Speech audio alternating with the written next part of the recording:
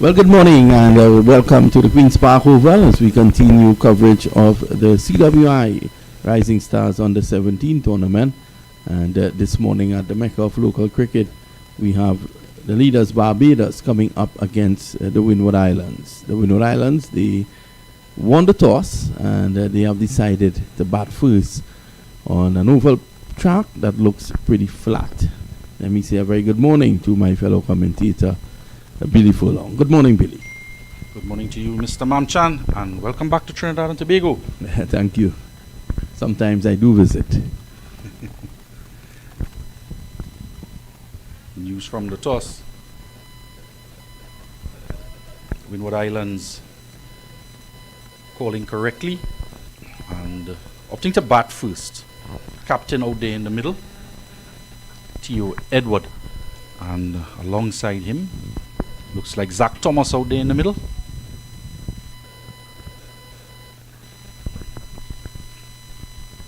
And we'll give you the lineups as well during the course of the over. So starts with the back of a line delivery. Just opening the face, and Gully does him a favor by allowing it to go by for one.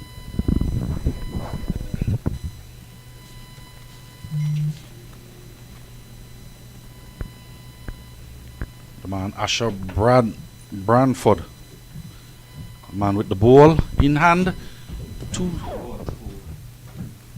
slips and a gully to begin with. Right hand and left hand combination for the Windward Islands at the top of the order. A backward point cover mid off and a shortish mid on and square leg and fine leg on the boundary. So good line, good length on that occasion to the left-hander. Want to get him pushing at the deliveries early on with two slips and a gully waiting. It's actually the new man into the team, Damali Phillip.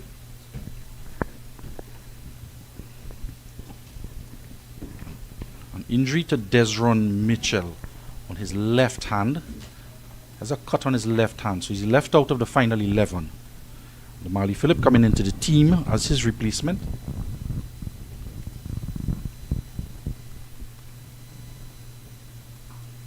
This time too short, and no real venom in that.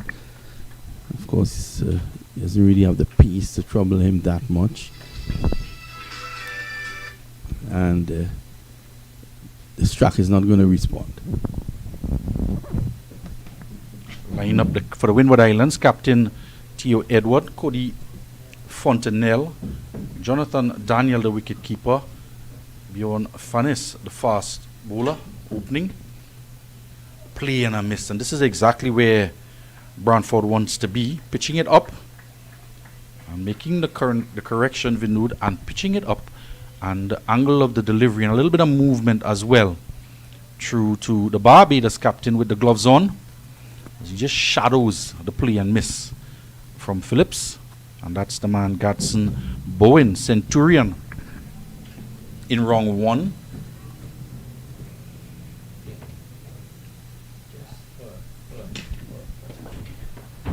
This time a little bit closer to the off stump. Nice to get bat onto ball. And that feeling of middling it.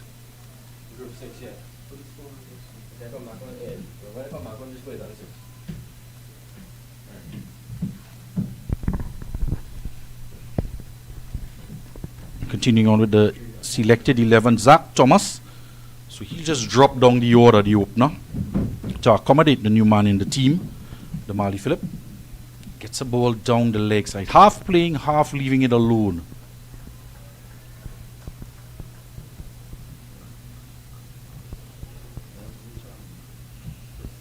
They had a good look at umpires for today's game. Mr. Sandy and Mr. Imran Mokan, the man from Barbados in Guyana.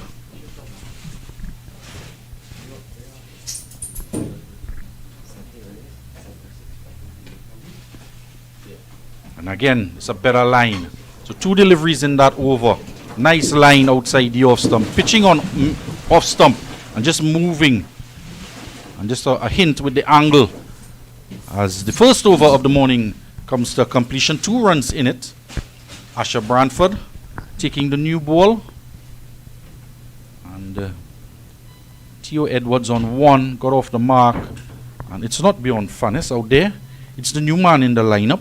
The Marley Phillips.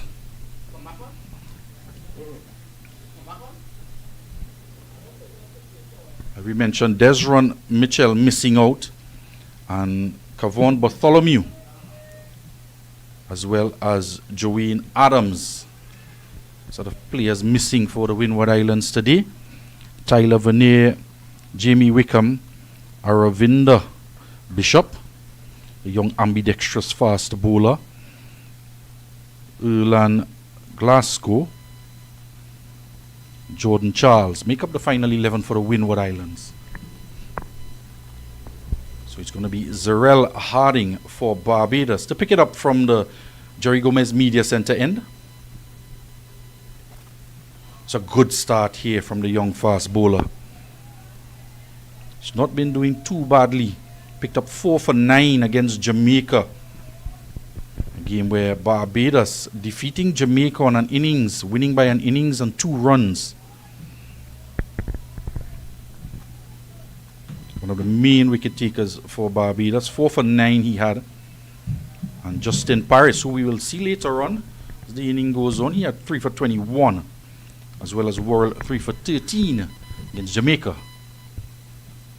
2 slips a gully. Cover point, cover mid off. And that short mid on square leg and fine leg.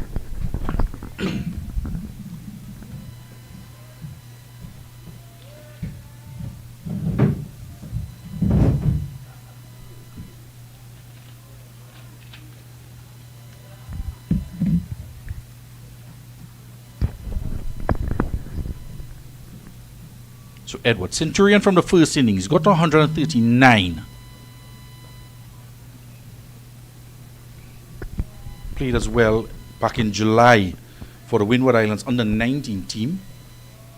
And this year, no 2-day game for the under 19s. So a couple of players just playing across the levels from under 19 as well as under 17.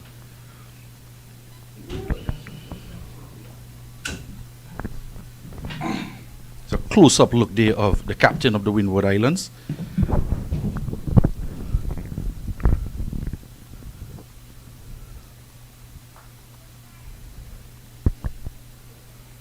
So again, good line, good length. Nothing really menacing this morning so far. It's going a bit overcast here, Billy. I don't know if you brought that from Central Trinidad. If there were any clouds in Central, it would be heading to the Gulf of Paria.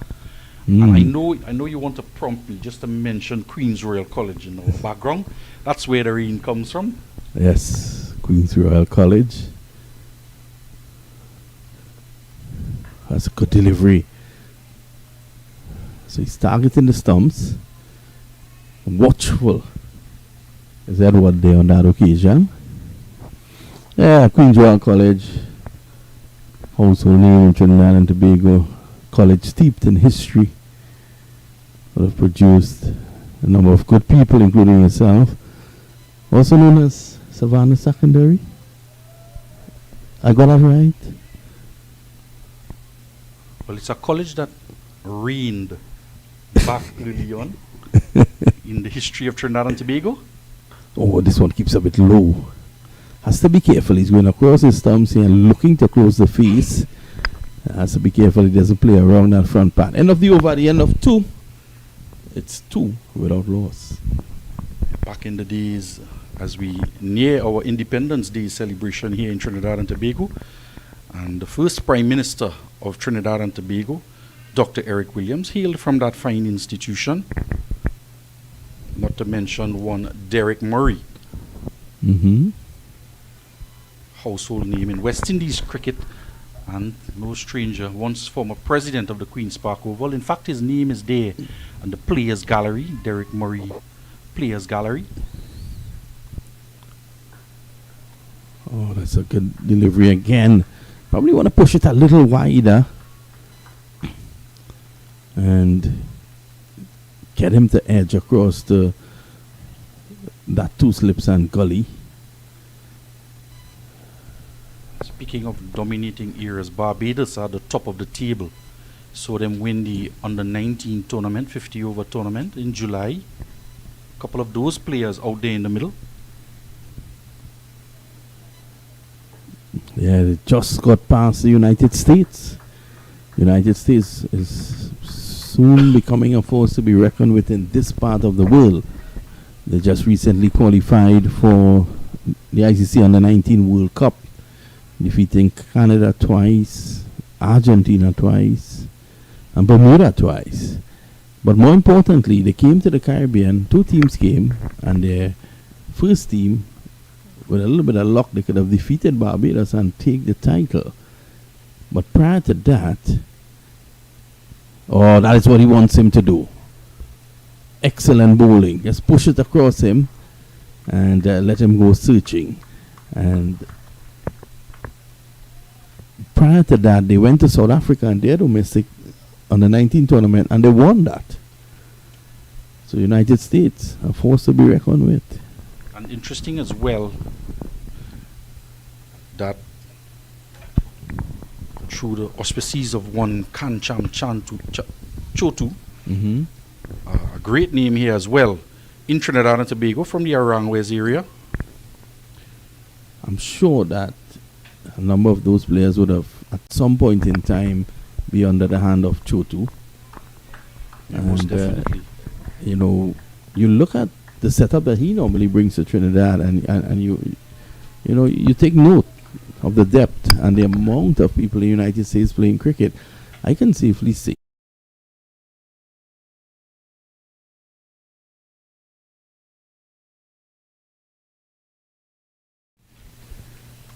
more than the number playing in the Caribbean. I can tell you that.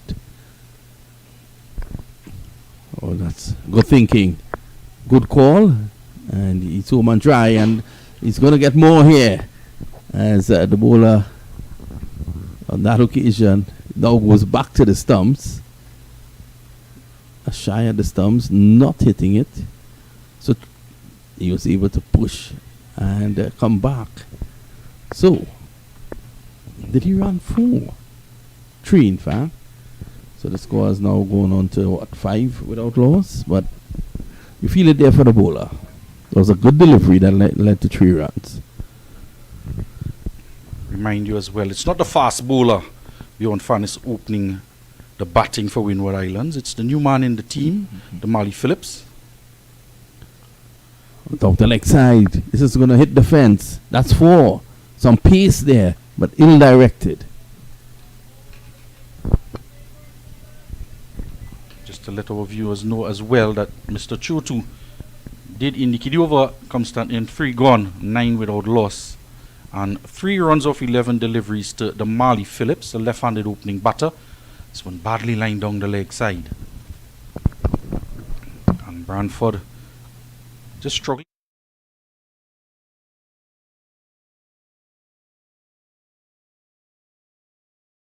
From the DC Hub team, which comprises players of Washington, Virginia, and Maryland, pooling 3 teams to form a hub for Washington, DC, and indicating that it's the first time those players last year at the under-16 level brought them to Trinidad in particular, of course himself going to Queen's Royal College and becoming a talent scout and director of cricket across there, indicating that it's the first time those players would have been playing on turf surfaces. So he brought them to get that experience in the Caribbean, and this year brought under-19 girls and boys team just to get that experience as well, to build on work being done by the USA directorship in charge of cricket. That note, I want to say good morning to Ghulam Saeed, Director of Operations across there. He has been doing good work. And I know as well, Trinidad and Tobago President and as well as the Secretary, Mr. Bassarat and Mr. Bash looked keenly and developed an analysis, a report from those DC Hub players' performances and analyzed that compared to the USA, the two teams that they brought to the Caribbean. So just look at what they are doing differently to develop their cricket. Cut away. Some runs here for Phillip. Lovell is going to get close to the boundary and holds it back on skids along the surface. And it was very dry out there, however, can't quite get his hands onto it and slid just as he tried to pull it back on the boundary edge. And it goes into the boundary for 4.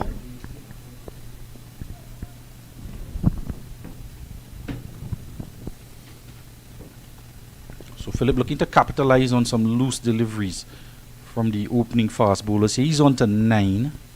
15 without loss with that boundary. Interesting as well, they bought different levels of talent that saw the USA number 1 team, no pun intended, went into the finals after leading on the table. Oh, that's a beauty. Squared him up. All ends up. And these are the areas that you want to be hitting with the new ball, Billy. You most definitely want to maximize conditions.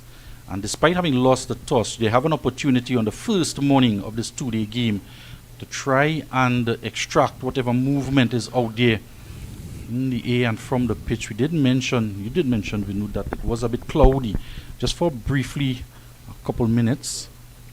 So there just might be some moisture in the air still, just after 10 o'clock. This time a bit too short, and he allows Fannis to get behind the line, but the previous delivery was a cracker. The Marley Phillips.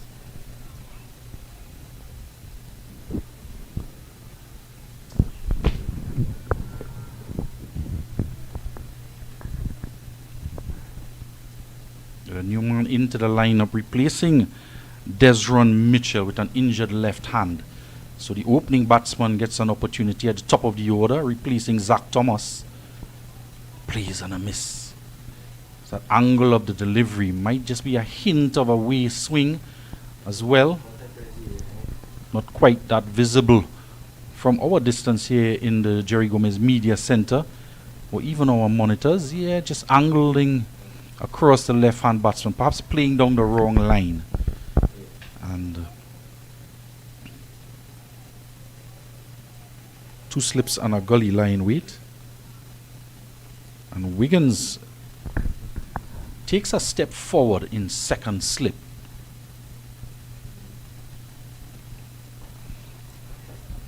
Call of weight from T.O. Edward as he was looking for a run. Phillips. Over comes to an end. 15 without loss. 4 overs gone. The Barbados under 19 team emerged victorious, defeating the USA. USA number 1 team in that first place playoff. And the USA number 2 team suffering a defeat to the Leeward Islands under 19, who emerged victorious and copped that 7th place position. So apart from some really good deliveries, the Windward Islands here, they've made a good start, 15 without loss. We continue to say it's not Fannis who's batting, so it's Phillip who's on 9 and Edward 1. Let's see what Harding brings the... Oh, that's a beautiful shot. Just leaning into it. That has 4 written all over it. Lovely transfer of the weight onto the front foot and in the gap. He's in a rich vein of form, T.O. Edward, the Windward Islands captain. And evidenced by his century, 139 in the first round 1 game against Guyana. 19 fours he hit and 4 sixes. And loves that cover drive, that off drive shot. Yeah, it was beautiful. What I like about him is he didn't get too anxious. Calmly Just coming onto that front foot and hitting that for 4.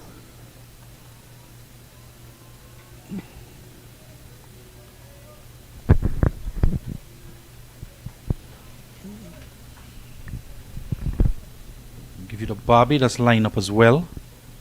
Have a look at that cover drive there. Left foot out to the pitch of the ball. Head over. The ball is impacted with the bat. Into the boundary, raced across the outfield. A lot of activity taking place here at the Queen's Park Oval. And there's a crew working just beyond the boundary. So it keeps a bit low. Now that'll be disconcerting for Barbados. Because tomorrow evening, they might be batting last. And as well, off of the bowling of Harding, Windward, we saw the wicket keeper Bowen take a step up, as well as Wiggins, who was in second slip in the last over. Wiggins is in first slip for Branford, who's a bit sharper than Harding.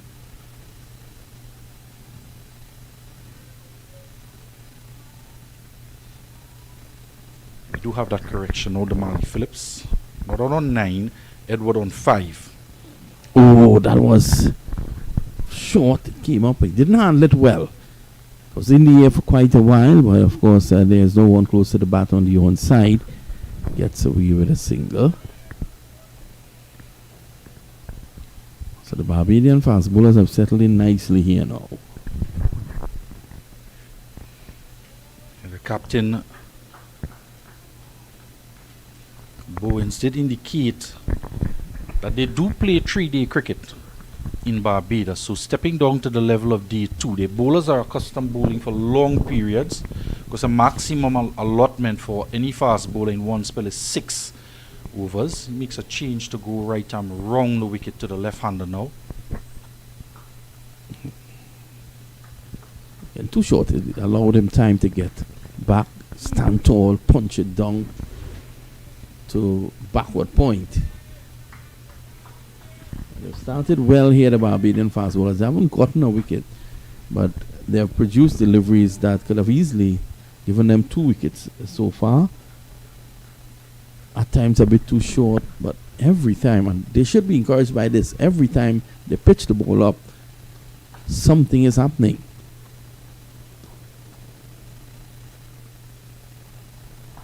Again, too short.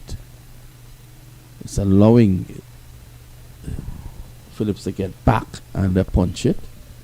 End of the over, the end of 5, it's 20 without loss. Branford had 5 for 25 against Jamaica.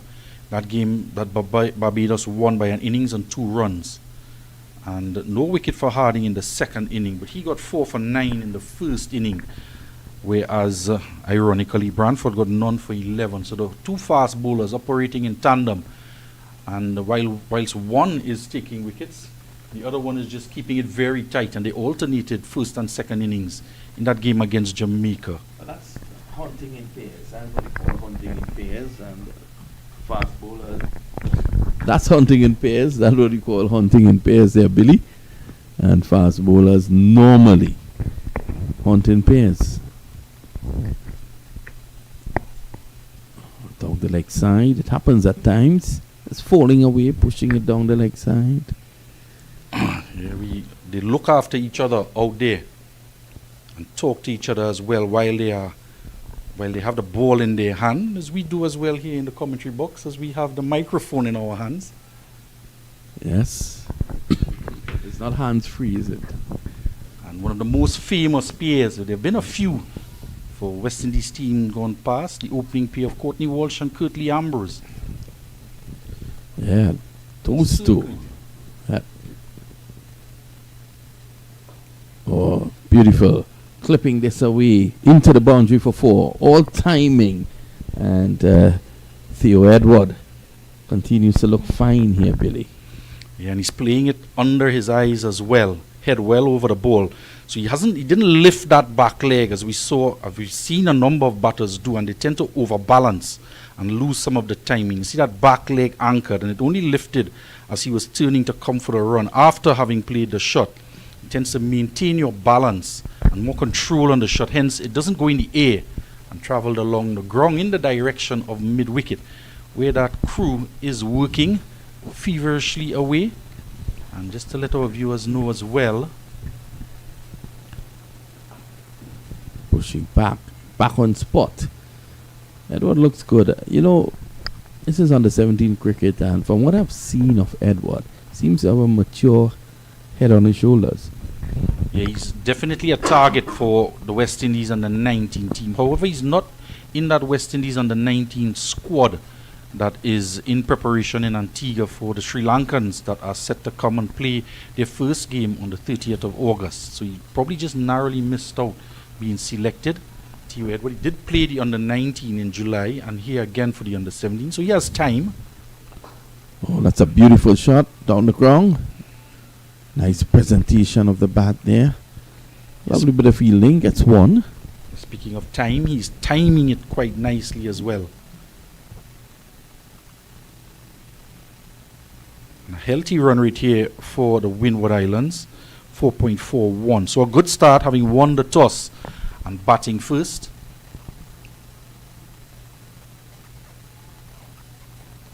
There's not a lot of movement with the new ball, that new Duke's ball.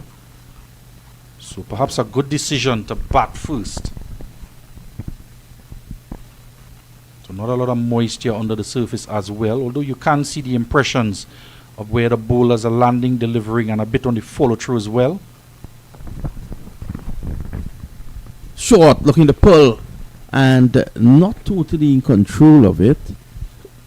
Bouncing just a few yards before the fielder posted a deep backward square, and he was posted there for shots like that. They're playing on the third pitch from the left. I thought he was probably too far back there, Billy. I think you have to understand what's happening here. And because of the distance, I think he could have been a couple yards in from the rope, and he would have taken that catch. Yeah, quite agree with you, especially as Harding is not as sharp as Branford. And we have seen in the previous game here, Saturday and Sunday, that the fielders were at no time actually on the boundary square of the wicket. They were always about 10 yards inside. And in that direction. Well, there's a delay here as the wicketkeeper, it seems, is seeking some action. After you make that point, Billy, we will take a short break and come back. Yeah, the physio, Janelle Lewis, out on the field to attend to him. The manager and the coach, Dexter Toppin and Dwayne Best, out there in that direction. So they haven't pointed anything out. So it's a set plan to have that man on the boundary, the backward square. And had he been a little closer, as you suggested, Vinu, that would have gone straight to hand. And the plan would have worked, albeit the man wasn't all the way in. Just to let you know, with this break here as well, there's some work being done at the Oval. So if at any time we do have an interruption in the broadcast, might just be due to the fact that they've had to shut the power off here at the Queen's Park Oval just to attend to a matter that the crew is currently working on. So with this injury here, we'll take a little break and return as soon as play resumes with the score on 26 after 5.5 overs on day one.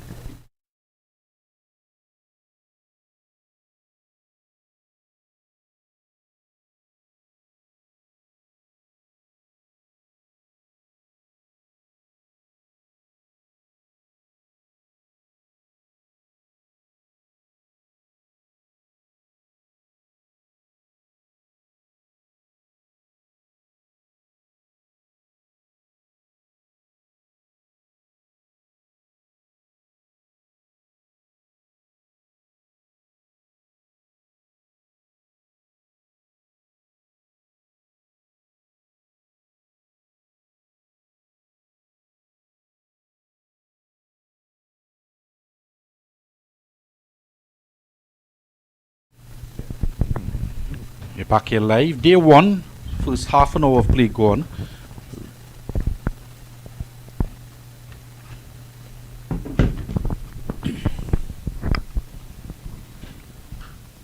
Firmly pushing it out to mid-off. I like the look of this young man, really, Edward. I'm excited to see him bat today. End of the over. The over has come to an end with the latest score here at the Queen's Park Oval.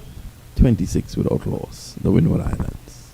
And I wouldn't be surprised actually flying back into the country, Mr. Mampson, just to see the youngster bat.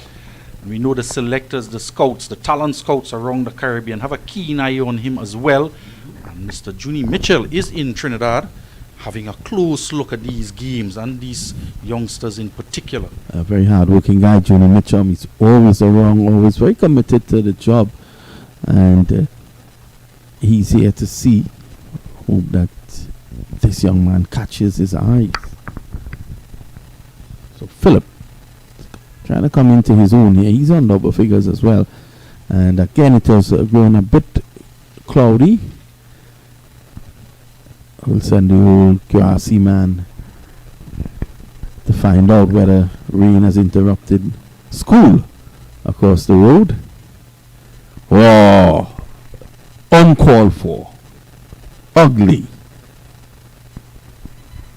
And as well, Brantford just standing there, folded arms, looking at the batsman as if, what are you trying to do? He's just into the team as well in the first morning, the first half an hour of play, replacing Zach Thomas at the top of the order, getting an opportunity to bat. Now, I'm not sure if he's looking to prepare for the 50 overs, but he's a little bit too soon, 2 days too soon. Yeah, 50 overs gets underway on Sunday, right here at the Queen's Park Oval. There's also action at the NCC and the Inchinadi Park in Brisar. Oh, that's better. And this is what he needs to do. He needs to understand that you can't be baited by the field. I know what he's thinking. He's looking at mid-on pretty straight. He's looking at mid-off as well, up in the circle. And looking to just go wide and go over the head. He was aiming, because mid-on was straight, he was aiming to go over his head and wide of him. The ball just wasn't there for the shot. It was way outside the off stump. Yeah, he seems to be very anxious. He's again looking over his right shoulder, the left-hander.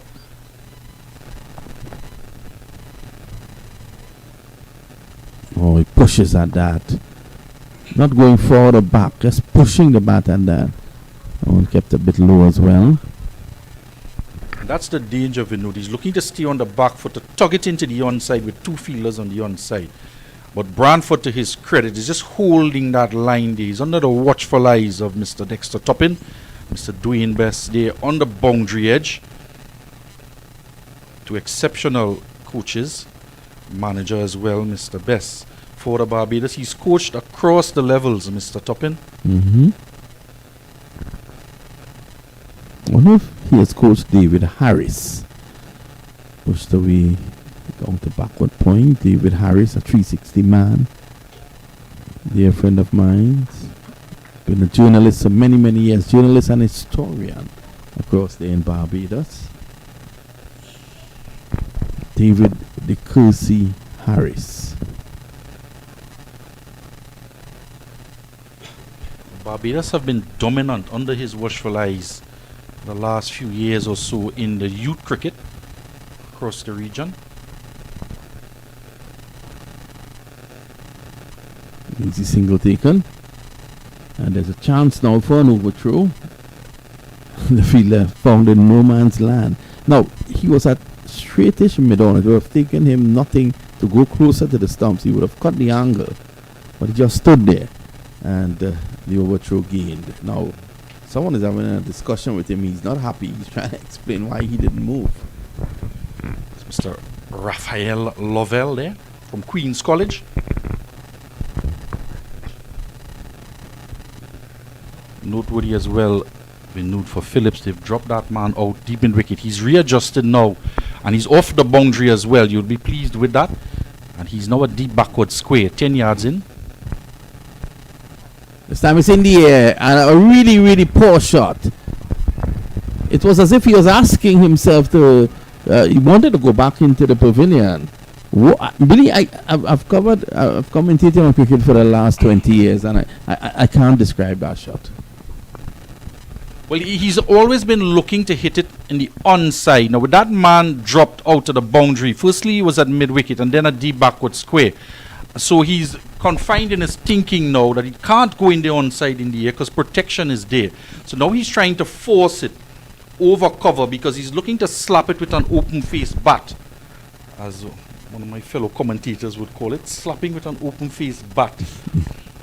And he was in no position because his feet indicating initially that he wanted to pull it and got himself in a quandary. Look at this. He was in no man's land, so to speak. And he realized it immediately, and he was disappointed with himself. Of course, his captain is at the other end. Surely would have said something to him as well when he saw that he was looking to be aggressive within the first half an hour of play to pull the balls into the onside from outside the off stump. Well, I'm looking at the car park. I'm not seeing the Uber pulled up yet. I think he wants, Trinidad has beautiful malls. I think he probably wanted to go to the mall. And probably the Uber driver had indicated that he had reached. Because in that over, he tried his utmost best to get dismissed and definitely got. You're not taking advantage of the opportunity on day one. Your captain, and he inserts you to bat. You know you're the opening batter as well, coming into the team for your first game. A bit disappointing. The man who opened in the previous 2 games is out there in the middle now, Zach Thomas. And his top score of 27 in that first game for the Windward Islands against Guyana. Made other scores of 14 on 2 occasions against the Leeward Islands, a game they lost. So I just see a return to the norm in terms of opening batters, particularly with Theo Edward on strike. A disappointing end by the young Damali Phillips.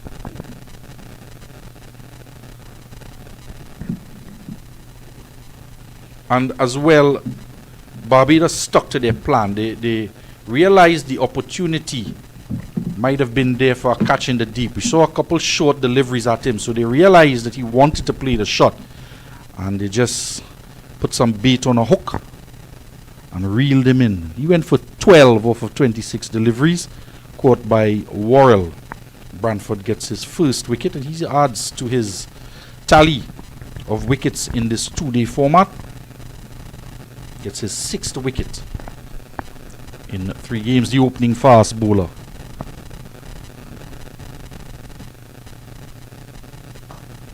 And just releasing the bottom hand, Edward, to ensure that he had the right timing on it. And timed it superbly. It's a chase down, and excellent work there on the boundary edge to hold that one back in.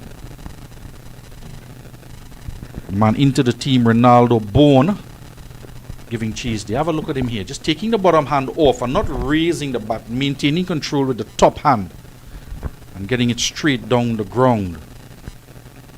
You do know a batsman has excellent talent when you see. And for the second occasion, he's able to push the fast bowler back with the new ball down the ground. So he's able to read any seam movement and swing movement out there. The Windward Islands captain moves on to 14, 31 for 1. We're in the 8th over, first morning of play, as Thomas now will face his first delivery.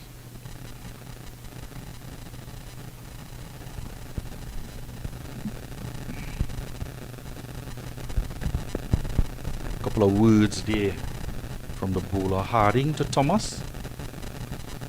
He looked a little bit unsure when he was playing that ball down to gully. And it was a good delivery actually, tucked him up a bit, didn't give him much room to either leave it alone or to play with a backward defensive. And it hurried on to him as well. It continues to be overcast here at the Queen's Park Oval. These fast bowlers will get assistance.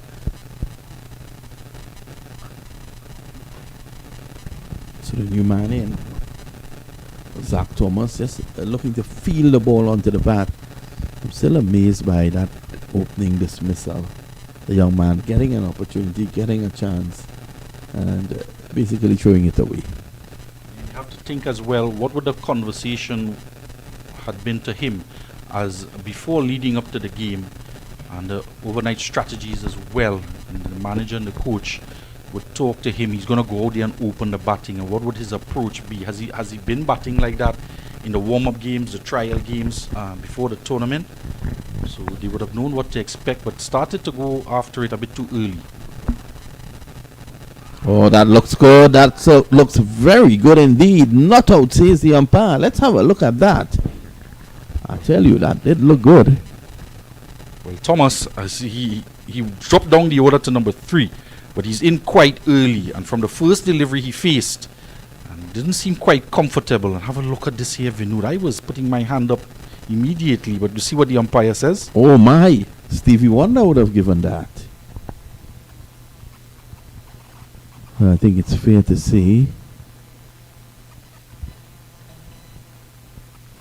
that the umpire would not be taken for dinner on Broad Street in Bridgetown.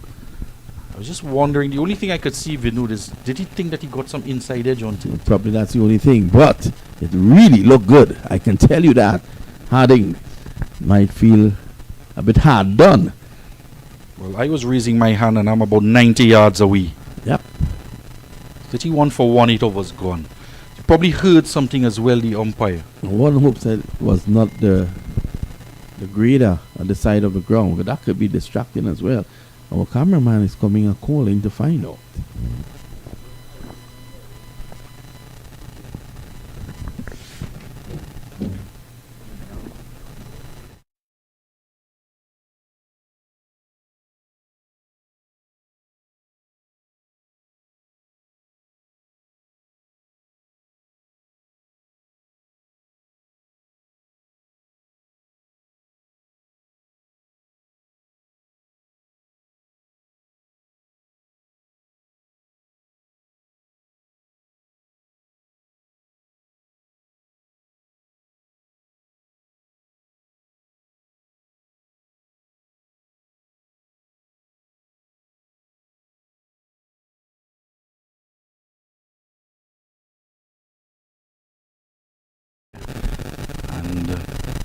To remind you some work going on at the Queen's Park Oval.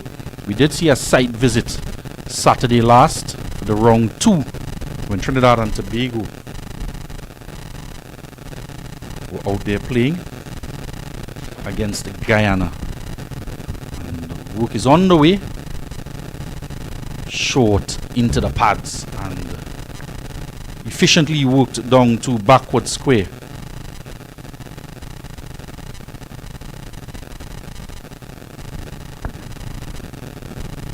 By Captain Edward. 32 for 1. He's into his 5th over now. So, and again, it's becoming increasingly overcast. The clouds just assembling behind the Jerry Gomez Media Center as Brantford bustles in. There he is on shore. Zach Thomas, he's shaping to leave it alone and couldn't get the bat out of the way. Caught in two minds because it was quite close, angling into the off stump. So for a fraction of a moment, and he has milliseconds to decide, young Thomas, and not quite able to leave it alone. So he's a bit unsettled in his first 5 deliveries.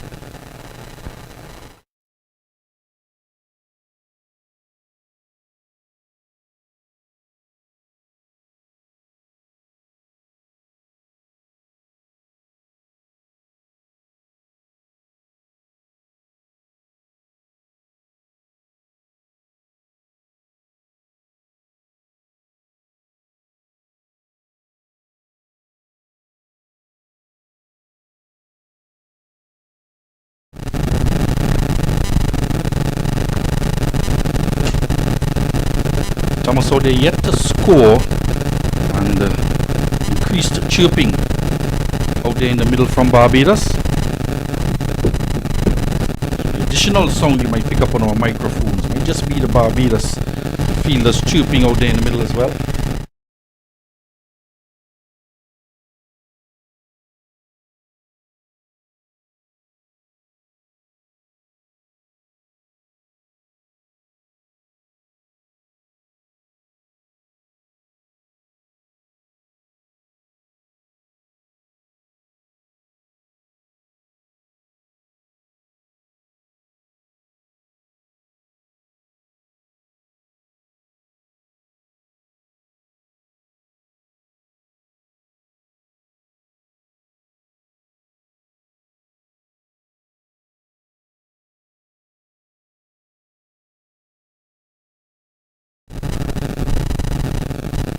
36 for 1 with that boundary off the outside edge. They've narrowed the gap now. Went between second slip and gully. So they brought across the man from gully into that second slip area, Paris, to just close that gap. And better on this occasion from Thomas as he works it into the onside. So he came off the mark with a streakish boundary.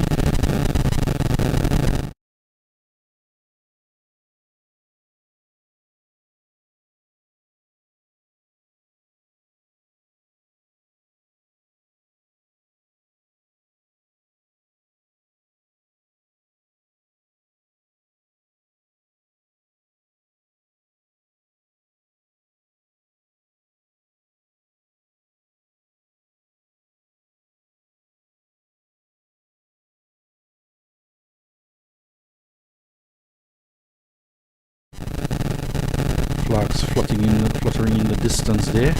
Reminding you, Trinidad and Tobago celebrating their Independence Day at the end of the month. And the two flags flying side by side. Barbados flag.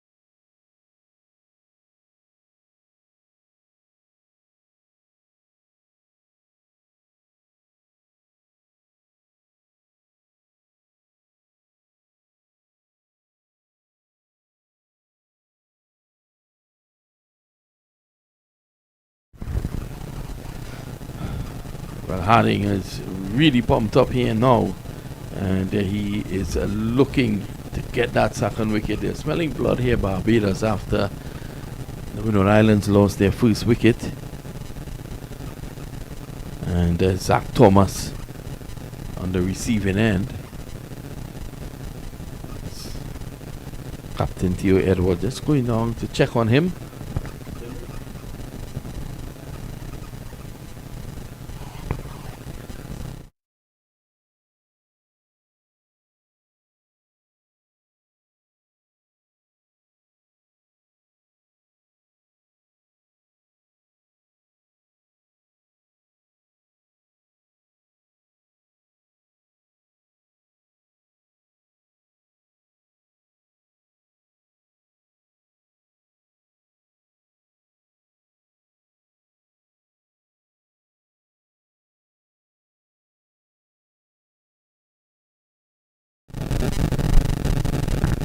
We're just continuing to work on that issue there. Just trying to eliminate background noise in the commentary box. There's a lot of background noise out there. No stump mic, but you can hear Barbados players just emphasizing the unsettled nature of Zach Thomas out there. He's on 5 from 12. 3 slips and a gully, so they're putting additional pressure on the young man. All of a sudden, Thomas out there in the middle seems as though every delivery from his reaction, as if it's exploding off the pitch.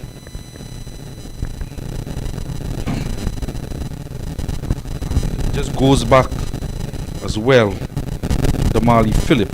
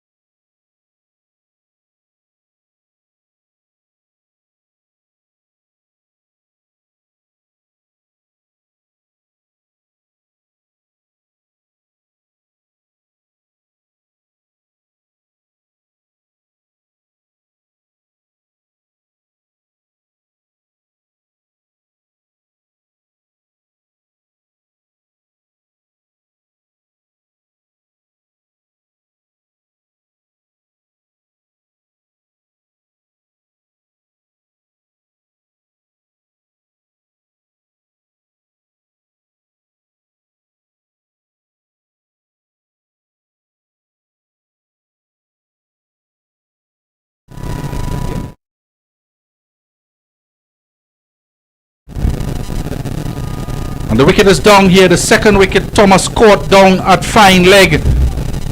And he raced off Brantford. He dug a few balls in short to Thomas, who's been unsettled since he's been out there and tucked up for room. Tries to paddle it around the corner.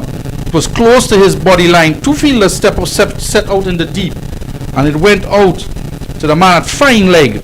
Zarel holding his opening fast bowling partner. And Brantford just raced across to the men doing the work there with the backhoe. Just in celebration with them, because he is also hard working out there, Brantford, to bring about the second wicket for Barbados. And in a spot of butter now, having won the toss and opted to bat first. 40 for 2. The captain is out there still, and he may just be a bit disappointed. He's in a good vein of form, but he needs company at the other end, and the batsmen need to settle. New batsman coming out to the middle, Jordan Charles. And as we approach the first hour of play, certainly would want to not lose another wicket before the drinks interval. And Edward out there at the opposite end on 16. You would have seen Philip, Damali Phillips, coming into the team and looking to be aggressive in his first game out. Also in the final round as well. And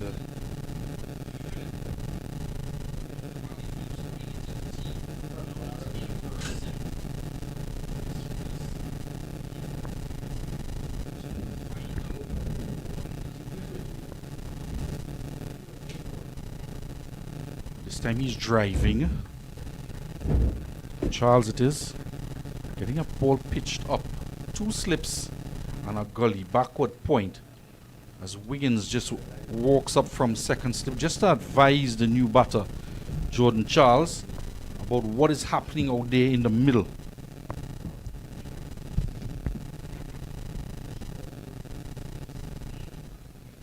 Brantford, 2 wickets for him. Just to add to his total. I do believe he's at 7 wickets now in the tournament.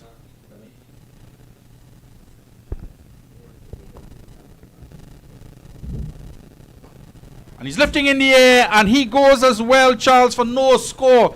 And they're really losing the plot here, the Windward Islands. Charles goes, a ball pitched up, the bottom hand took over.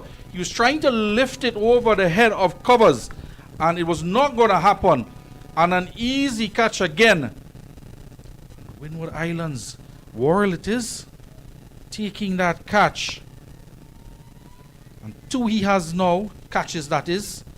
And with the fall of that wicket, the 3rd wicket for the Windward Islands team, brings an end to the first hour of play here this morning.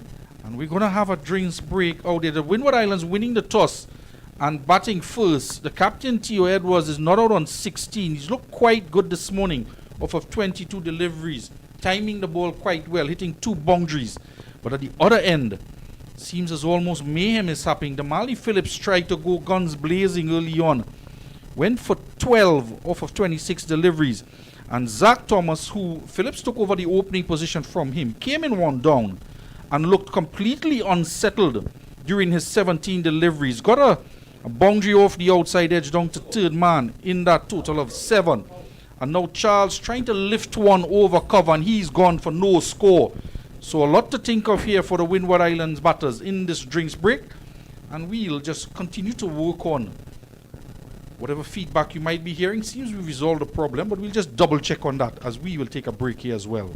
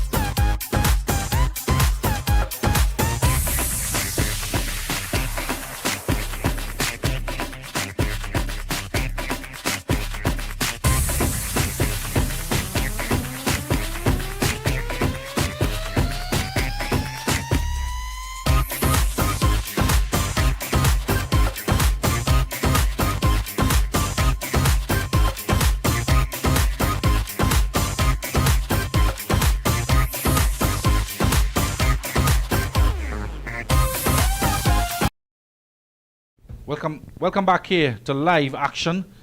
And the Windward Islands are 40 for 3 and 11 overs gone. And there's going to be a bowling change here. Spin into the attack, Lovell. Already past the outside edge and some turn on offer. Ralph Lovell. And it's a stipulation for the fast bowlers.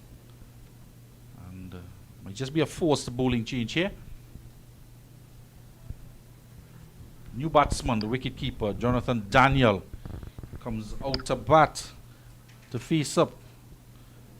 And just some worrying conditions here as well, as some very dark clouds have emerged just south of us, and the direction of the flags as well. And as well, hopefully it's in the mind of Daniel, who's come out to bat there.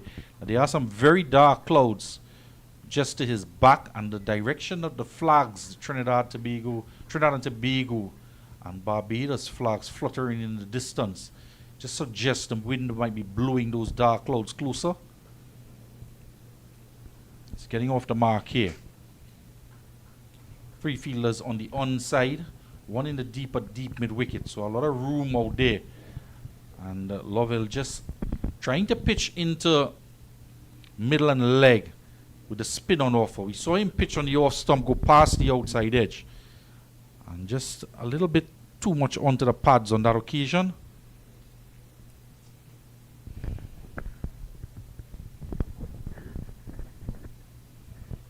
Very animated captain there for Barbados.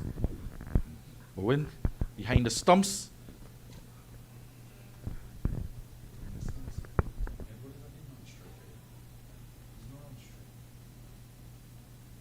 Daniel to face up. It's that man Wiggins there. That short, well, he's in a close extra cover position, looking for anything pushed in the air toward him.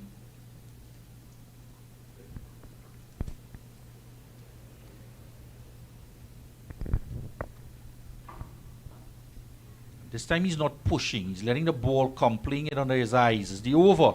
First over of Ralph Lovell comes to an end, and 5 dot balls in his first over. You have a good look at that cloud cover just to the south of the Brian Lara Pavilion, and it looks very ominous indeed.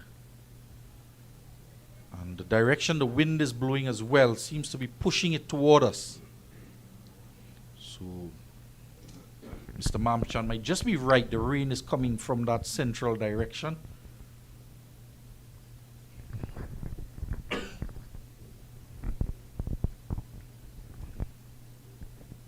And that looks quite ominous indeed. It's a good shot of the KFC stand on the Queen's Park Cricket Club Pavilion. The players in the bottom left of the pavilion in the Derek Amori Players Gallery. Ronaldo Bourne is set to come in to the attack. So 6 overs from Brantford, 3 for 19 and 5 from Harding. He had 1 made, none for 17, and kept the pressure on the opposite end. And 2 bowling changes now. Again, time to perfection from Edward. He's going to go close to the boundary, and it goes into that mid-wicket boundary, and Worrell giving chase, can't hold it in. And the captain, Theo Edward, continues on with his fine touch, showing exquisite timing as well. He goes on to 21, 45 for 3 as the Windward Islands approaches that 50-run mark, that landmark. Play continuing here.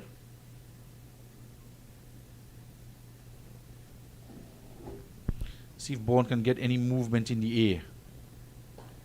He's pitching up, and it's in the air and landing to the left of the man at mid-off, and they're going to get an overthrow.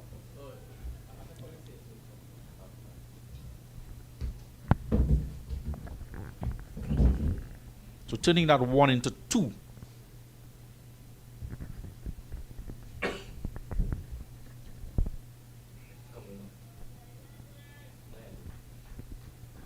As Daniel, it is on strike. So in fact, he was sent back. They did not take the additional run. The throw went over the head of the wicketkeeper.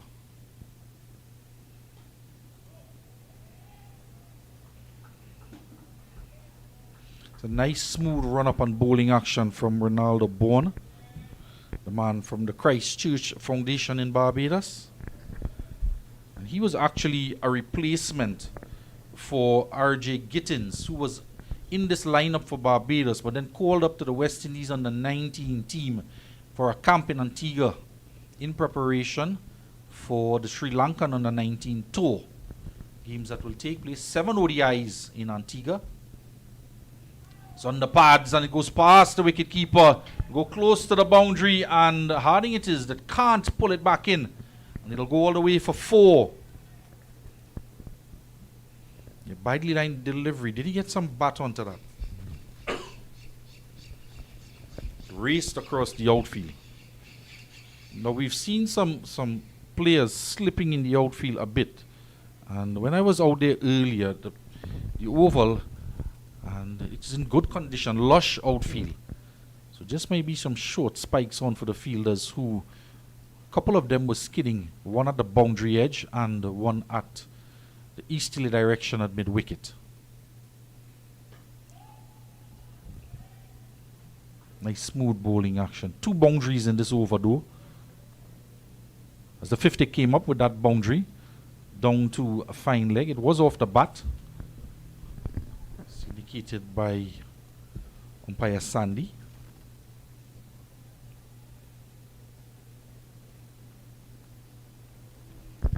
The forecast was for some showers around 11 o'clock, continuing into 12 o'clock, close to 1 o'clock. So certainly a lot of cloud cover, and dark clouds as well. Oh, the outside edge and landing in front of Goodman at first slip. They come through for a single. It was a late decision to get the run, but a bit slow to recover from that opportunity. Goodman landing in front of him, did not go to hand. Pushing at it. It's well away from the wicketkeeper as well. Good positioning there from the wicketkeeper and the slip. But on that occasion, landing in front. So although he was pushing, and we've seen a couple balls keep a bit low. So 2 batsmen, they'll be well aware. They're looking in the distance as well toward the umpires. The ground staff now gets into gear. Just under the pavilion, their hands are on the covers and they're picking the covers up. So that's a clear indication to the umpires that the ground staff, with their knowledge, would anticipate rain is imminent. So just getting prepared for when the umpire does make the decision. Meanwhile, the cricket continues with a packed offside field. 6 on the offside. 4 in a ring about 30 yards out, and Wiggins at extra cover on a first slip. The man on the boundary deep mid-wicket. And he's the furthest of the fielders. And so it means that Wiggins is looking to bowl into middle stump. So he has that protection out there. He doesn't want to stray past that middle stump, because then the batsman can work him fine and there's no fielder to the right of that mid-wicket. Yeah, so he wants to stay on that line, just middle and off, and extract whatever spin he can.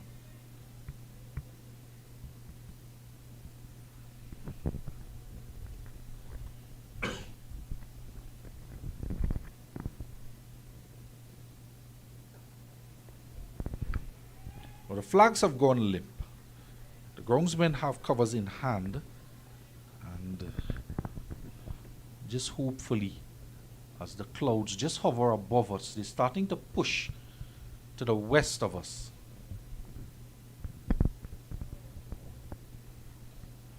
As the Windward Islands tries to push north of that 51. 51 for 3.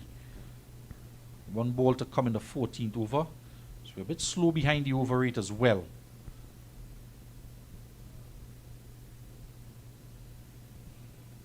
Good judgment to finish the over from Daniel. He's not out on 5. He's faced 11. He's looked a lot more solid than the 3 batsmen who have gone. Damali Phillips for 12. Zach Thomas, who looked quite unsettled for his 7. And no score, Jordan Charles. Lifting a ball to cover. Went for no score. So the wicketkeeper batsman is out there with his captain, trying to build a partnership. Well, they've actually, outside of Theo Edward, there hasn't been much for the Windwards to write about. The captain is standing firm, so to the groundsmen at the far end. So you just want to stay there.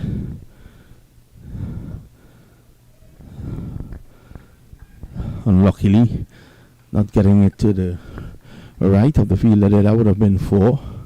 So the umpire is turning towards the ground staff and just telling them to move away from the side screen. At the moment, on Tragreach Road, it's pouring. Well, Vinu, the groundsmen are standing there telling the umpire, we need to come on because the winds have picked up. If you look at the flags as well, they're blowing toward us. This one lifted in the air. Ooh. Can the uncertainty of everything that's happening around seem to have gotten to Edward there? He's going to come back for 2. Really tardy work by the fielder down there. And he comes back for 2. That one popped on him. Now the ground staff is actually coming on. And Vinod, I have a pet peeve about this. Because the ground staff was there trying to tell the umpire, and they were there for the better part of 8 deliveries or so. The winds had picked up. The flags had gone limp, and I think the umpires were aware of that, so thinking that play would have gone on. But immediately when the flag started to flutter again, blowing in our direction, the wind, and the ground staff didn't want to move from behind because they knew it was coming. Yeah, they're the local guys. You always have to depend on them for that knowledge, that local knowledge. It's about 17 minutes past 11 now.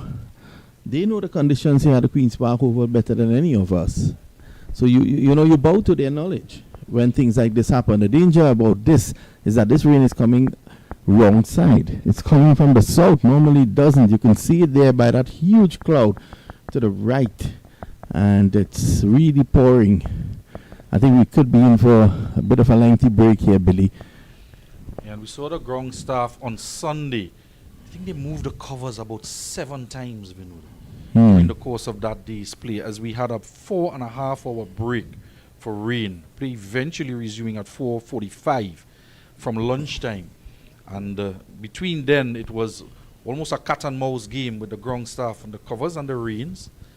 But clearly on this occasion, they knew it was imminent, and they wanted to get the square, not just the pitch, covered for the bowler, because we've seen a couple fielders slipping in the outfield as well. So they would have been cognizant of that and wanted to get the cover zone for the safety of the players a bit more prematurely than the umpires would have thought. Now, the rain is at the Oval, but it's drizzling. It's conditions that they could have played through. But you have to allow time for what is happening now, because it's right around the corner. And it's going to come very hard soon, very soon. We take a short break. We keep you updated with the situation.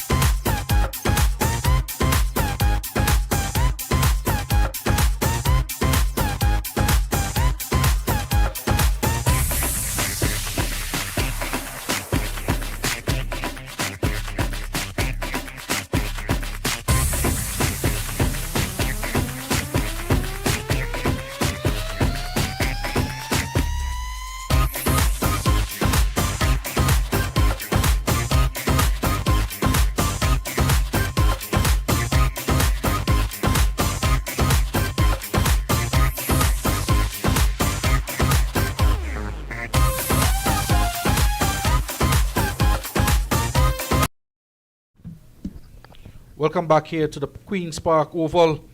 This game between the Windward Islands and Barbados. We had a break in play due to some very dark clouds around. Not much rain here at the Oval, but they had to bring the cover zone. It was sprinkling, there was some drizzle, and a bit of a prolonged break. Just about half an hour or so we lost.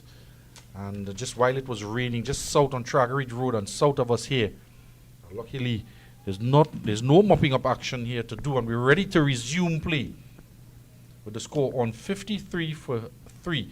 We're in the 15th over, so we're just about 15 minutes away from the lunch break.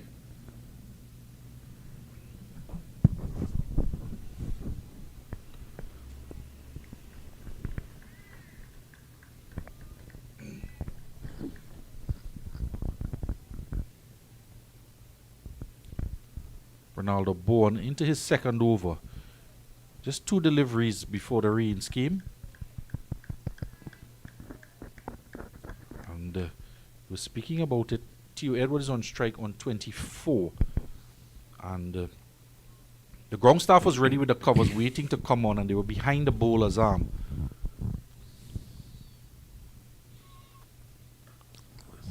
Oh, that's a lovely shot into the gap and run away for 4.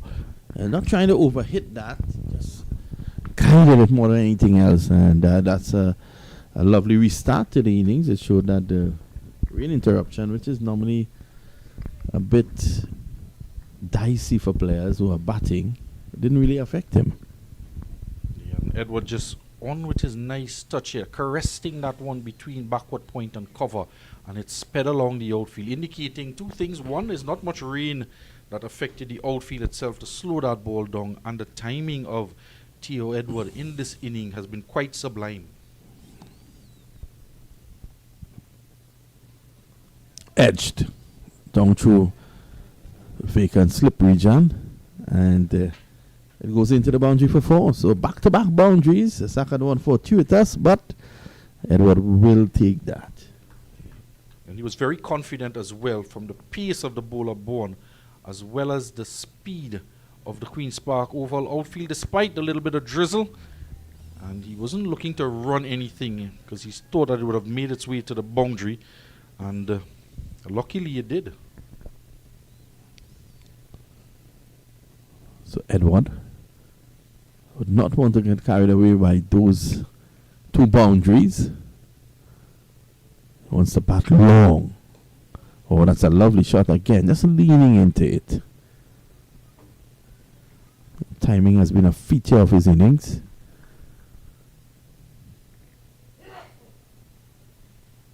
Five fours in that knock of 33. End of the over, 62 for 3. He's been quite impressive with his array of shots around the ground.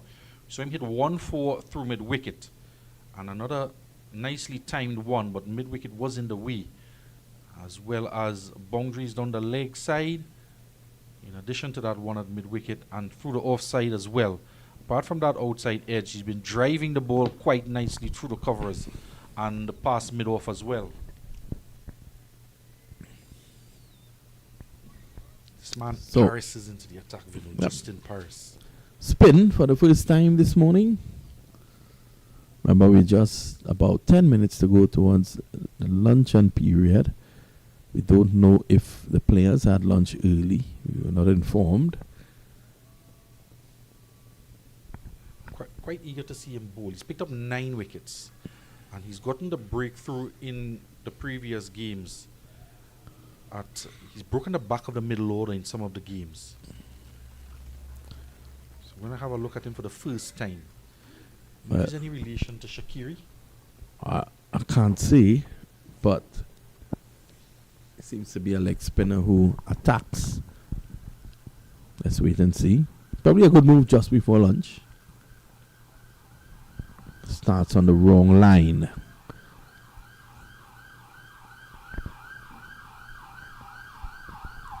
So one of the things we're looking at as well is captaincy of the different captains from the different teams in the 2D. And so in the Guyana team, they brought on the fast bowler Darwin Josephs, just about 1 over before a drinks break. And when they resumed, He didn't bowl again, and they bowled the spinner zone. Now, typically, you would see spin before the break. This time that's quicker, flatter through the air. And as is the case here, the leg spinner is on. But it's very interesting that you'd make your fast bowler warm up for 1 over. Unless they probably ask him to just go flat out. Let's see if something happens. And he didn't bowl much in that game either. I think it was just 3 overs in the first innings that he bowled.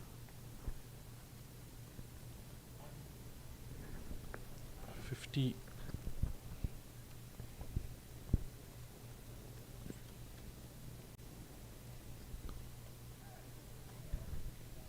Defeated in the line and the flight there from Paris on that occasion was Edward. He's looking to work against the spin on the onside. Leading edge along the ground to backward point.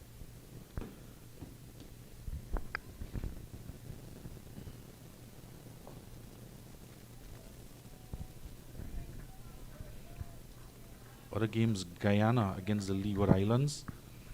Guyana 75 for 5.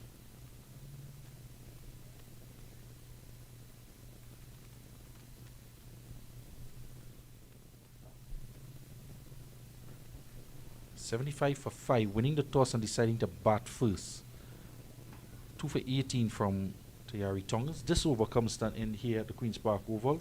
64 for 3 after 16, and Paris just 2 runs in his first over for the leg spinner. That man, Kunal Tilokani, 1 for 21 off of 6 overs and a maiden. He's been one of the highlights of this 2-day tournament with both bat and ball. Got a 10-wicket haul and 8 wickets in the game previously as well, I believe. And he's been in the runs as well. High score of 85 and another 49, but he's gotten starts and pushed on a couple times.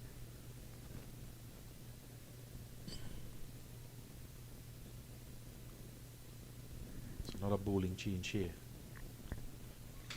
Worrell into the attack.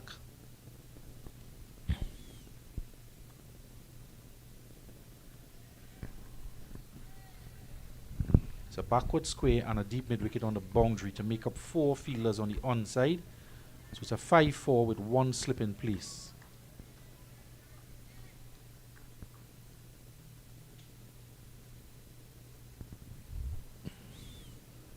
So it seems to be leg spin on both sides. That's a short delivery. It was a bad delivery. Lucky to get away with only 1 there. And as you indicated, just born completing the over. He had 4 balls to complete the over and immediately turning to spin, no pun intended, the Barbados captain.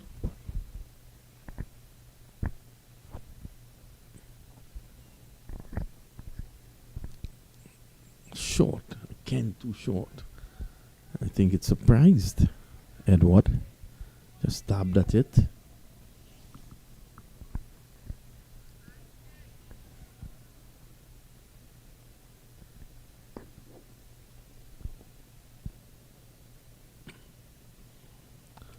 That's a bad delivery and punished. It's running away. Didn't really get hold of it as he would like. He'll come back for 2. Short and wide. Just struggling, still loosening up for this over, Javed Worrell.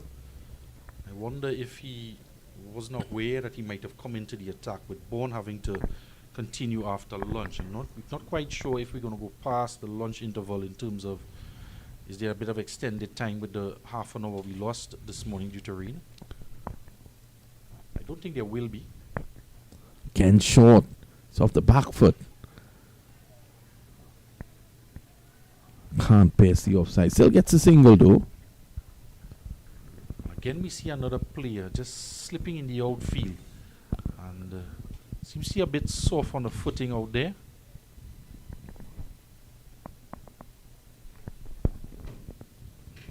Again a short delivery that could have led to a wicket. It was short and wide. A chance to run out. Not out, says the umpire. Firstly, it could have been a wicket with a catch. Look at this. Pulling away, not in control. And then a chance for a run out. not a pretty dive at all by Edwards. I'll give him 1 out of 10 for that dive. It looked like a baseball slide back into first base.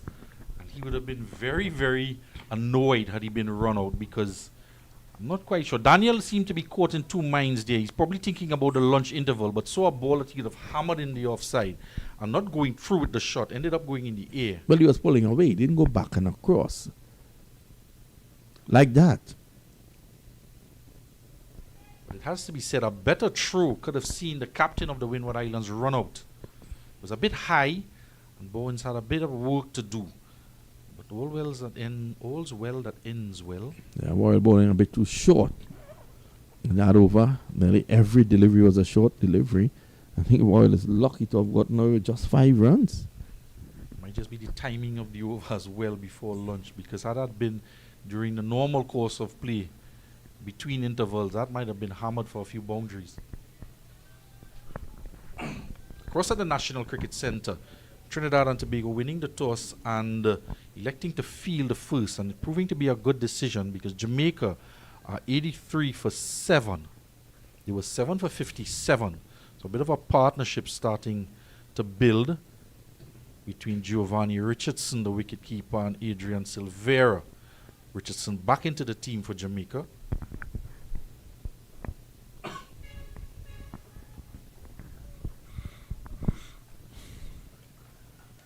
Harris is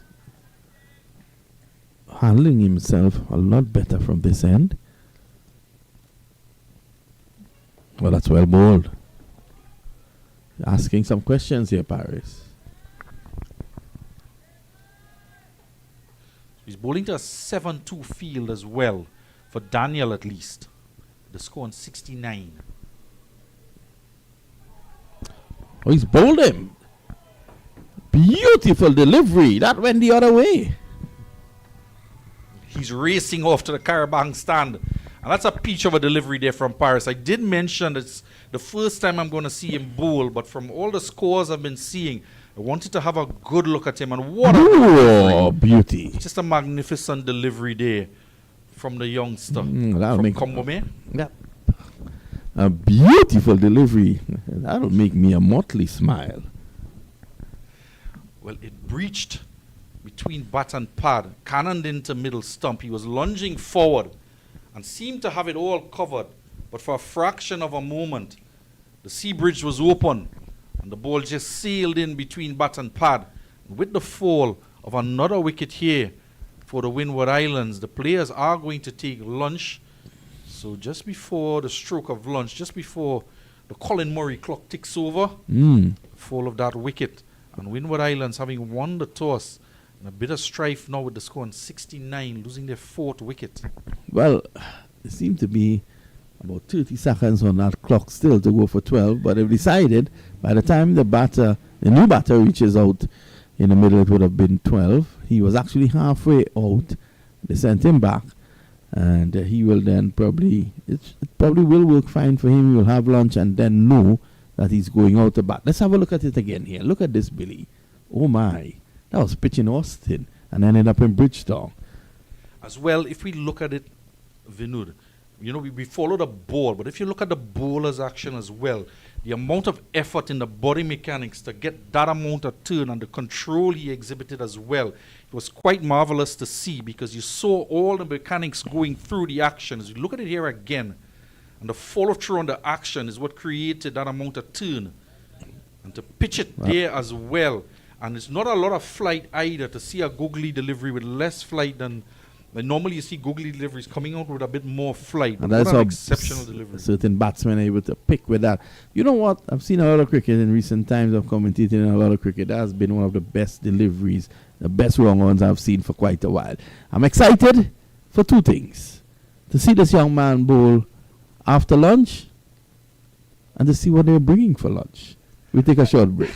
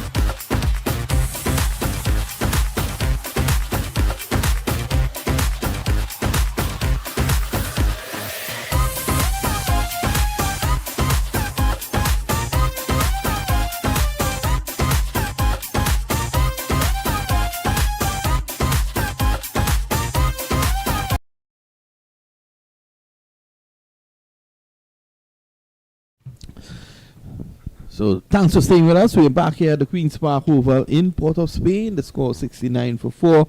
The Windward Islands winning the toss and batting first. I think a decision over the lunch table. They might have been questioning that decision given the current position that they are in. But their skipper, Theo Edwards, has been beautiful. On the stroke of lunch, it was this man, Paris, bowling a beautiful wrong on that disturbed the stumps. And the new batter, Wickham, was out there. He was coming out, and at that point in time, they decided to take lunch. So, lunch was fine. I don't know if my fellow commentator agrees with me. Let me say a very good afternoon to Billy Fuller. Well, the lunch was incomplete. I'll have to take some time off just to finish off. And as I was about to say, the good news is that the sun is out, but we've lost the sun for a moment. As well, the play would be pushed back to 5:38. Yeah, 5:38 this afternoon. And so it's going to be Paris to continue. There he is. And what he'll be looking to do is to do exactly that. Probably come a little bit closer there, Billy. Get the ball to straighten. Yeah, it's not a bad way to start for the leg spinner. Because he's wide outside the off stump, coming back into the left-hander. So you know he's going to cramp him for room. So he probably just pushed it a bit wider out there so that he doesn't err short on the leg side. Just resuming after lunch. Don't be surprised you see a wrong one. And you know, pretty soon. As you mentioned, that is something you see predominantly from leg spinners bowling a shorter version of the game to left-handers. It's almost as if they forget about the leg break altogether. Yeah, because the ball turning into the batsman, they always think that he can go through the onside with it. It's the end of the over. It was a shortened over because of the fact that it was interrupted by lunch. And the score remains 69 for 4. As well, he started with two fielders immediately out in the deep mid-wicket and a long on, just about 10 yards in for the leg spinner. So it's going to be Worrell to continue from the southern end. And again, as I look out into the Gulf of Paria, Billy, I'm seeing rain out in the sea. On hopes that it stays away from the Queen's Park Oval. You've been employing that special new camera lens to see out there. Again, he's short. And not happy with himself there, Edward. Not being able to pass the ring on the offside, which is comprised of a backward point, squarish cover, short cover, and mid-off. The groundsmen, I don't know if they're going to eat their lunch, but they're passing towards the southern end of the ground. Their lunch was interrupted by the fact that they had to come and pull the covers on as well. Yeah, their typical lunch spot is in the Jeffrey Stallmeyer stand on the lower level. They're heading in that direction, however it's in front of the side screen. Much better there from Worrell. It's a short man and he's bending on his point of delivery. He is bending even lower. So he's not going to get loop. Look at this. Short again and cracked for 4. Asking to be dealt with. Well, you prompted there, Vinod, from that bowling action. You tend to drag it down a bit more. And you could see he's almost collapsing on the delivery. And pulling it down and dispatched for a boundary. And he has to be a little more upright and get that left hand high up. And if he does get that left arm up, it means his posture would change and he'd be a bit more upright. It's going to prompt a field change with that shot. So he's packing a fifth man on the offside and one down on the boundary to cover. And let's see how he goes. You know, I'm comparing him to Paris, and Paris has so many good things with his actions. Let's see Worrell again. Again, too short. I'm surprised that Edward was beaten by that. It was slow and it was very short. Yeah, I think he struggled to time it because of the pace of the delivery. And he was on the back foot, playing with the turn, and followed it. Better. Much better there from Worrell. So end of the over. At the end of it, the latest score at the Queen's Park Oval, Windward 73 for 4.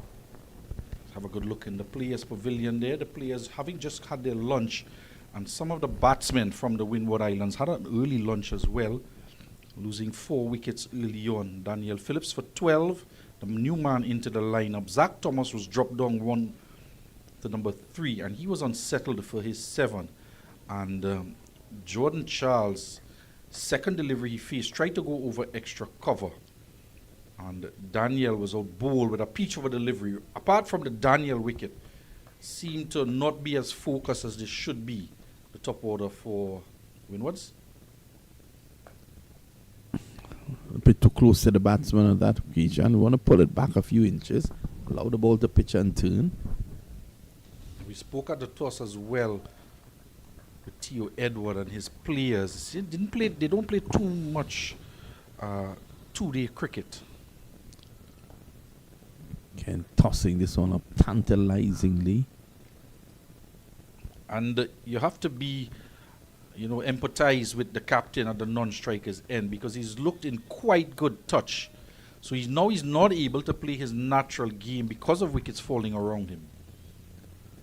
That was a wrong one. Takes the bottom edge of the bat. Toe end ready, and will go away for 4. And you have to say it was well read by Wickham, because he knew it was heading in that direction and got across, and enough bat onto it as well. He still had to reach for it. A lot of turn on offer, and guided it past backward point for 4.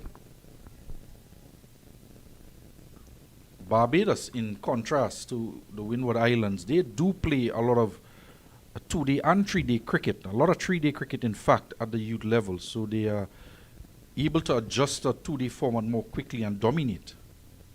Oh, that's well bowled. That's a beauty. Probably a bit too high. Let's have a look at that again.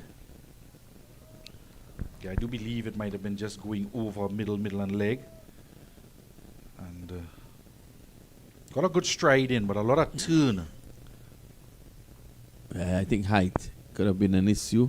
50-50 though, in my opinion. Batsman given the benefit of the doubt. Yeah, and I take that back. He wasn't quite fully forward as well. Played a bit late. No, he's a short man as well, Wickham. So I think the umpire would have taken that, or should have taken that into consideration. Oh, he's gone. Oh, this boy can bowl. He's gone. And that's just a superb delivery. He races off again into that Carabang stand. A handful of supporters down there. They have blue shirts on, so I think he's racing toward them in that direction. And Wickham is going to be heading in that direction, but it's going to be to the pavilion. And that's such a good delivery there. Have a look at that. And it's quick turn as well. He lured him out of the crease, trying to get to the pitch of it. We said he wasn't fully forward in the last one, and again, just reaching for it. And it's pace on the googly as well that defeated him. A beauty of a delivery. I tell you, this young man can bowl. We take a short break. We'll be right back.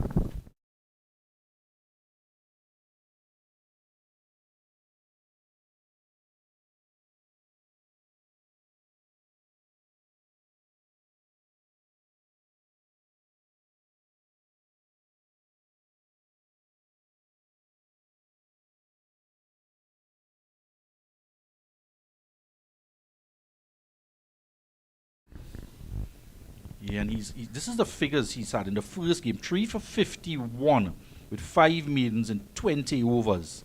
And he bats as well. He got to 31 in that game against Trinidad. Then he had 2 for 23 in the second innings against Trinidad. 3 for 21 off of 8 in the first innings against Jamaica. And then 1 for 14. So he's certainly making his mark in the wickets column. So far, 11 now with the 2 he has taken today. It's going to be Worrell from the southern end. No ball bowled there by Worrell. And as well, it was a smart piece of work by the Barbados captain. He was right there, so he understood, he saw the flight, he knew what was coming. And a good gather and stumping.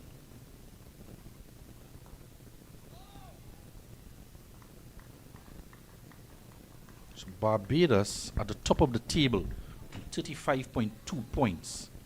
And a very interesting comparison. The Leeward Islands in second place at 32.4. slow turn here from Worrell. And the difference that separates the two in terms of total points is 2.8. They've won the same number of games. And the difference is, of course, the bonus points. Sammy's going, and he's gone. Well, frustration got the better of the captain. And you can see that the mere fact that wickets were falling around him has led to that dismissal there, Billy. Yeah, that's an unfortunate dismissal. And he's flighted it again, and he's actually deceived him in the flight because he's not to the pitch. He was leaning back, trying to open the bat face to lift it over cover. And you have to see some frustration in that shot as well. And you're quite right, because he's batting so well. He's on 42 with a healthy strike rate of 84, but he would be disappointed having won the toss. And his batters just don't seem to be able to stick around with him. He's walked back to the pavilion. The arena has followed him a bit, though. At the moment, 6 down for 78. And Cody Fontanelli and Tyler Venner, both out there. Both haven't faced us yet. This is a good position to be in for Barbados. Spin doing the work as well. They were dismissed in the first innings against the Leeward Islands for 74 and then 63 in that loss against the Leeward Islands, the Windward Islands. So they're finding it a bit difficult to negotiate in the 2-day format.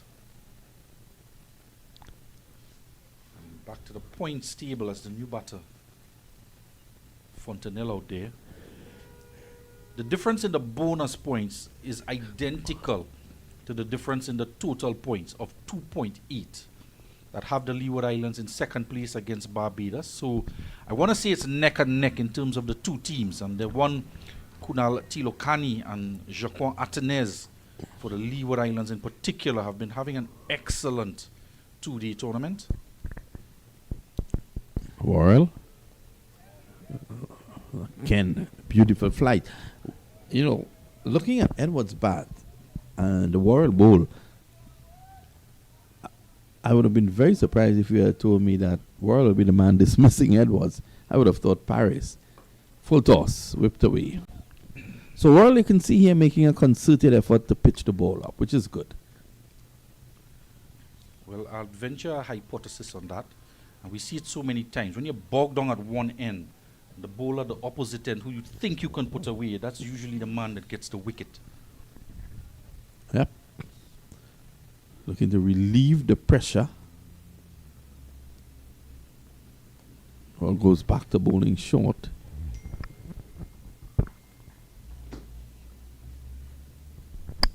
$79 for 6 as we complete the 21st over.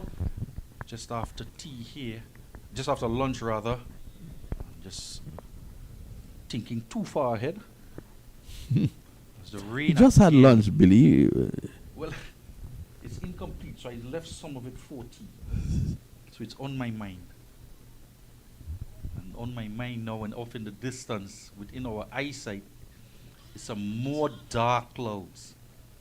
And we've seen that they've come from south of us, from that central range. The flags are blowing in our direction. The wind is heading in our direction, which means that those dark clouds are heading in our direction. Hopefully they're far enough away. Well, they can be blown away to sea, but the direction is opposite from where the ocean is. So we're hoping for the best still. Paris, I tell you, this afternoon has really impressed me. Here he is. Oh, on leading edge. That could have gone back to Paris. And interesting as well, Vinod, he's bowling to a 7-2 field. Mm-hmm. So even though he has that googly delivery, he's so accurate in terms of where he pitches to the right-handers. Oh, not a beauty. Let's have a look at that again. And I like the pace of the delivery as well. So he's not just floating it up. He's pushing it through and getting some turn.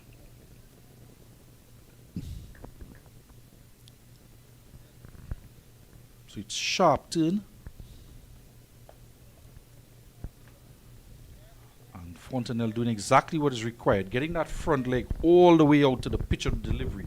We haven't seen too many batters use their feet to get to the spinners so far in the 2 days. There's going to be some runs here because the only 2 on the onside. He's hit that one in the air. He's not going to get all the way to the boundary. And a bit of a fumble. There's that soft footing out there again. And allowing for an additional run. Good one giving chase. And we've seen that happen a couple times in the outfield. And there's another development as well. The physio is off at the cover boundary, and she's having a look at one of the players. I can't quite make out who it is in the distance, but he's beyond the boundary. So we just might have a substitute fielder on as well. Paris.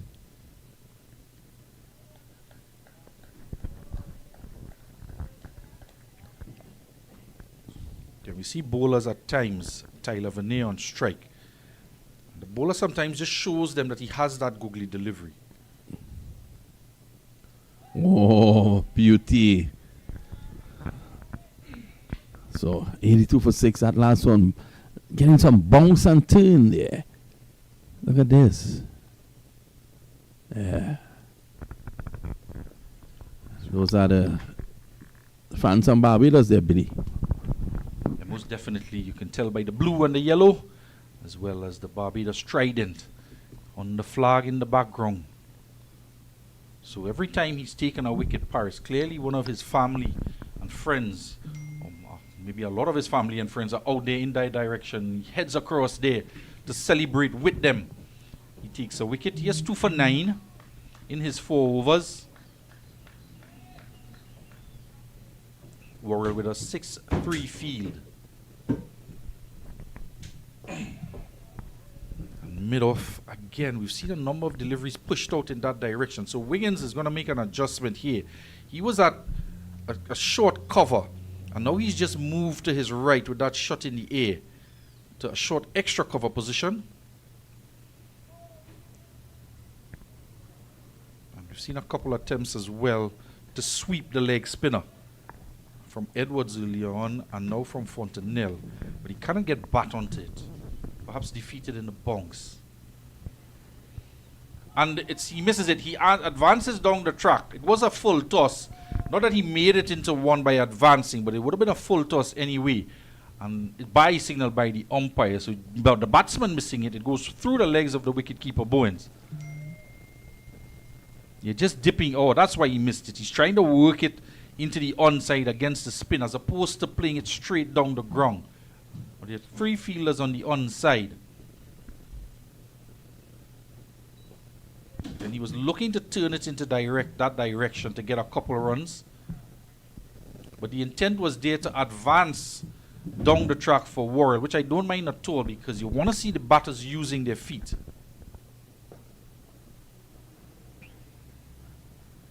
But you have to know when to use your feet. You can't just skip down the wicket, particularly to a delivery that will be spinning away from you. And if it lands and you miss it, you're certainly going to be in a lot of trouble. We've already seen one stumping already in the innings.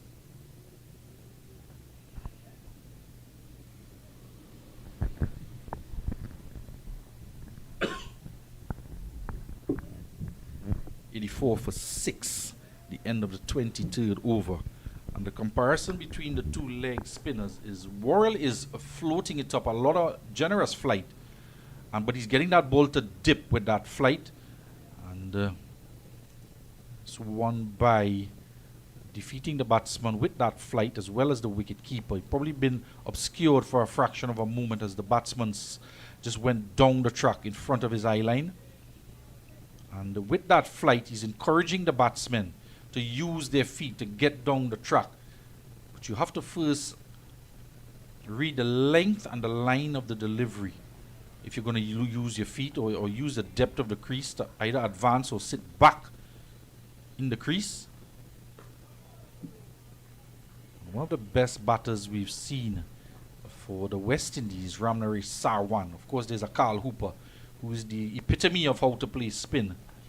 But Ramnari Sarwan did that quite well. Nice shot here. Good stop as well. Good cricket all around. It wasn't quite there full enough to drive to get on the front foot, but he read the spin and the bounce and able to negotiate it to the left of backward point for a single. Veneer as well has been in good form. That's the googly left alone. And he was ready to head off in the direction of the Carabank stand again, as that one outside of the off stump. And he was leaving alone, and it's coming back, and he clearly didn't pick it. Fontenelle. And a leg spinner himself. Oh, he's stepping across and pulling out that sweep shot again. He's going to get 4. That's one way to counteract the spin, Billy. Especially if you're getting prodigious turn. It's grown very dark indeed.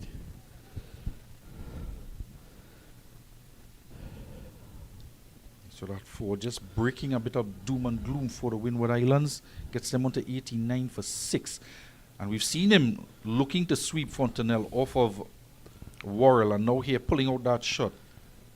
And he also stepped across outside the off stump with the front leg to smother the spin in case he missed it with the bat. But he was defeated by another googly a couple balls ago. Oh, well bowled again, but a bit too short. Now, with the weather around, the bowler has to use it to his advantage here. The batsman might be thinking, I wonder if we're going to go off. It's dark. So he should really be putting some pressure on him, pitching the ball up here.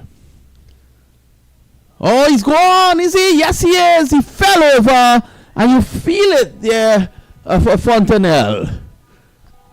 I mean, we were just speaking about using your feet, and you have to judge it to perfection if you're going to advance down the track. But on this occasion, he's trying to sweep again, but lifting that back leg, and we spoke about it over the fast bowlers, Vinod, just losing balance, and that back leg comes in the air, and it's almost a criminal act against a leg spinner or any spinners with that back leg being lifted out and being stumped. Beautiful bowling. Now, he has bowled better deliveries than that. But I tell you something, you speak to him after, he will tell you that he just drew him out of his crease deliberately. I wonder if he was trying to play that with a vertical bat and then eventually trying to flick it, but he was playing the sweep shot so well, and had he played another sweep shot there, might have been a better opportunity to smother that spin again. And full credit to Paris, who now has 3 for 14 as he finishes his 5th over. And he just lured him out of his crease. And this young man, Aravinda Bishop. A lot of these players have just sat their exams and received their CSEC results, the Form 5s. And this young man out there in the middle, have a look at it here again. And there's that back leg lifting, over balancing. Now, he didn't get any bat onto it, so I'm not sure where he was going. And another excellent take behind the stumps. A bit of work by our producer, Aidan. Well, balls again, boy. Balls very short. So Veneer got 47 in that game. He partnered with his captain, who got 139 in the first round game against Guyana. So he looks to hang around. He got that of 160 balls. Aravinda Bishop. You think his dad was a fan of Aravinda de Silva from Sri Lanka? So I had a long conversation as well with the manager, Mr. Samuel Holder. Mm-hmm. He was giving me some information. He got his results from CXC. He has 9 ones. Wow. That's a brilliant young man. Yep. Aravinda we're speaking about. Aravinda Bishop. Yes. Does possess a UK passport as well. There was another name that was cropping up over the years for him. And his dad insisted he's going to use the name Aravinda Bishop, as it says on his passport. Reminds me of a friend of mine, Billy Paul. Yes, you only see that name popping up on a passport. It's my passport to Texas. The singer Billy Paul, me and Mrs. Jones, he was famous for. Ooh, what sort of delivery was that? That went directly into the hands of the keeper. End of the over from Worrell. He's trying to show some variety. And I think, well, the players are here. Some are saying water break. I don't know. I don't think so. We've had just half an hour or so play after lunch. And they continue to struggle here, the Windward Islands, especially with the mere fact that they've lost their captain, Edward. But Tyler Veneer is also out there. Another one with an interesting name. Amari is also a name he has. Young Tyler. But he has shown he can bat for a long period of time. 3 for 14, Paris.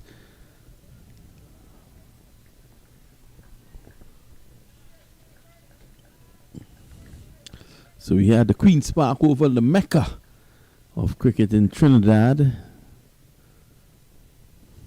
Oh, he struck on the pad. G's on bread. This boy can bowl. 90 for 8. It's another wicket there. Exceptional bowling from the young man. He's keeping the ball up to the bat. And his modes of dismissal as well. It's not one particular delivery he's bowling over and over to pry out these wickets. This time, trapped LBW. Look at it here again. He's ripping that seam. Getting turn. This one keeping fractional lower. Perhaps he should have been on the front foot as well. And it's almost a good full-length delivery. And he's playing back to a full delivery. He's getting the ball to rip because he's completing his action. And that's so important for any spinner. I tell you. A man with a future. Didn't head off in the direction of the Caribbean stand because I suspect he thinks he's not done yet because he's gotten 4 and he wants 5. So he stays there, getting another wicket. Cody Fontenelle gone for 8. And now Tyler Veneer gone for 3. Let's have a closer look at it there, Billy. Oh, that was as dead as a doorknob. Yeah, you can't be playing back to deliveries like that. And we see all that as well. You know, the West Indies senior team, we saw our batters being stuck playing back to deliveries that were pitched up to them. But one of the reasons that normally happens is when you're reading the spinners off the pitch. So you always go onto the back foot just for that. Oh, he's bowled him! He's bowled him! I think the future is here with Paris. And the Caribbean stand, here I come. He heads off in that direction as well to celebrate with family and friends out there. This is a magnificent piece of bowling. I mentioned Vinod, he didn't head down there after he took that last wicket because he wants to get 5. He stayed focused, stayed on the square. And focused he was. And have a look at this now. Oh my. Oh my. Take this man. Completely bamboozled the batsman, and he's out bowled.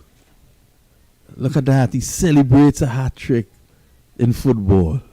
He's running away. Paris has taken 5. Large and in charge. Mia Motley's men. Yeah, Barbados exerting their dominance. The captain Bowen said that at the toss as well, that they wanted to come off in a high and win this 2-day. 3 rounds of matches and come out on top and get into the 50 overs, and they're looking to win that as well. They were runners-up last year in a rain-affected game, and Trinidad and Tobago took the title, so they want to make amends for that. 90 for 9. They're on their ways, on a hat-trick. And the rain seems to have subsided a bit in the distance, seems to have gone down into the Gulf of Paria. Even the rain doesn't want to interrupt this young man. Here he is, Paris. Oh, make it 6! Not outside on Panorine. Fractionally outside the off stump, I suspect. And an appeal for LBW. But at least he was playing a shot this time, as compared to the last wicket that fell. That's just fractionally away. A coat of Harris paints, and he was gone.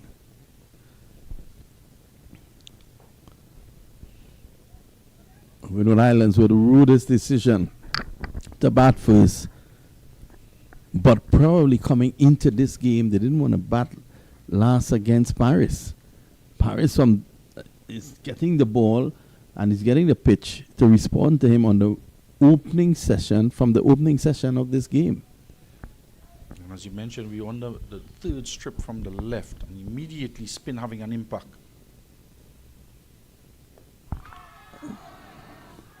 Couple of appeals here, perhaps for the LBW, and then a second appeal for when the catch was taken at the second slip.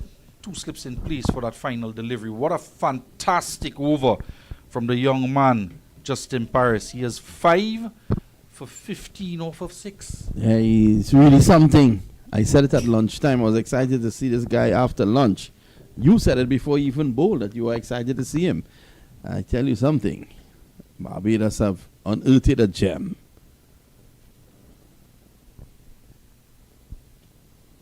So he has 15 wickets and might just be, despite 2 bowlers getting 10 wicket hauls, he might be challenging them for leading wicket taker in these 3 rounds of games.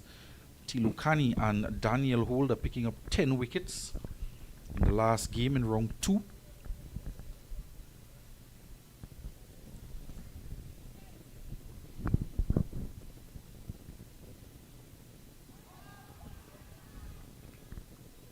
Glasgow, Elran Glasgow, the man out in the middle to negate the hat-trick, and got off the mark as well for the hat-trick delivery. 91 for 9. Not exactly where Theo Edward would have wanted them to be when he won the toss this morning and decided to bat.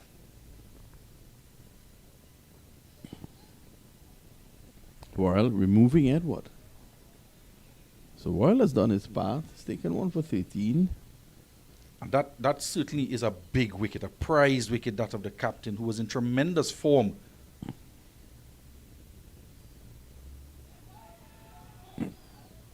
Gone. That's the end of that. Worrell ends with 2. So it's the end of the innings, and the innings has folded for 91, and Worrell gets 2. And almost as an afterthought there, and a delayed reaction from the umpire to give that dismissal out, stumped. But that is what it's going to read in the scorecard, with the total of 91 all out, the Windward Islands at 1:15. Have a look at it here again. Look at that back leg.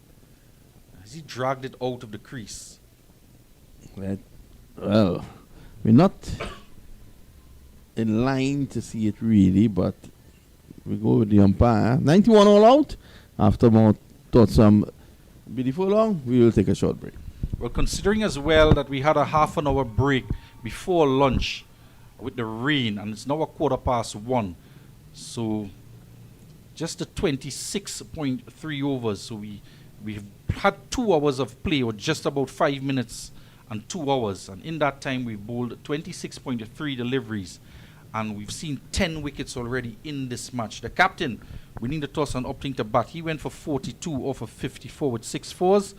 The Mali Philip came into the team 12 off 26 with 1 fours. It was a bit too adventurous early on in the piece. Zach Thomas dropped down to number 3 in the order with Phillips in the team. He went for 7. No score to Jordan Charles. And the wicketkeeper Jonathan Daniel was the first victim. He went for 7, the first victim of Paris. Then it just reads all Paris. Jamie Wickham for 4, Tyler Vernier for 3, Claudie Fontenelle for 8, and then Paris again getting the wicket of Bjorn Fannis for 1. And bowl well in tandem. He started a bit shakily, did Javel Worrell, but finishes with figures of 2 for 13. And he got the wicket of the captain, which was a big wicket to get. And Windward Islands folding on 91. And of course, the pick of the bowlers, 5 for 15 off of his 6 overs, Justin Paris, and 2 for 13, as we mentioned, for Javed Worrell, and 3 for 19 from the speedster Ashton Brantford. Change of innings here at the Queen's Park Oval on day 1 of round 3, the final game between final game in this rounds for the Rising Stars Championship, and we will be back after the change of innings.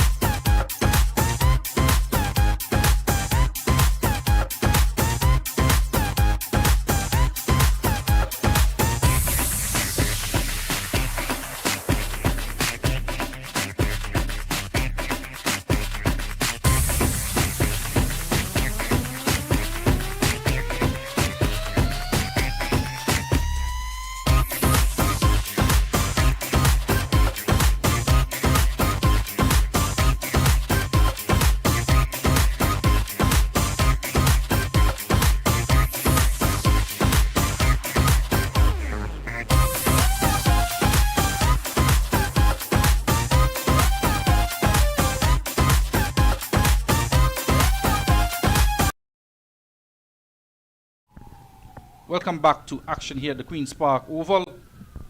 Game between Barbados and the Windward Islands. Barbados dismissing the Windward Islands for 91 in 26.3 overs, thanks in large part to the bowling of one Justin Paris, who picked up 5 for 15. And we're almost all set to go here for the start of Barbados innings. 2 batters out in the middle. There's no mistaking young DeMarco Wiggins, who is going to take first strike, the left-hander. And out with him is another prolific run scorer, Jordan Graham.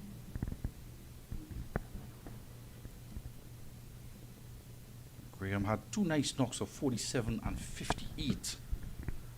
Thus far in the tournament, and Wiggins on the back of a 42.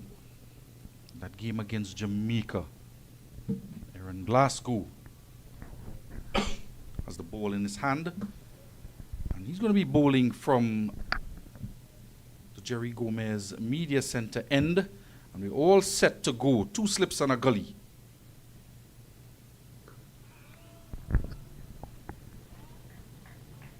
The Windward Islands would want to try and put as much pressure early on the opening pair. I didn't mention one special talent they have in their armory, a young Aravinda Bishop. Young lad, ambidextrous, can bowl left-arm orthodox as well as right-arm off-break. We did make mention that he just received his results, just 9 ones. So congratulations to him and his family. Short, and it didn't get up as Wiggins would have anticipated. Gets a bottom edge onto his boot. Hasn't quite worked up a head of steam here yet, Glasgow, and couldn't quite get that one to lift as much as he would have wanted.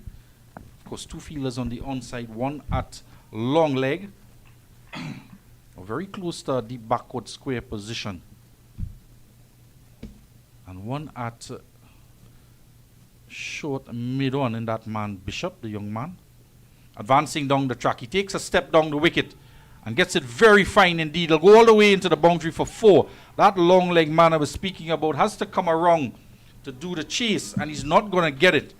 And had he had been at a traditional fine leg position, but with just 2 on the onside, they're trying to cover as much ground as possible. He couldn't cover his ground there. Fanis looks like out there, and it goes into the boundary for 4. So Barbados get underway. Wiggins is off the mark. 4 runs to the total. Just as I was speaking about results as well, some unfortunate news. A young lad from the Hillview College here.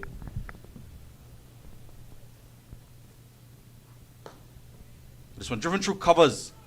And he just leaned on it and made a nice sound off the bat. And they're going to get 2 to add to that total.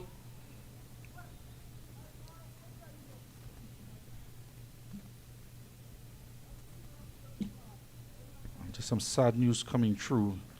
A young 19-year-old was in a car accident. And he was one of the classmates of the IT teacher, Mr. C. Charan.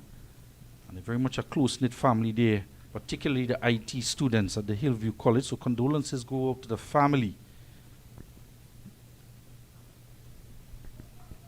And having just received his results, Kavish Prasad,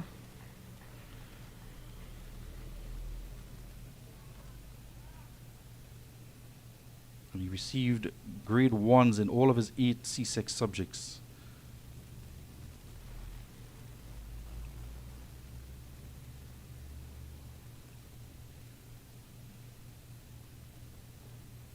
Also, a student was in the top 200 at the SEA, playing a miss outside the off stump back in 2019. The over comes to an end, and it's the boundary in the over, and a couple out to cover. Glasgow finishes 6 without loss. 1 over gone, trailing now by 85.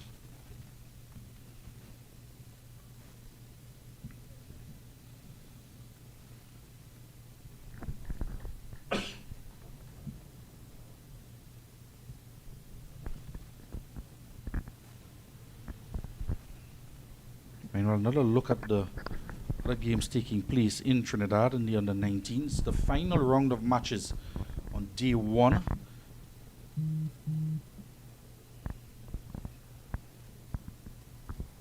Guyana will bowl out for 124 against the Leeward Islands. 4 wickets to Jatan Edward, the spinner, 2 to Tilokani, and 2 from the speedster Tong. Guyana batting first and dismissed for 124. It's going to be Tyler Vernier. He's going to come into the attack. He has a shortish run-up, the fast medium bowler, but can't generate a lot of pace. And deciding late to make a switch to the field, and just 2 on the onside again. And the man from fine leg moving across the long leg as Vernier runs up the bowl. 2 slips and a gully he starts with.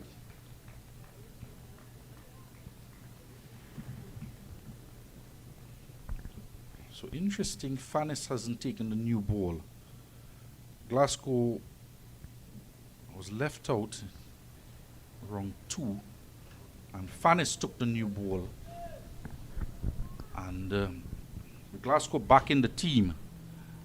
Fanis just has to wait as Tyler Vernier takes the new ball.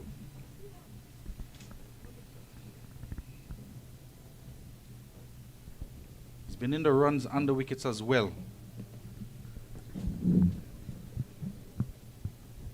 And you'll just see as he goes through the course of the over, doesn't sprint up to the stumps. And it seems to be bowling all off the shoulders and can generate some good pace and bounce.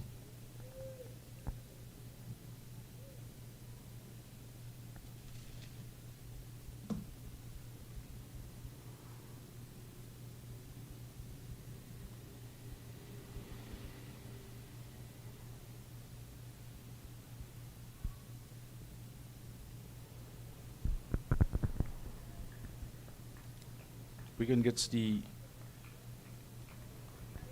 all of the strike in the first over, boundary and then 2, so he's on 6, all off the bowling of Glasgow. Graham is facing up to Vernier, yet to get off the mark. As the sun is out in all its glory, heating up things here at the Queen's Park Oval.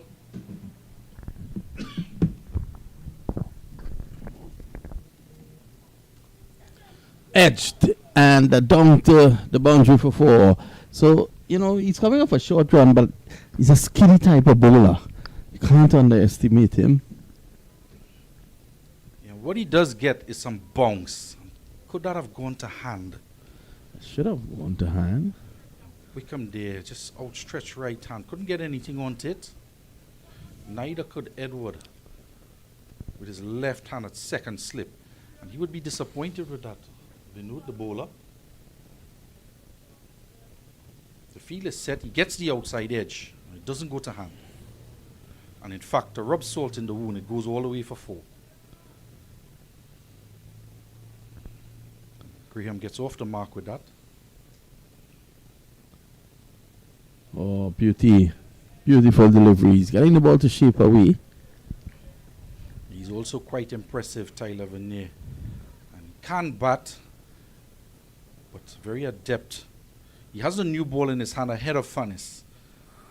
So, has the confidence, and the captain has confidence as well, for him to take the new ball.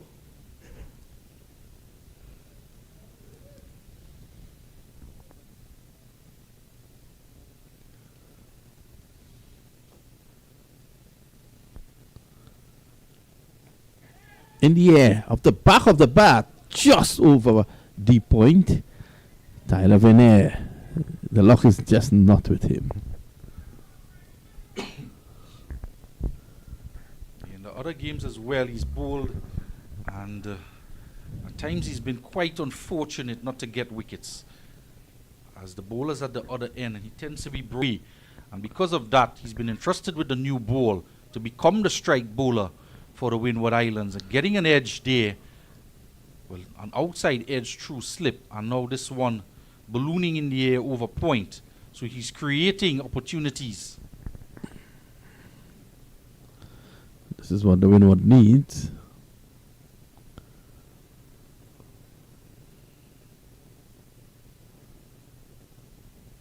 And I was making a point in the Trinidad game about getting the ball back in the bowler's hands when I was on with Kadir Mohammed, who's now our cameraman today.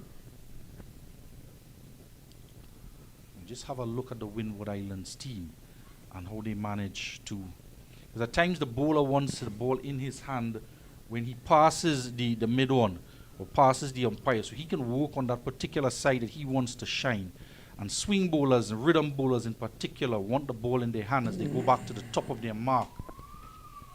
And at times we see the ball just going from hand to hand in the slip cord and all the way around, and he's ready to bowl and doesn't have the ball in his hand. Well, this one came out of his hands and hit through covers for 4. So the Barbadians in the crowd really love that.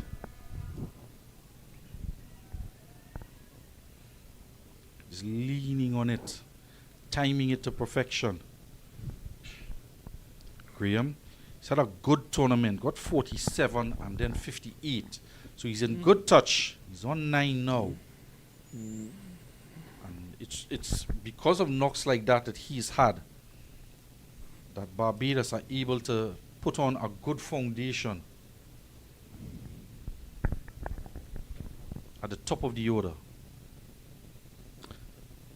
And there he's just angling the bat down, using the pace of the delivery. So he's not pushing at it.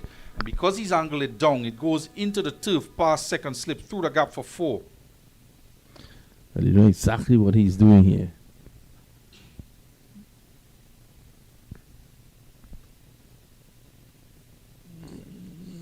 He's maintained about a 50% strike rate as well in those 2 knocks.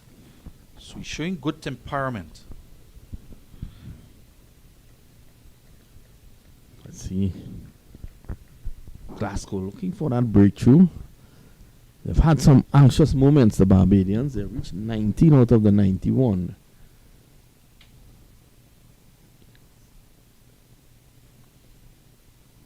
It's a bad delivery and punished well. That's for short and wide. He climbed into it. One of the impressive things we've seen in this 2-day format, particularly from left-hand opening bowlers and fast bowlers, is that they're able to get the ball to shape into the right-hander. But we haven't seen a lot of it from Glasgow so far. And he's gone for 3 overs on the offside. And the ball just seems to be going into the direction of the slip. So he's not able to produce that one, but to search between bat and pad. We haven't seen it just yet. Who knows? He's probably setting him up for the kill. Oh, that's a beautiful shot. Shot of the day. Well, that one has the supporters in the stands on their feet. It's 4 consecutive boundaries. And again, he's been predictive here because he knows the bowler is not bringing that ball back into him. Yep. So once he gets that stride outside the off stump, and he can just lean on it. Yeah, just held the pose, pushing it firmly through covers to 4. That was as beautiful as Browns Beach. Have you ever been to Browns Beach? You should go. It's on the south coast in Barbados. I've only been once to Barbados, and that was in the Sir Gary Sobers tournament. Better, much better. And there was a lot on offer in Barbados when I went at one time. And a young Brian Lara, who the pavilion is named after here in the Queen's Park Oval, he had just returned to play for Fatima from the West Indies under 19 and World Cup. He was captain at the time, still in school.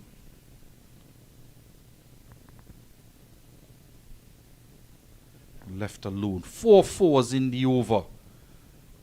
They've raced to 27 after 3. 21. Yeah, all over the shop. He pulled it back well there, Glasgow, in the end, but he was all over the shop. And those 4 boundaries. That has eased the pressure of Barbados now. So they're just 64 runs shy of the Windward Islands' first innings total.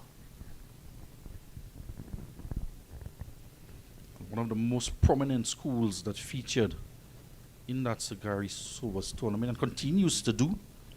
Students from Combermere, Queen's College. Top school there, Combermere.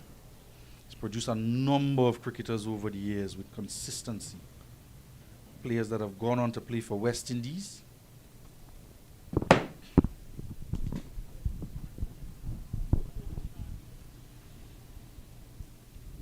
Off in the distance as work continues here at the Queen's Park Oval. Some repair work, some improvement jobs, and some repair work here trying to be done by Tyler Vernier here. He's trying to prize out some of these Barbados young batsmen. Wiggins on strike.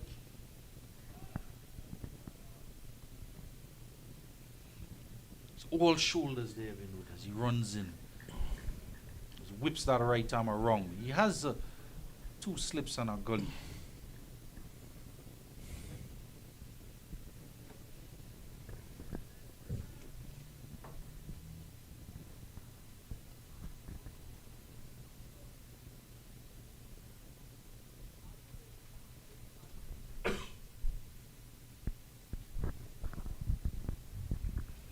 You could hear the grunt, the effort from the bowler. It's a bit wide outside your stump. And cannot tempt Wiggins in the drive.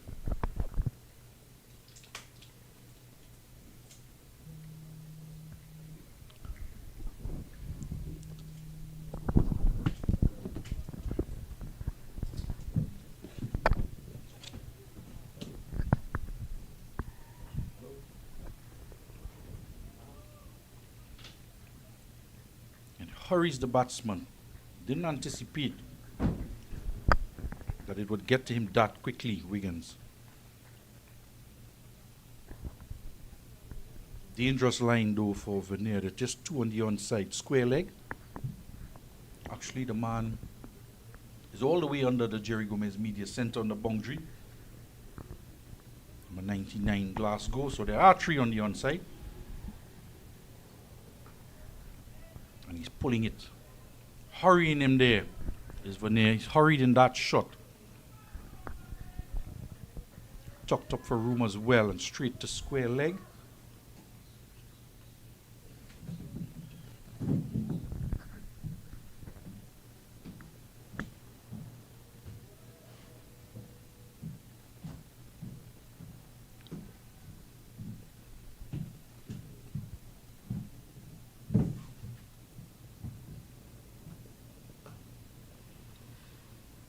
And I just wanted to wait for that delivery to come up with an assessment for Vernier.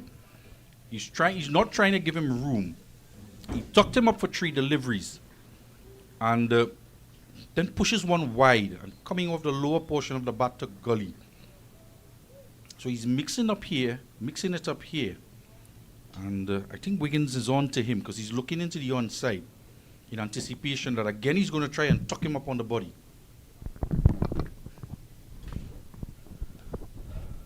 Searching for this one, pushing out. Wiggins has to be careful.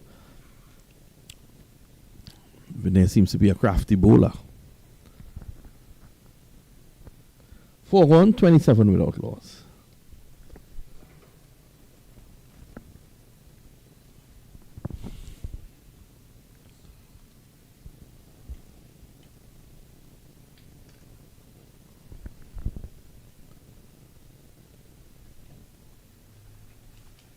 Another quick glance across to the points table. Bonus points just separating first from second. Barbados on top with 35.2. Leeward Islands on 32.4. Trinidad and Tobago are in third place on 23.2. Just less than 9 points behind. But they are equal in bonus points with that of Barbados. And the Windward Islands, incidentally, have the maximum amount of bonus points, despite the fact that they're sitting fourth. 11.6 bonus points they have, and Barbados 11.2. Jamaica are in sixth place with 11.6 points. Guyana, the other team, out at number 5 on 17.4. Well, here's Fanis.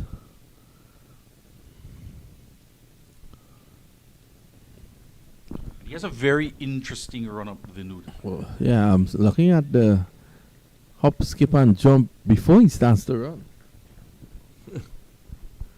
Not to mention the delivery stride as well. Yeah, So it's fun to look at it's energetic. because he has to get the timing of all of it exactly right to produce the kind of rhythm he needs, and as well not to overstep. Have a look at it here. As if he's winding himself up. Yeah. Nice high action though. Has some pace. He can generate some good pace. And we saw him at the National Cricket Centre on round 1, and he was able to bowl some bouncers as well at good pace. That track at the NCC is a pretty good one. It's better than this here at the Oval. There is grass on it, something there for everyone. Ball comes onto the bat, the batsman likes that.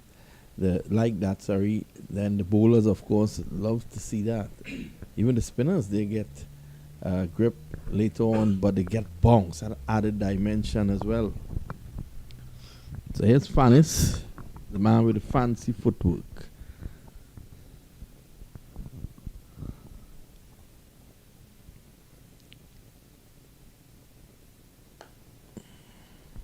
Reminds me a little bit, is it Nathan Ellis for Australia at the start of his run? Mm-hmm. There's some odd mannerisms. But just to add, I think the National Cricket Centre, those two pitches as well, and they've been very fast this year. And not just pace, but bounce as well. Yeah, they relayed the track there. Done some work. Sheikh Amanu has got himself involved there.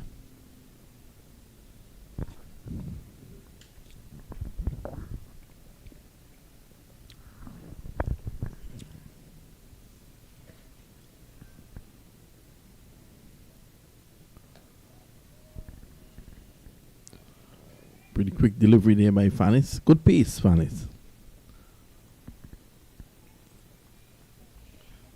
Was able to get the ball to swing around as well on round 1. We haven't seen the ball do too much in the air at the Queen's Park Oval today. We did see on Sunday Daniel Holder got the ball to move around in the air. The left-hander, Trinidad and Tobago, picked up a 10-wicket haul.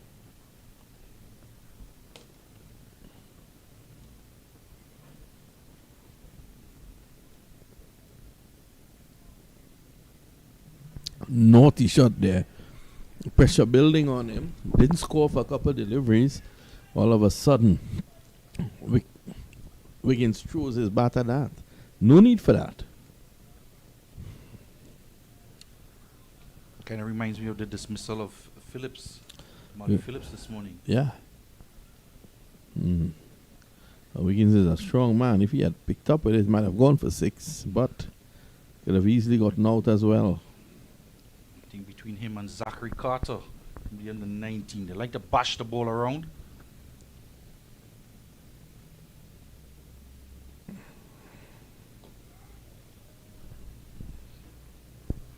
He is in that West Indies under 19 squad to play Sri Lanka at the end of the month. End of the over, the end of it 28 without loss. The squad selected, the West Indies under 19 squad, Captain Joshua Dawn, captain of Barbados, and they're winning under 19 team. Shaquan Bell, also from Barbados. There's Brendan Boodoo, Tyreek Bryan, Afraz Ali Boodoo, Zachary Carter, Arsenio Fontaine, who would have been here for this game, but he was called up to the under 19 team, RJ Gittins as well.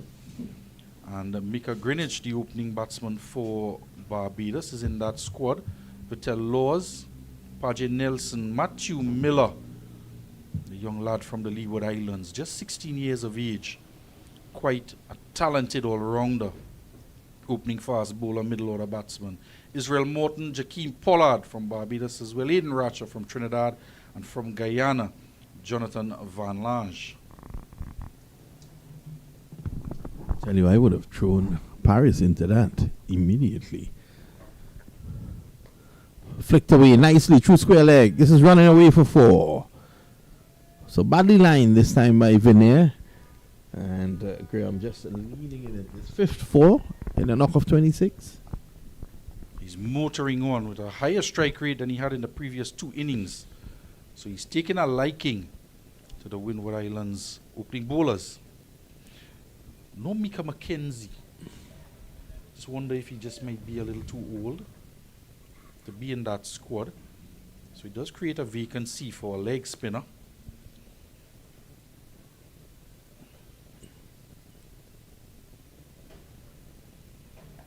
Oh, it's pulling and pulling well. More runs here. This is going to go for 4. Another boundary. Shorter this time. He got inside the line and was able to whip it away around the corner. Barbados going from strength to strength here now, and reflected in the batsmanship of the opening batsman. Looks quite in control out there. So after Glasgow, just a couple overs from him, Fanis into the attack. So not quite getting the results they wanted from Glasgow, and he usually doesn't bowl too many overs at the top of the innings. Stands tall and punches. There's a race on here. And this gets to the boundary. That's 4 more. I tell you, Graham is really impressing here. Lovely shot. Standing tall and just punching it. Played that one just under his eyes. And it resembles that of a Shamar Brooks or even a Shakiri Paris, punching off the front foot on the rise, on the top of the bounce, and pushing it in the gap as well. Not just timing it, but getting it in the gap, and it raced across the outfield. 3/4 of 3 deliveries here from Veneer. And Graham just needs to continue batting. He's striking at 200. He just needs to continue batting here. Don't get carried away with the boundaries. So it cuts back in. A good delivery by Veneer. Vinda. A rapid return. Had the over been packed, you would have put a lot of oohs and ahs from the supporters after taking a single. 3 consecutive boundaries.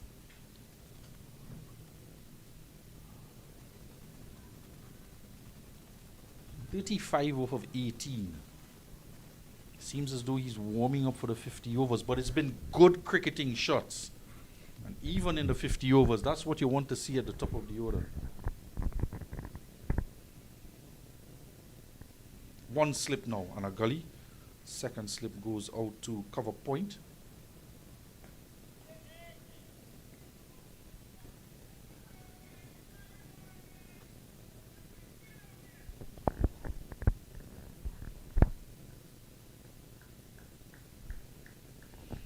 The head coach, Rohan Nurse, at West Indies under 19. Assistant coach, a notable name, Jerome Taylor.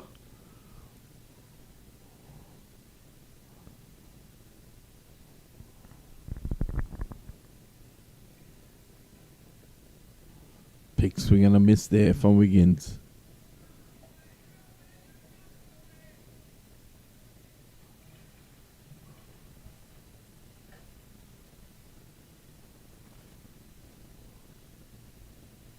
That Trinidad and Tobago versus Jamaica, the National Cricket Centre. And Trinidad and Tobago winning the toss, opting to field the first, have bowled out Jamaica for 143 in 47.4 overs, 50 to Giovanni Richardson coming back into the team, the wicketkeeper. Oh, that's quite a recovery. Most definitely, but 7 wickets for 37 runs and 3 maidens to Riyad Ali Khan. Excellent indeed. That young man, saw him bowling here on Sunday and was picking up wickets, putting pressure on Guyana. And a game we thought that was done and dusted and nothing in it. He revived the chances of Trinidad and Tobago and picked up, I believe it was 8 wickets. Guyana just posting over 50, close to 80 runs lead, I think, in the second innings here, before the game was called off at 19 minutes past 6 o'clock on Sunday. It's going to be Fanis.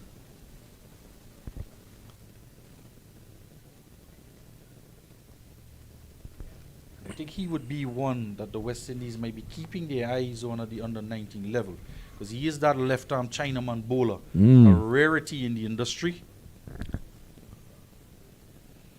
And interesting, he batted overnight, 4 runs he scored off of, I can't quite remember how many deliveries, it was about 30 deliveries or so. Came back out on the following morning and stroked the ball to all parts of the ground. So he has the ability to bat long, be circumspect, but when he wants to attack, he certainly can.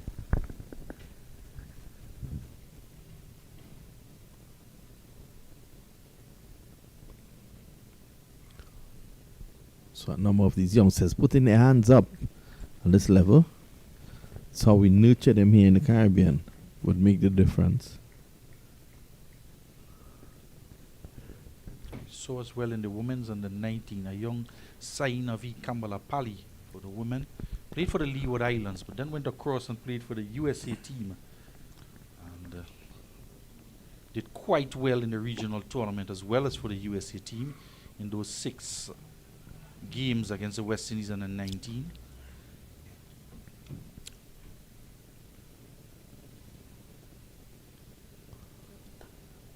As well bowled by Fanis.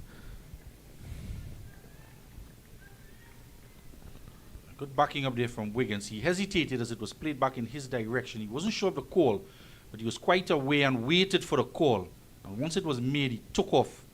And he didn't look back, which is good. So he knew he has to get to his ground. We see on a number of occasions, not just at the youth cricket, but the senior level as well, the batsman looking back to see what the field is and where the ball is. It makes no difference if you look back. You have to get to your end and focus all your energy and your momentum in that direction. And he did exactly that, Wiggins. Because at times, if you know, we can see that type of run turn out to be disastrous. Yep.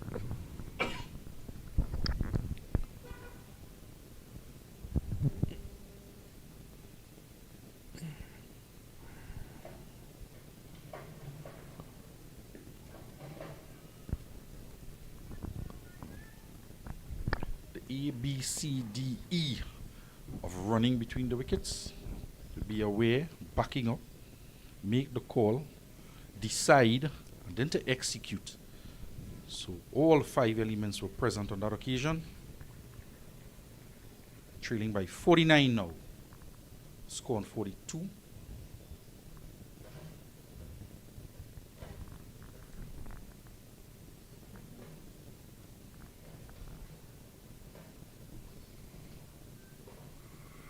It's Fanis again.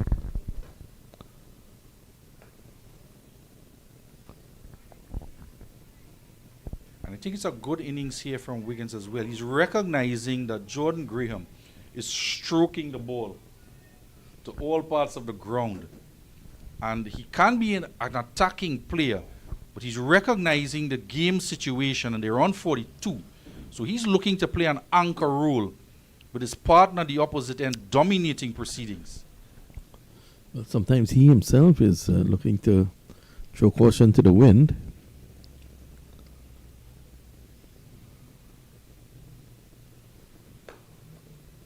Driving beautifully down the ground. That's a wonderful shot. Teases the fielder as he escorts it to the boundary. And that is what patience can bring. That you get a ball that you can't hit. So he timed it and hit it straight back down the ground. And that type of temperament and patience produce this type of shot. A wonderful straight drive down the ground and into the boundary for 4. We did see him play that loose shot outside the off stump. And he got away with it. He didn't get any bat onto it. As we have a look at the think tank there for the Windward Islands in the background.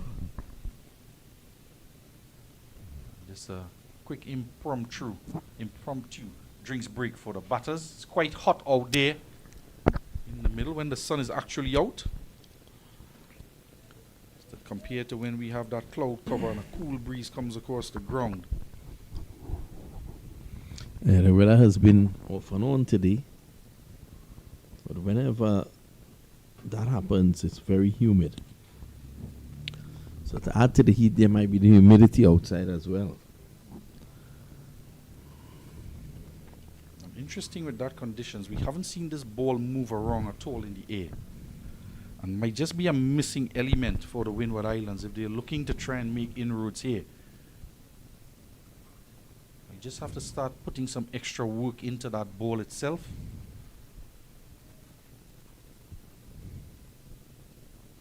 Seven overs old. There is some movement there. That one swings back in after passing the bat. Right on cue. So you'll have him think now, he'll at least put something in Graham's head. He's on 36.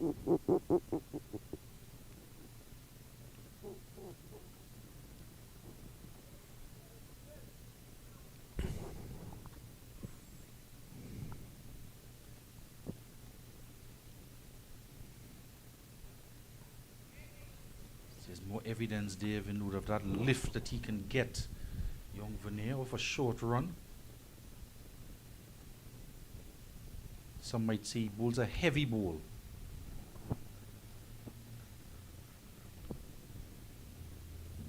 The noise you were hearing in the background, if it was in your sound into our microphones, was that of the backer walking away the Scotiabank stand end. Another short delivery, pulled in the air, it goes down to the boundary, and force signal by the umpire. We'll have a look at that again. But again, badly lined. He went through with a shot. We will have a look. Well, was that 6? We'll have our director slow it down a bit for us. You can't bowl that heavy ball and get that type of lift. Veneer, he was taking the bottom hand off the bat with the shot. 2 fielders out in the deep behind square. And it went into the boundary for 4. Well, there was 2 fielders out in the deep, just a 1 now. And that man is going to come into frame now.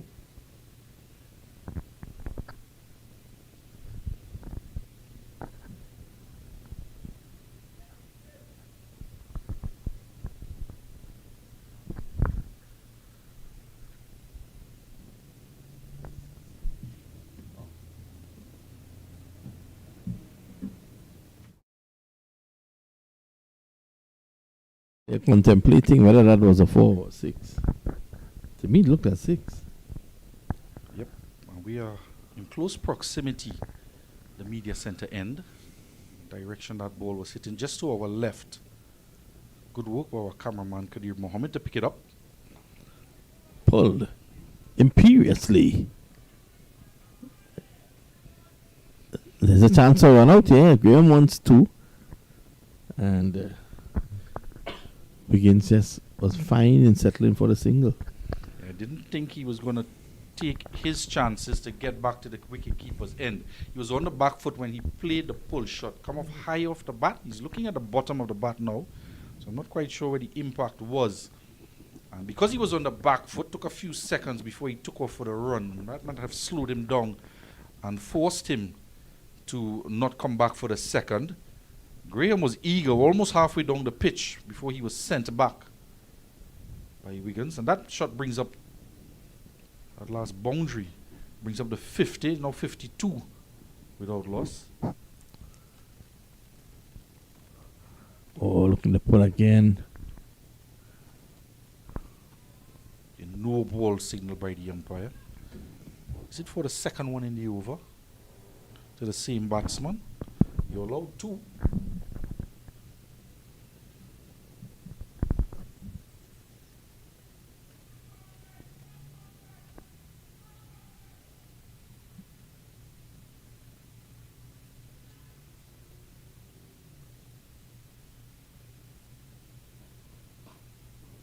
punched nicely off the back foot. Hesitation in the running again. And they were looking to come for the single. They was backing up by Wiggins. And Graham opting to wait to see if the ball went past mid-off. And the call was wait. And Wiggins had to turn and come back. And the end of that eventful Tyler Veneer over, he's conceded 25. And boundary in that over. 53 without loss.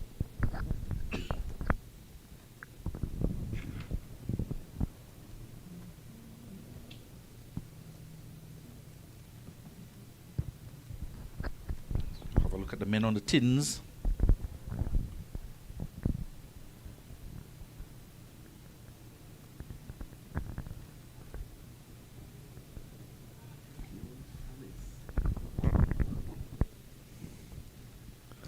So it's going to be beyond Fanis, the Frenchman, to continue. It's a champion name, that Bjorn. Bjorn Berg.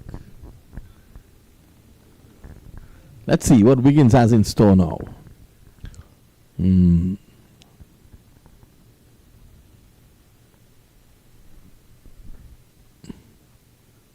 Slow delivery, driving nicely. Wiggins onto the front foot.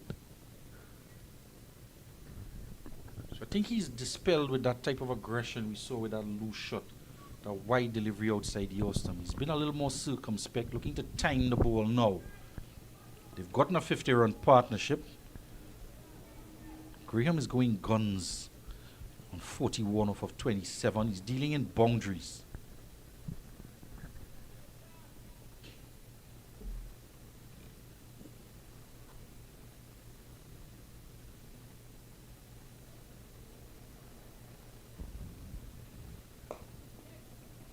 Good delivery, just back off a length.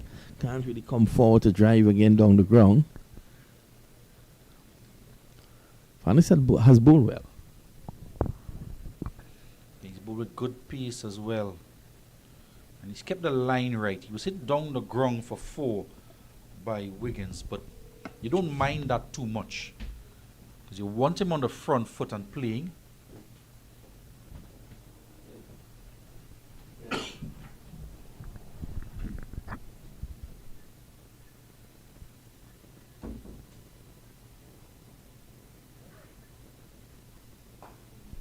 This time he's opening the face, and a good stop there, backward point.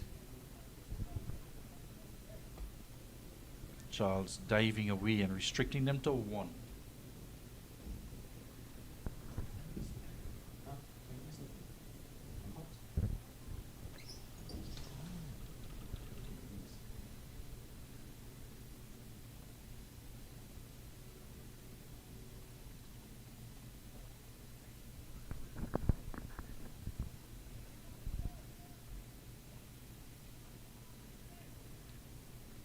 Haven't seen too many short deliveries from Fanis.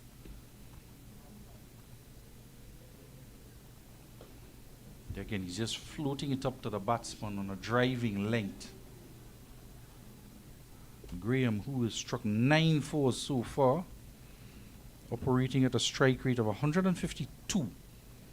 So just might want to drag that length back a bit. And with the field set, he's not going to try any short pitch deliveries to test out the batsman off the back foot. He's already pulled one in the air. And there's a fine leg in place, a mid wicket and mid one.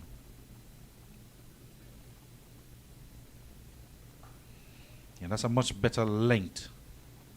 That in between length, just around between 6 meters and 8 meters from the popping crease.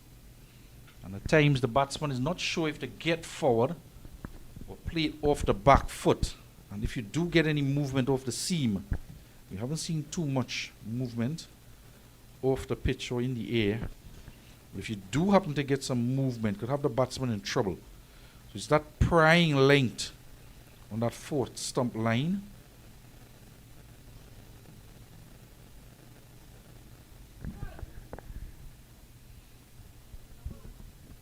Some movement behind the bowler.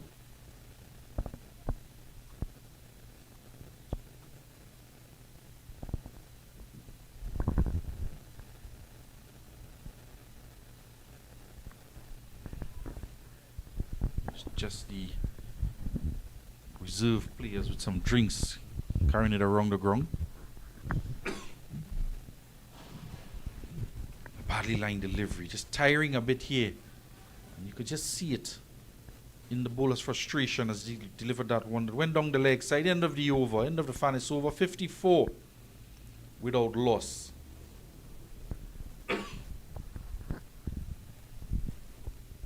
11 boundaries in this Barbados innings.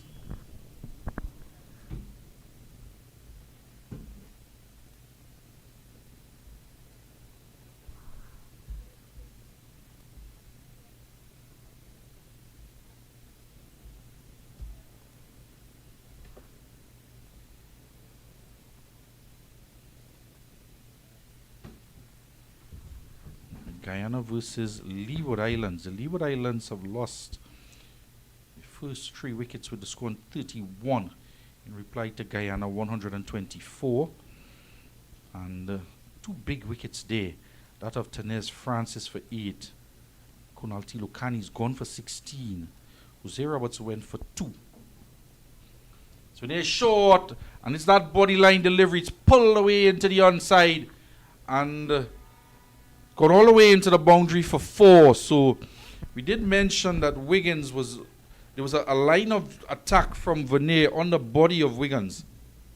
And he was looking a couple overs ago across his right shoulder. And a change-up delivery wide outside the off stump greeted him on that occasion. So he's aware that again Vernier wants to target that body line attack and not give him room outside the off stump. And he was quick to pounce on it, pulling it around the corner. He made a good sound off the bat. Takes him on to 16. And a diving stop there at second slip, knocking that one down Fontenelle. And I suspect he might be into the attack quite shortly. A nice smart stop there, diving across to his left. And keeping Wiggins on strike and not giving him any runs with that. In the air, and it's gone to the left. Looks like Charles there at cover. It was played in the air.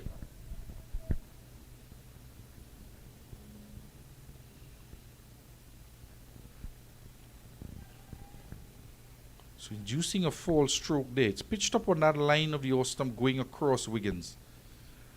And with that body line attack, he pushes a couple of them wide outside the off stump. And again, he's into the body. And I think they've targeted a weakness from Wiggins. And he got one away for 4 and looked quite good playing it. But there's been a consistent body line attack to Wiggins. And on a few occasions, he's not been able to get the ball away. And has been struck in the thigh pad or about the body. Hasn't been able to hit too many of them cleanly, apart from that one that he emphatically put away at the start of this over. So a couple deliveries wide outside the off stump or on the off stump, and then back to a body line attack. Following it up with a very good delivery here.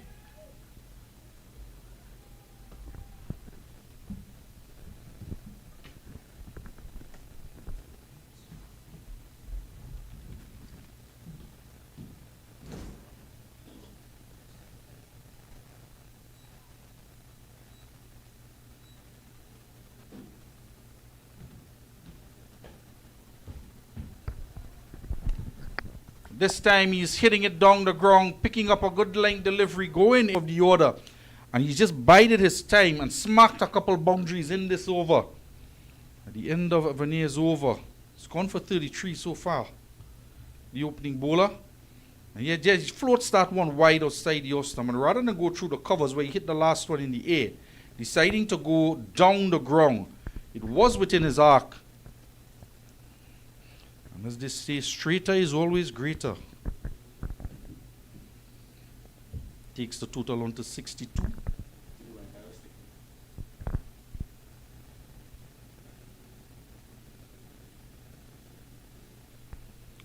Wiggins on to 20. So quickly, in just 2 shots, he's increased his strike rate to just about 66. Graham at the other end Been putting a lot of pressure on the Windward Islands attack.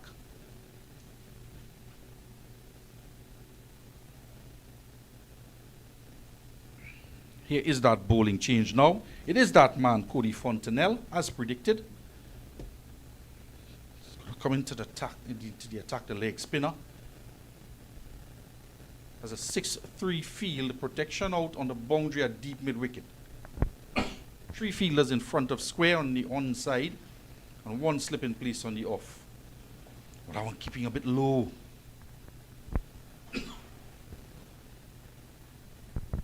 So looking to repeat a dose of what Justin Paris delivered in the first innings with his 5 wickets for 15 runs.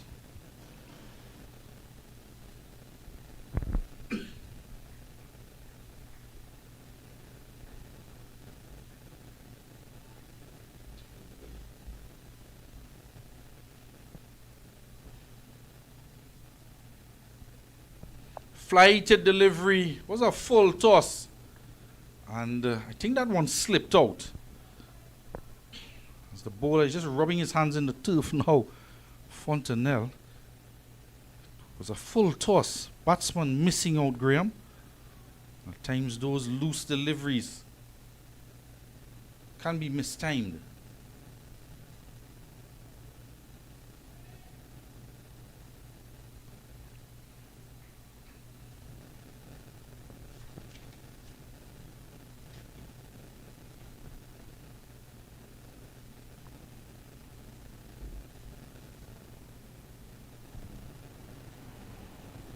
It's just a googly gone all wrong. It's pitched outside. Well, it doesn't pitch outside of the pitch.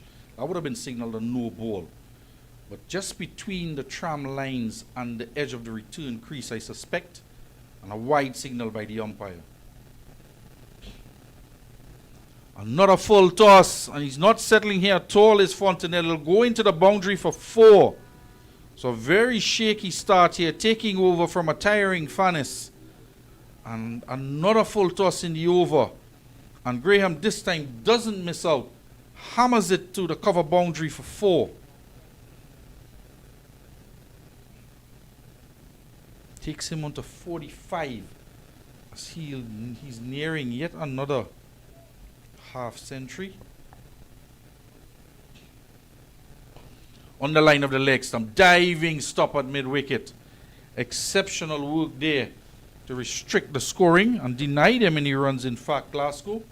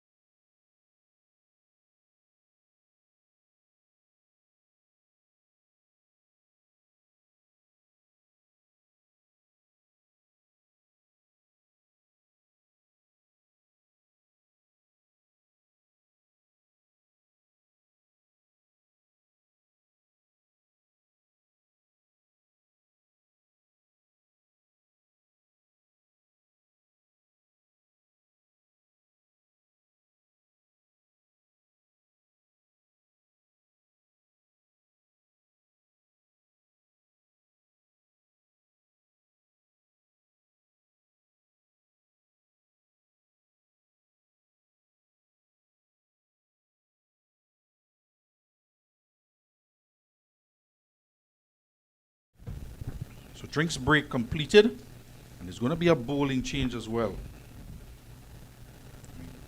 Finally get an opportunity to look at the man with the 9 ones.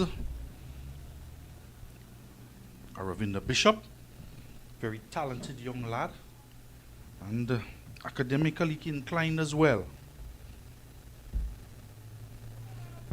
Immediately goes past the bat. An appeal, half shout. Wiggins on 20, struck 2 boundaries in the last Tyler Vinay over, so he's out of the attack. Replaced by spin. Immediately see we get he's getting some drift into the left-handers. That one landed and spun away.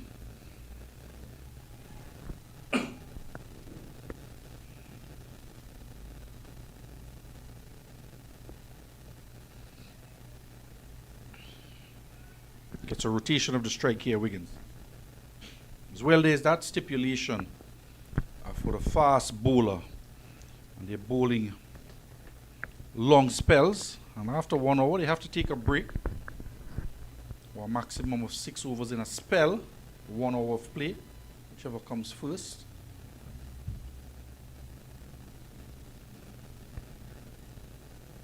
So now this is where it gets interesting. The right hander is on strike now. Is he going to bowl right-handed? Or is he going to bowl left-handed? He's going to continue, it seems. Well, we'll have to wait and see. We'll have to give the instruction to the umpire as well. Can bowl with his left and right hand. So he comes left-handed to the right-hander to get the ball to leave him. And to the left-hander, he's bowling with the right hand.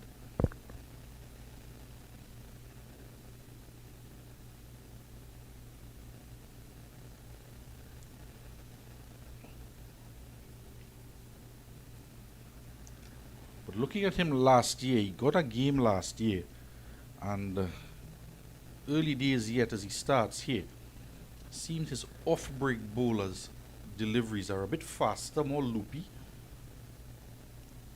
and the left-handed deliveries are slower through the air with a little more flight.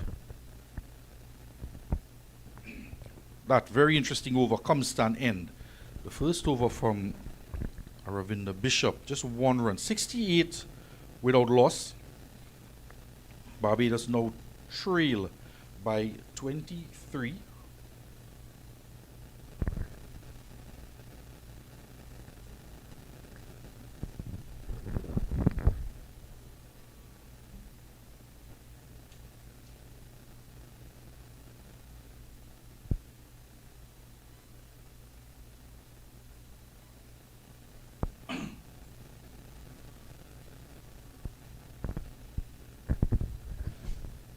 Seems to be changing the guard here to Marco Williams. He's taking a new guard for the bowling of Fontenelle. The leg break bowler into him. There are 1 fielder out in the deep on the offside and 1 on the on. And actually the square leg is now disappearing out a backward square. Not quite sure Fontenelle agreed with that change. So 2 in the deep on the on side. Starts with the googly. Not quite the control we saw from Justin Paris for Barbados. This one's starting a bit too wide. Flighting this time and lifted in the air. Has that gone all the way? And 4 signaled by the umpire. So perhaps landing inside the ropes. Flighted delivery. And Wiggins does not need a second invitation. He's getting better and better as his innings goes on. And this is now his 4th boundary. His 3rd boundary rather, separated by 1 single. He moves on to 25. 72 without loss.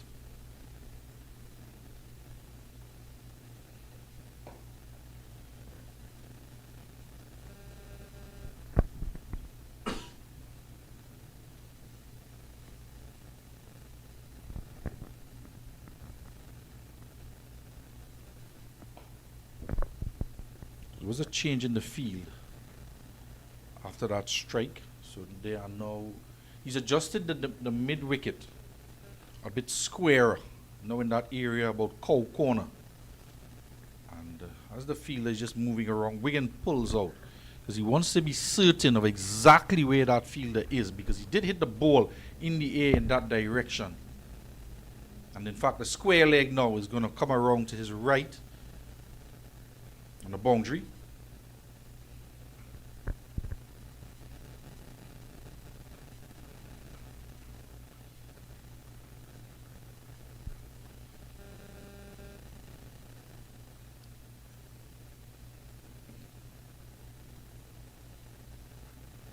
Lucky to escape with that one there. Fontenelle was down the leg side trying to sweep it and couldn't get anything on that. Surely that would have disappeared for 4. He gotten any bat onto that.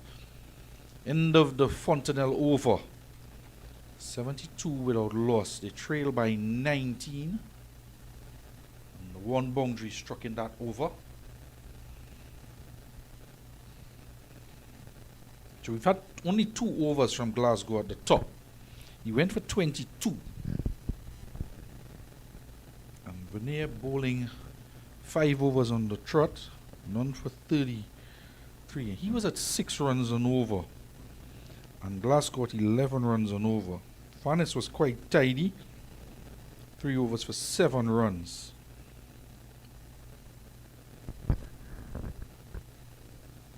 Left arm round the wicket, it's short, and I'm not quite sure he has the same control when he bowls with his left hand as compared to his right.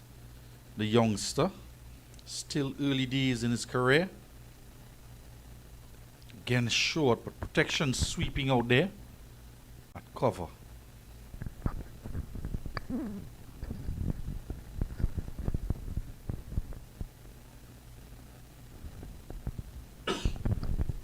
So we saw a drinks break 20 past 2, which means we are not going to get tea at 2:40. It might have been pushed back to around 3 o'clock. So you can stay on to and continue listening to our coverage of this game. He's right-handed, and he looks to be more threatening when he bowls with the right hand, albeit to the left-handed Wiggins. Getting some drift as well with the off-spin action.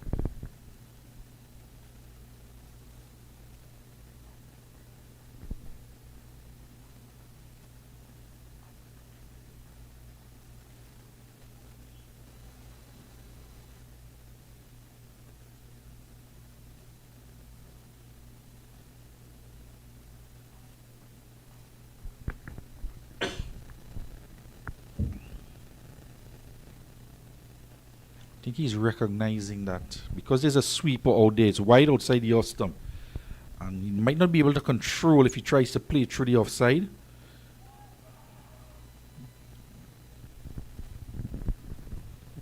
Half shout to bring the Bishop over to an end. 73 without loss after 14. We had 26.3 overs in the Windward Islands innings. Did have an interruption with rain for 30 minutes at a 11 rather, and took the lunch break.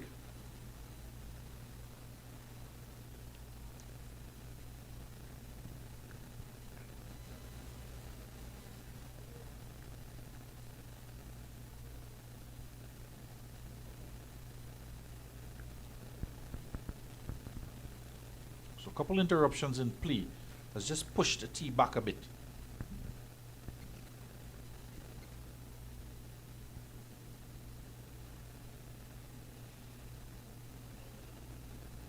He's trying to get the attention of the man at deep mid wicket, but the sound of the backhoe working just behind him.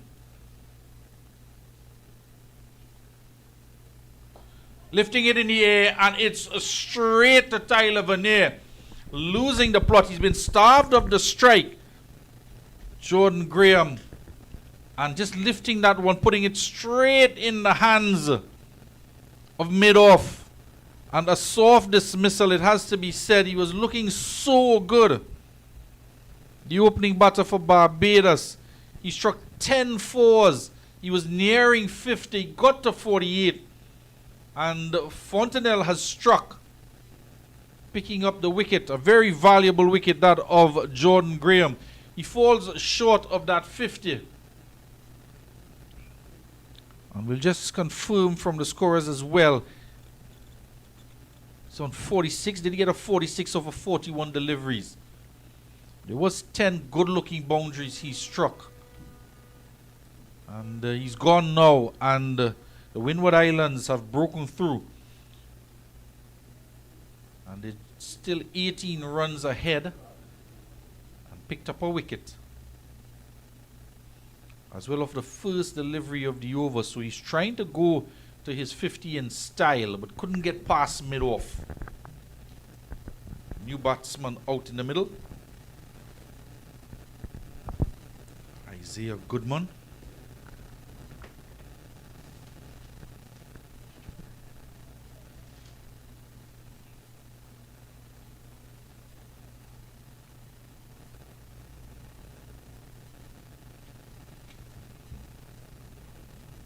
So just as Wiggins was starting to get going, starting to strike a few boundaries, looking more and more in control and at ease in the middle, Gordon, who's looked quite good but just starved of the strike for a bit, a couple overs.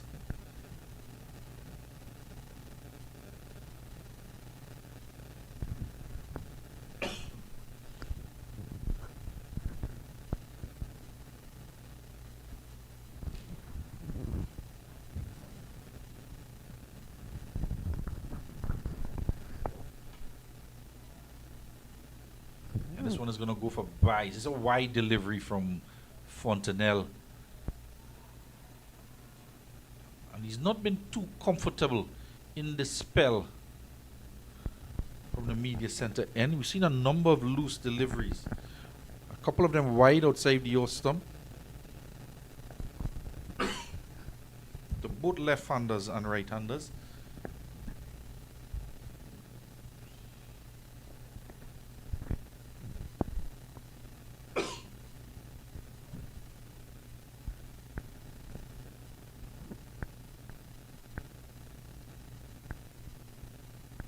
It's a googly delivery there. He's leaving it alone outside the off stump. But it doesn't come back enough. Perhaps started it a bit too wide as well.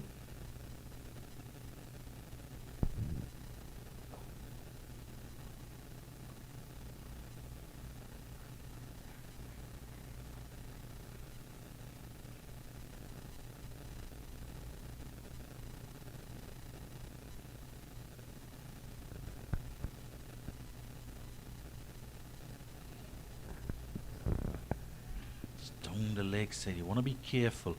If it just lands in one of those bowler's foot marks, it can grip and spin behind you.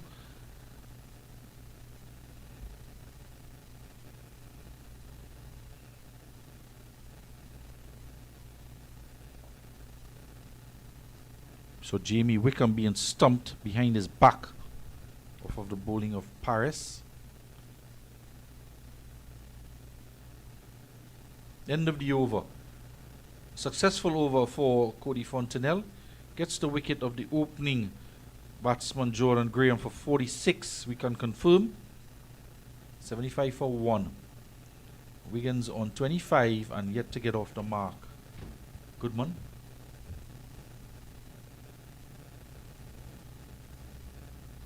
It's going to be Bishop to continue. So each time he just has to remind the umpire as to what mode he's going to bowl.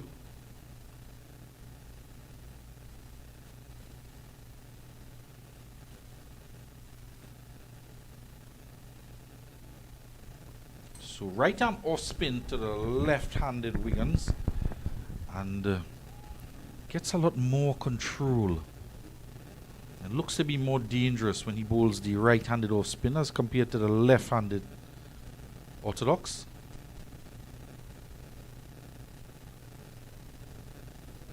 Get some drift as well. Seems to have a nice wrist snap as well to impart revolutions on the ball.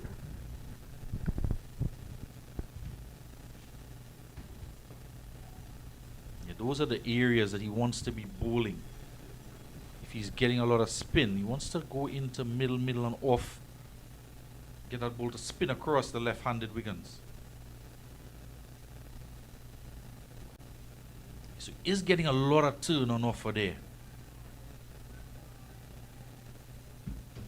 That wrist snap is generating significant amount of revolutions on the ball. He's getting that turn as well. He wants to get it up on a length around middle and off stump. Just a little too short on that occasion. So he's working out his line and lengths. I cannot imagine how difficult it must be for a young lad to be bowling with both hands and to be able to have such control and consistency each time as he has to switch during the course of an over. That's a good delivery there. Starting on the off stump, getting a little bit of drift, and then landing and bouncing. And it's in that good length as well that the batsman is not coming forward because he thinks it's too short. But it's not that short because he's trying to play the bounce off the back foot. And that type of a length just leaves him a bit in doubt. And with the turn, it goes past the outside edge. It's a good testing delivery. The Bishop over comes to an end. At 3 overs he's bowled and conceded just the 2 runs.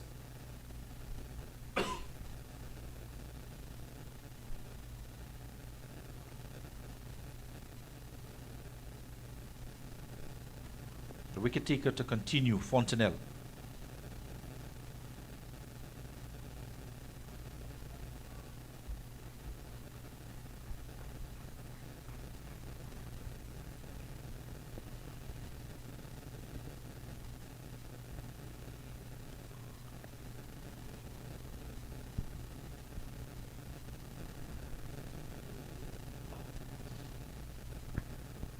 Good bit of fielding off of his own bowling. One of the things that you want to see from your spinners as well, to partner with that type of control, is you want to see dot deliveries. And just as on that occasion there from young Bishop, you want to see your fielders as well protect. Give you that bit of protection in the field, because then you get to bowl at one batsman for a prolonged length of time. And you can build the pressure against that one batsman with more and more dot deliveries. And you might just induce a false trot, or the batsman might be thinking he wants to score. This one is into the pads and he's going to get off with a couple of runs here. It's actually only 1 as it ball went quickly to the man coming around from deep mid-wicket. So he just breaks the spell of dot deliveries with that ball that went into the pads. And might have been the googly delivery as well. But you want to be a little bit fuller, because now the entire plan has to change. The field has to reorganize for the left-handed Wiggins. This field has disappeared to all portions of the ground.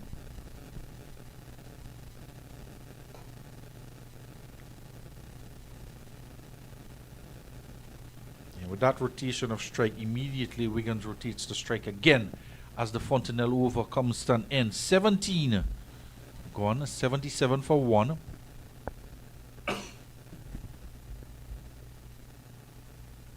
So Bishop with a maiden in his last over. He's gone for 2 off of 3 and 10 off of Fontenelle off of 4. So they were building a bit of pressure with some dot deliveries. We saw Graham. He was starved of the strike a bit, so he wasn't getting to face. And tried to be adventurous and play a ball in the air to try to get his 50 and was out caught and mid-off. That man who took the catch is now disappearing to the long off boundary for Wiggins on strike.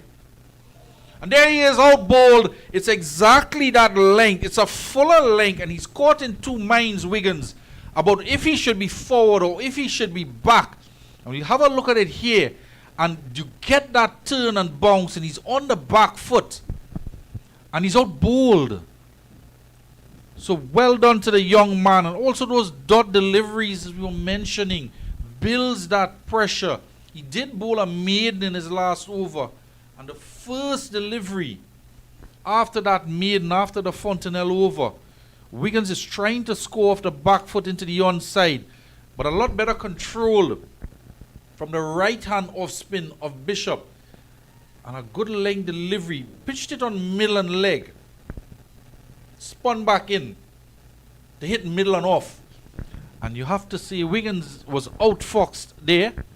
And he's gone for 26. And as well playing in the mind of the batsman, the captain, Theo Edward. You want to give him credit as well. Because he decided to drop Vernier out to long off. So Wiggins, the left-hander, who struck a couple boundaries and was looking to strike again and be positive. So he put some protection out to long off. So Wiggins probably in anticipation thinking that it's going to be outside the line of the off stump for him to drive. And Bishop had him in doubts. He played off the back foot. Was out bowled. Second wicket falls. The score on 77. And the young man with the 9 ones gets a 1 in the wicket column as well. 1 for 2 he has. I want to say congratulations to all of the youngsters out there who wrote the exams. CXC level. They've gotten their results on tour.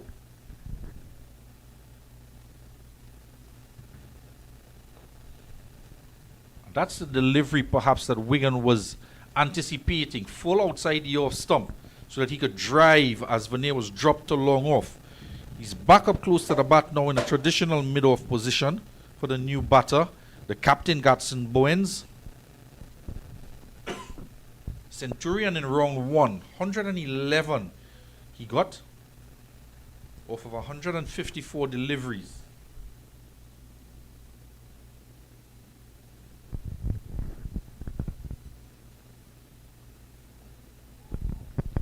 A testing delivery here. He's going to get off the mark as it goes past first slip. And turning down the second. 2 batsmen out there in the middle. Goodman has faced 10 deliveries for 1. And Bowen just off the mark. Wiggins facing 52 deliveries. Striking 5 fours. A lot of dot deliveries in the last 3 or 4 overs from the 2 spinners coming into the attack. That's what you want as a captain. You want a lot of dot deliveries from your spinners.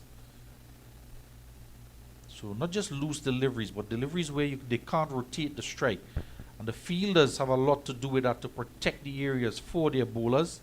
A lot of changes being made to the field now by Captain Theo Edwards. The deep backward square, deep mid-wicket. The sweeper comes off the cover boundary. 2 right-handers at the crease.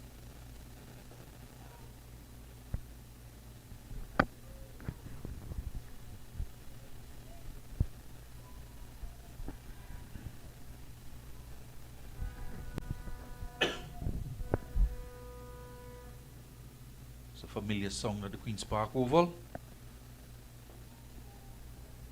It's the conch shell, the sound of the conch shell off in the distance.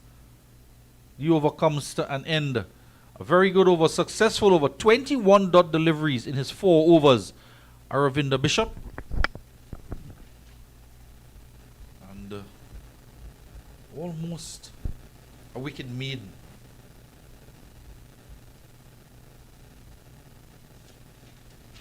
In that 111 over 54 deliveries, there were 9 fours by Bowens and 2 sixes. An interesting stat as well.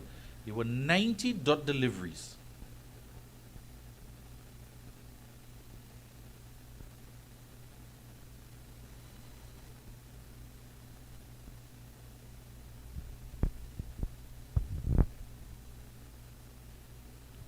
Give you a bit of calculation during the course of this over. So Fontenelle is set to resume, scoring 78 for 2. It's that googly delivery. He's not been able to create havoc with that googly delivery as we saw with Paris for Barbados in the first innings against the Windward Islands. Again another googly. And caught in between here, the two batsmen. And there was a bit of indecision there if to come for that run. They come through for the single in the end. As the fielder at cover slid across the surface as he made the stop. 1 run to the total. Trail now by 12.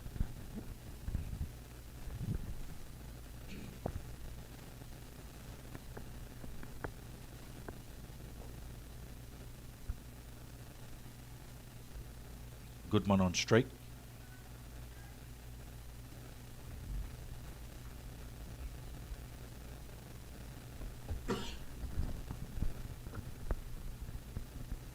There's the googly delivery, and he's created a bit of difficulty. It's in the right line this time and the right length. Just fractionally outside the off stump, spinning back in, cramping the batter for room. That type of the delivery could create a false shot. It could either get played off the inside edge onto the stump or a catch through to the wicket keeper. And that's the line he needs to bowl, that particular googly delivery. That's the area Paris was hitting with his googly deliveries to the right-handers.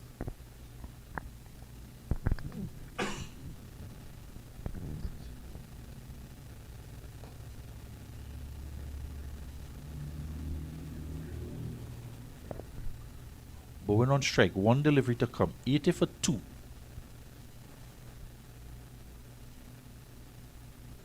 Down the leg side and swept away. It'll go into the boundary for 4. Badly lined delivery there from Fontenelle, the left-hander, right-hander combination. Proving to be a bit difficult for that delivery for him to manage. Setting down the leg side. Another googly delivery would have been a good delivery to a right-hander. But sweeping across was Bowens and into the boundary for 4. 84 for 2 as Bowens goes up to 6. They now trail by 7. Bowens scored 111 off of 154 deliveries. There were 90 dot deliveries in that knock of 154 deliveries he faced.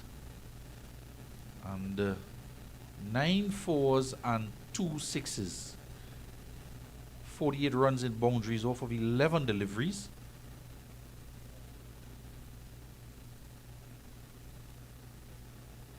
So on 54 occasions, 54 deliveries in that knock, he managed to rotate the strike.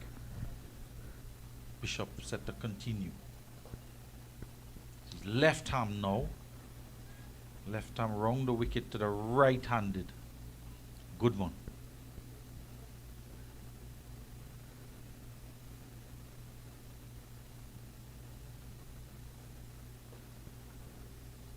Chipped in the air and just to the left of the fielder. And doesn't have the same pace on the ball.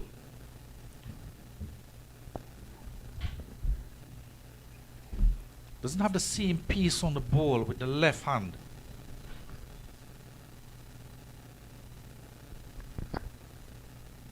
Have a look at it here again. So it's a slower delivery as compared to the right hand and a lot of turn on offer. Reaching for it, diving away to the left. Couldn't get a hand on it.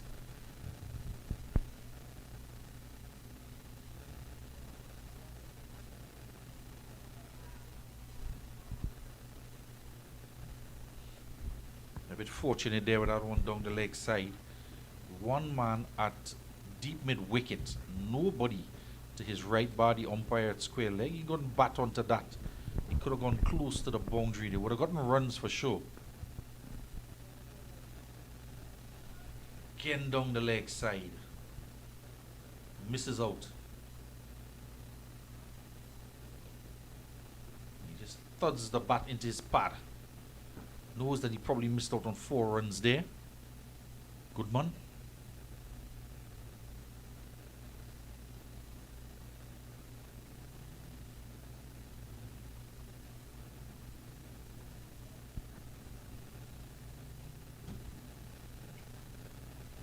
Bowens takes guard on an off stump.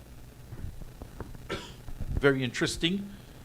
As Bishops returns right-handed through and round the wicket. He's down the leg side. So he's had 3 deliveries in the over. Down the leg side. Not quite where he wanted to be. 20 overs gone. 85 for 2.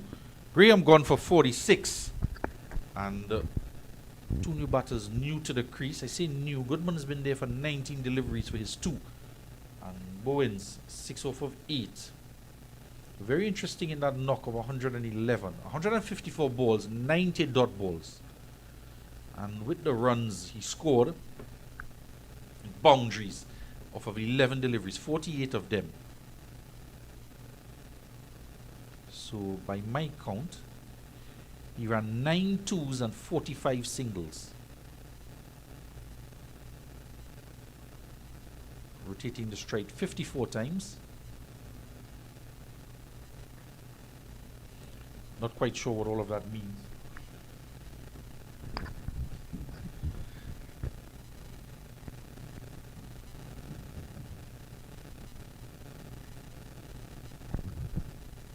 We're sweeping there. And it is a shot that can produce runs. It's going to produce 4 runs here. And another badly lined delivery, this time from Fontenelle down the leg side. And it's pitching on around the leg stump and spinning across middle. But it's a safe shot to play, that sweep shot. And it's a shot you can use if you're not quite sure how much turn a bowler will get on a surface, on a wearing surface. If you can smother the spin and shut the bat face. And with the man at deep mid wicket, there's a lot of room out there on the onside. And it's not much to miss your length by, particularly for this difficult art of leg spin.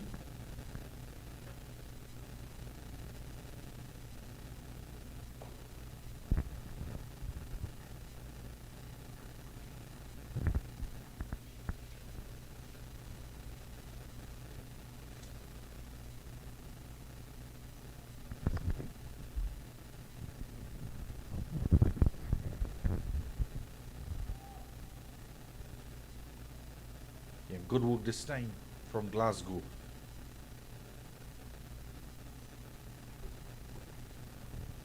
At mid wicket, you want to try and keep the batsman and avoid that rotation of strike. It was a good delivery here to finish off the over. And that's the area he should be concentrating on with regularity. I think he may be trying just too many variations during the course of an over. Cody Fontenelle, and that over in particular, struck away for a boundary. 1 for 21 he has, and Barbados now trail by 2 with the score on 89 for 2. Both batsmen on 6. Nice healthy run rate of 4.25.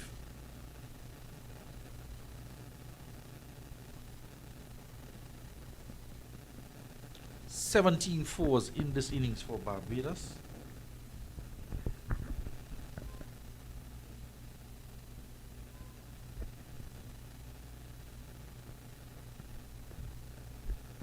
And that's not the line you want from Bishop, especially with just 3 on the onside and they're all in front of the umpire. And he's getting some turn. He wants to maximize the condition.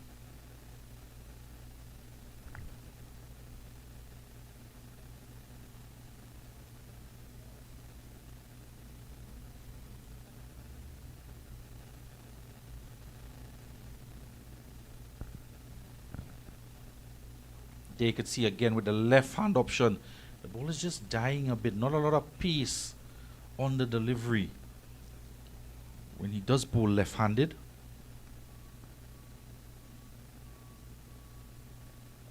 Oh, full toss.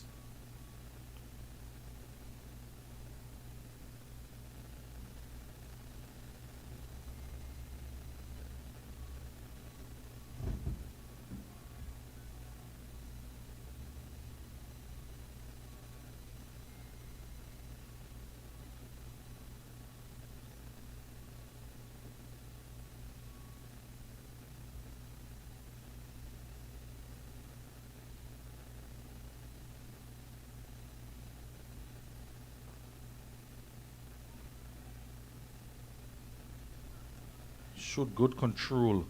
Goodman with that sweep shot.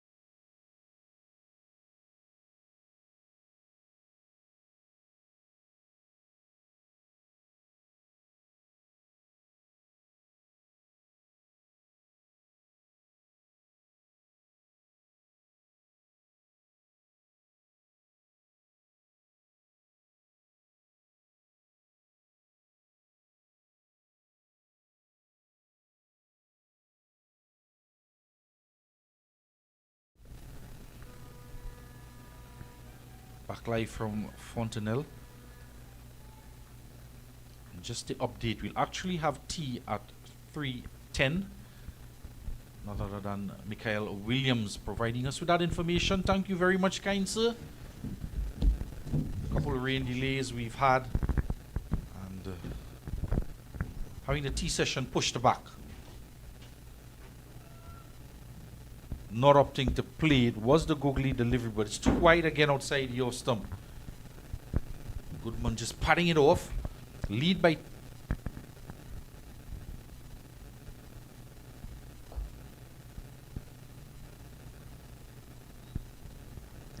two now.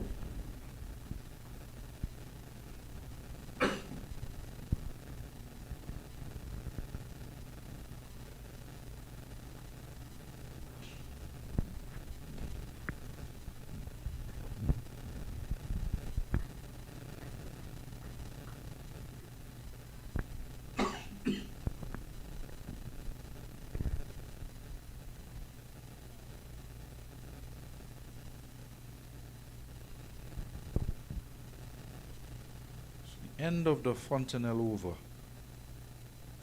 And the Barbados are now in the ascendancy, having lost 2 wickets. They take the lead and take first innings points.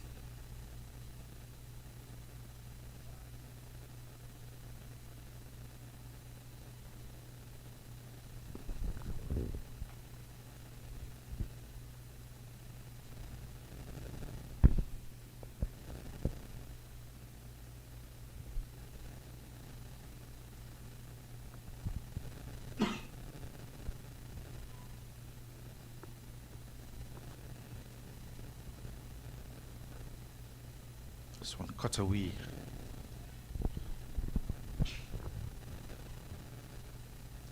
I know they would have worked through the bowling from the young Bishop in terms of right-handers and left-handers, but I just wonder.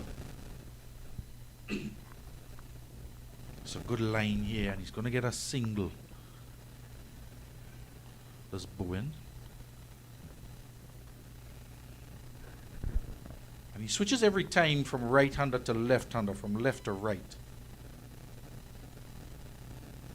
I just wonder if he wanted. He does seem to have very good control, or better control, with his right-handed off-spinners. I just wonder if he wanted to try a couple of those at Goodman, just as a change-up. Particularly as you see there, Goodman wants to work the ball into the onside.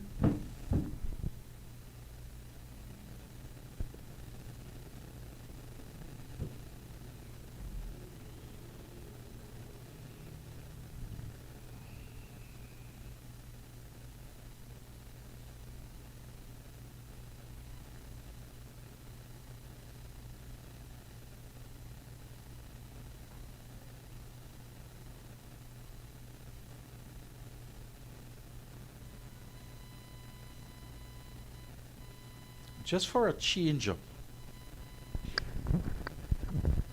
Just to make the batsman play something different. He does have that weapon in his armory.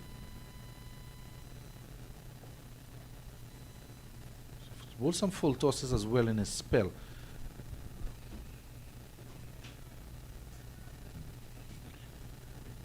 And I just wonder if, just for a change-up, because the batsmen are accustomed to one type of bowling action. You do have the option to change it up against any batsman. You have that in your armory. And so rather than just bowl, as he comes to the end of his over with a score 95, and rather than just continuing to bowl left-handed, orthodox to the right-hander, just for a bit of a change-up, just bowl a couple with the right hand. So it's a traditional off-spin delivery to the right-hand batsman. You have that in your armory and just could use it to change up and make the batsman do something different. And similarly for the left-hander, you want to bowl a couple deliveries left-handed to spin into, particularly because for the left-hander, I'll get back to it, Fontenelle continues, particularly for the left-hander, or both batsmen, in fact, particularly the left-hander, though. There are some rough spots in front of the left-hander, looking to exploit it.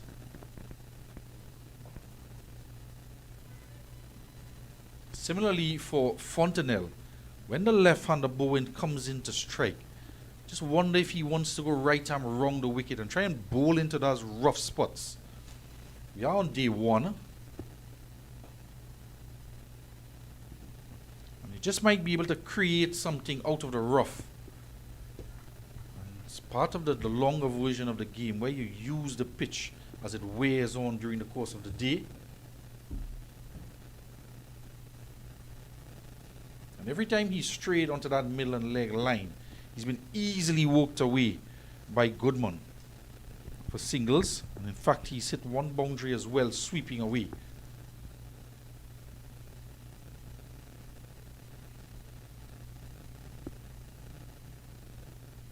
There, the left-hander is on strike. Fielders are in the deep on the onside. And if he just goes round the wicket and bowl into those rough marks in front of the left-handed Bowens. You see, with the right arm over the wicket, he's not getting the ball into those areas, even with the googly delivery.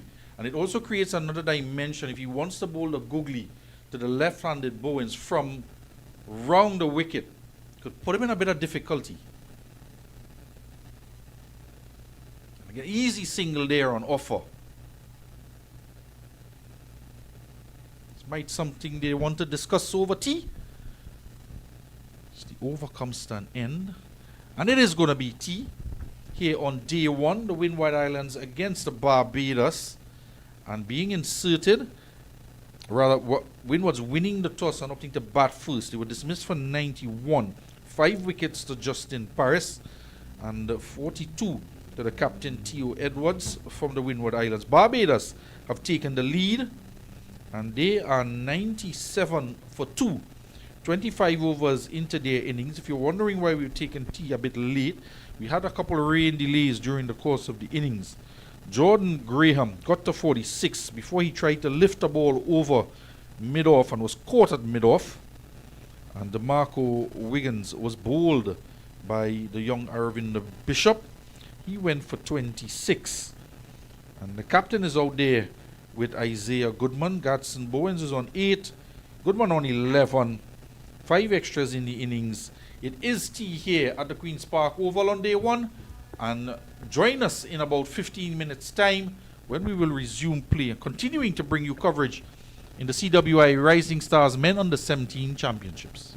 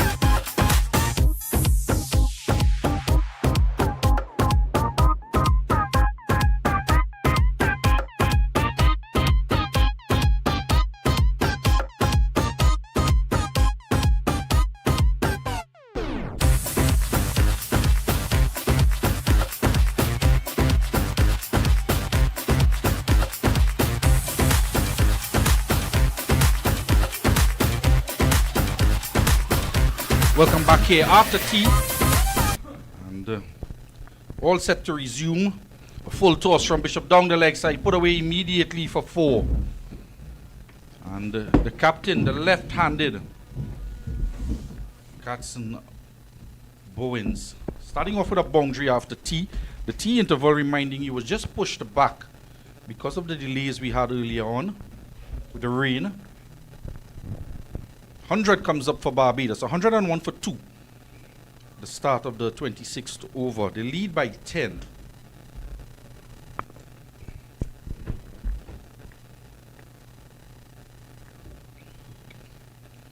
I was making the point before tea, if anybody was listening, that, well, if the right people were listening, and we'll see if this made any impact or change. Just for a couple deliveries, I wanted Bishop. He's bowling right-handed off spinners to the left-hander, but the left-hander has roughed outside his off stump. I just wondered for a couple deliveries if he could go left arm into those rough spot to the left-handed Bowens. It's in the air. And fortunate it didn't go to hand, landing in front. A backward point.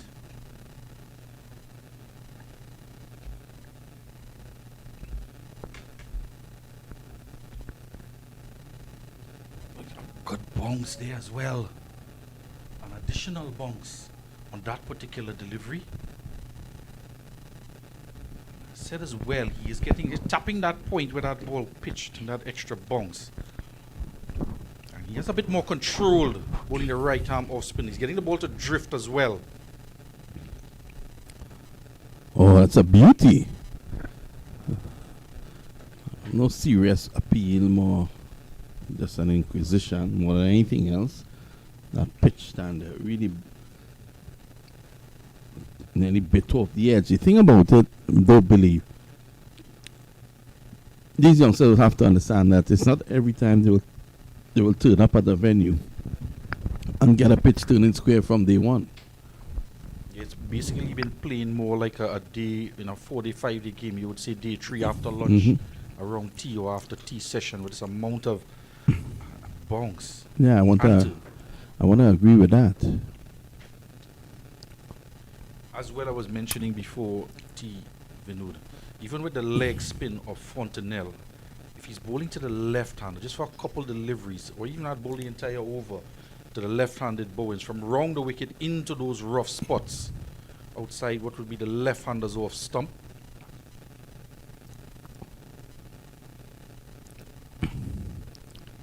Well, I don't think the markings on the pitch would be that exaggerated just yet. It's still early days. The track is dry. You're seeing some signs of wear and tear, probably a little quicker than normal, but I don't think it'll come into effect just yet. We're already seeing so much turn and bounce. Yeah. It's a good googly delivery there, Vinod. That one rushed onto him a bit. It was Paris-like. Paris enjoyed himself today, didn't he? It was a leg break, in fact. Thick inside edge. And just going back to that point, Vinod, I want to do it psychologically as well. Just have my wicket keeper on the first slip looking at that spot in front of the left-hander's off stump. Yeah, that's a good idea. That's the mental aspect of the game. This is in a free area where they should have at least put pressure on the field. They're looking to get 2. They take 1. I think Barbados, given all factors here, Billy, the condition of the track and what we're seeing, I think Barbados will be happy if they can get up to 200 here. And 200, 225, I think they will think that might well be enough the way this track is turning. We've already seen them with 1 victory with an innings and 2 runs against Jamaica. So you might be right, but if they could get anything in excess of that 200, they're looking to bowl out the Windward Islands twice. It's a free hit. That's 6 runs. should be a no ball as well. And it is. He started off bowling a number of full tosses early on when he started to bowl for Nilier, and seemed to just get it right into his third over. He was pitching in the right areas, and he bowled quite a few dot deliveries. And between Wiggins and Graham, with those dot deliveries, put pressure on them and got the wicket.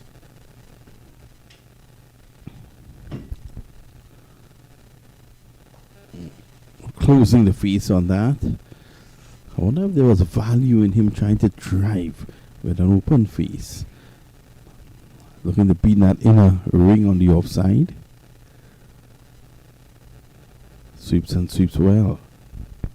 And again, for that type of shot that Bowens, both batsmen, in fact, Goodman, they've been sweeping a lot.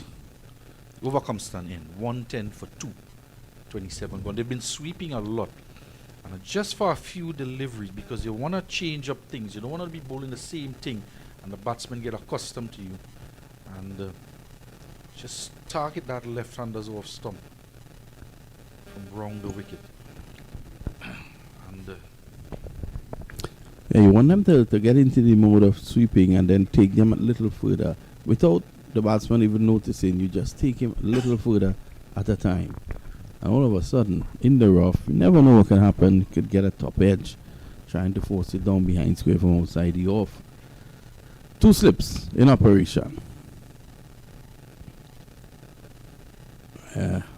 This man has really been, Ravinder Bishop has been getting some serious turn. Ambidextrous youngster. Yep. Also considering if he would just want to bowl a couple left-handed deliveries into the left-handed Bowens. But he's been bowling. And he's gone. So he strikes. Well, we saw him looking at that. Bowens is not happy at all. The additional bounce he got a couple deliveries ago. And let's look at this, Vinod. So he has to go. Bounce and turn. We'll have another look at it soon. But for the moment, the Windward Islands celebrate their 3rd wicket. Let's have a look here, Billy.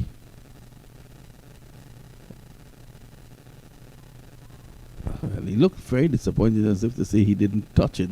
We'll get our director to even zoom closer in. And we'll have a look at that.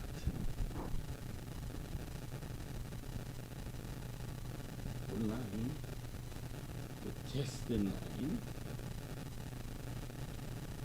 We are still.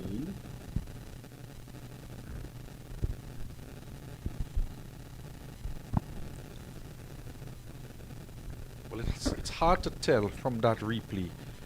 And the bat face was definitely a bit open.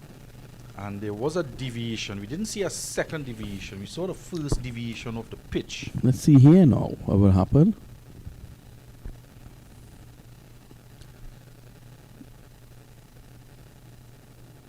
Yeah, it seems to have gotten the edge. Let's look at the top shoulder of the bat.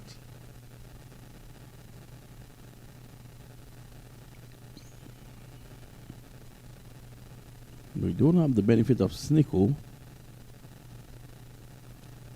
Yeah, definitely. I think he got the edge. I think you're right. It's the top shoulder of the bat.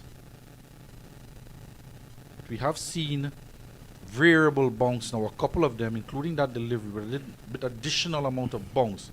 We saw that Bowen was looking at that area of the pitch a couple deliveries ago, one that leapt at him, and along that same line but a different length, and his reaction suggested that it took an additional amount of bounce. But he's gone, and the 3rd wicket down now with the total on 110.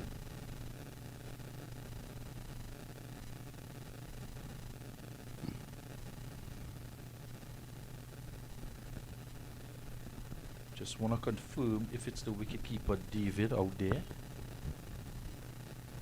It's the new man, Shylon Wood, into the team.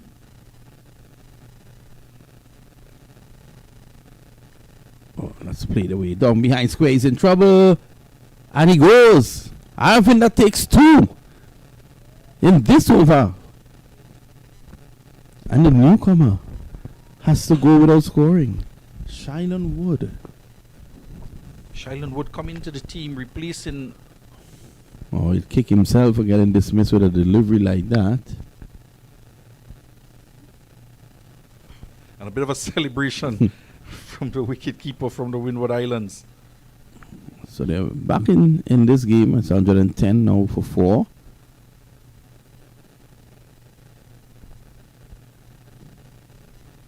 We've seen in the previous overs that he did go down the leg side, and just before the tea interval, Bishop, and another occasion going down the leg side.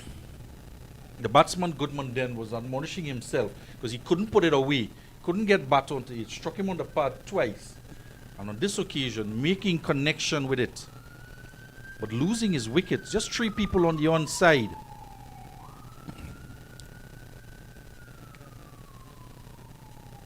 So Barbados here in a spot of bother.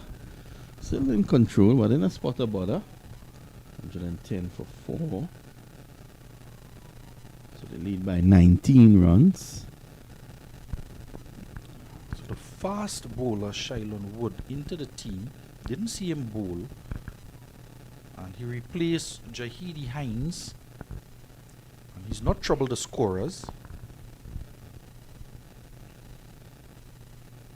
And let's see the Windward Islands there. They're having a word with the new batter out in the middle, Justin Paris, who's been in good form with the bat and the ball. Bats left-handed, bowls right-handed leg break. Got 31 in round 1 and 43 in round 2 against Jamaica.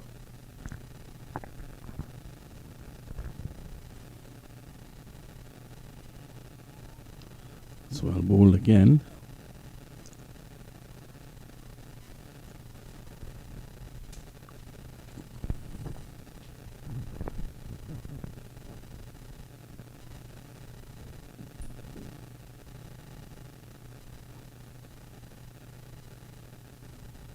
I like the areas in which Arvind has bowled. So it's a very successful over.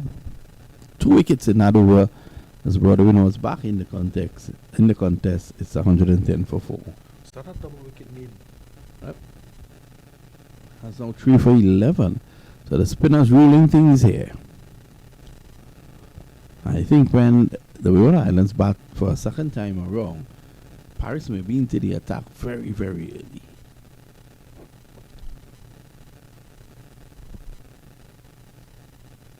He'll be eager as well to try and get 10 wickets in the match. He's seeing players from around the region in the different rounds getting 10 wickets, and he will surely won't want to be left out.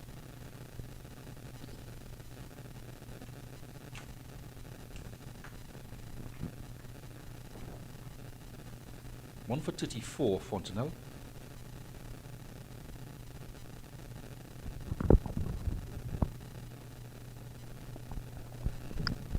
Just comparing the 2 leg spinners as well, not quite the control as Paris. Fontenelle, you've seen a number of deliveries go down the leg side.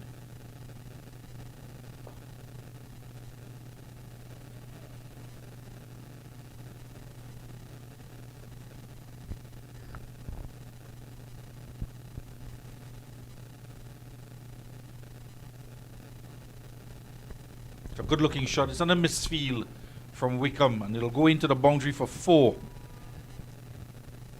And with a slender lead here, Barbados, and 2 wickets going quickly.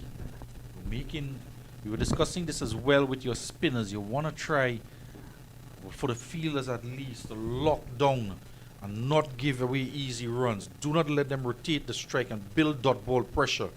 And right through the legs of Wickham there for 4, 114 for 4.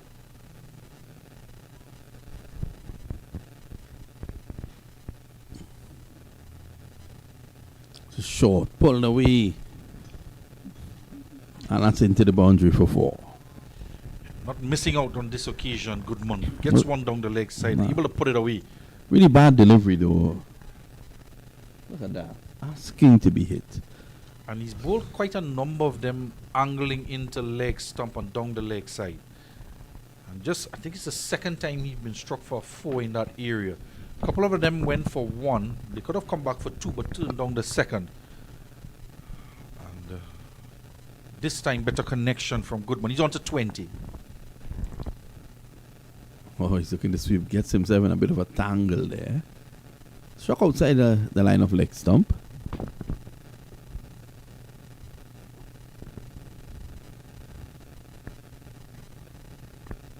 That would be a very good line when the left-hander's on strike.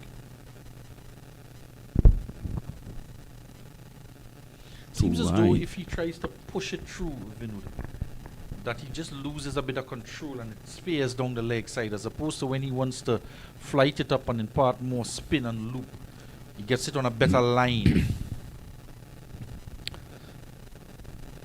Lining the boundary. Dexter Toppin. He's been out there for the entire day, hasn't he? Seems to enjoy taking a little walk around. Alongside him, doing best. And Janae Lewis, physio. Being offered some free advice from the Scotiabank stand.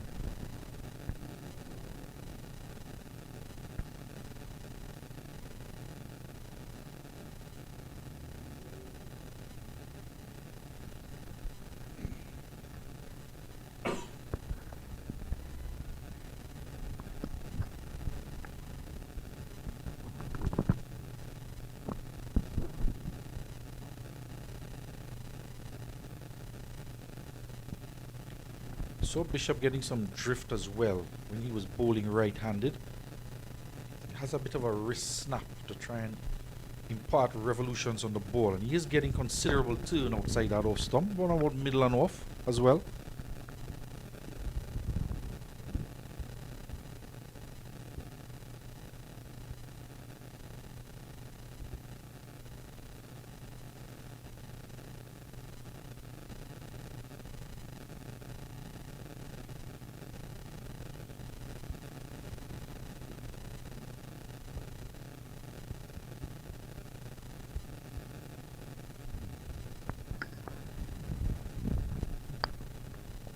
Can't imagine, it must be quite difficult. You're bowling with both hands to achieve this kind of consistency in terms of lines and lengths.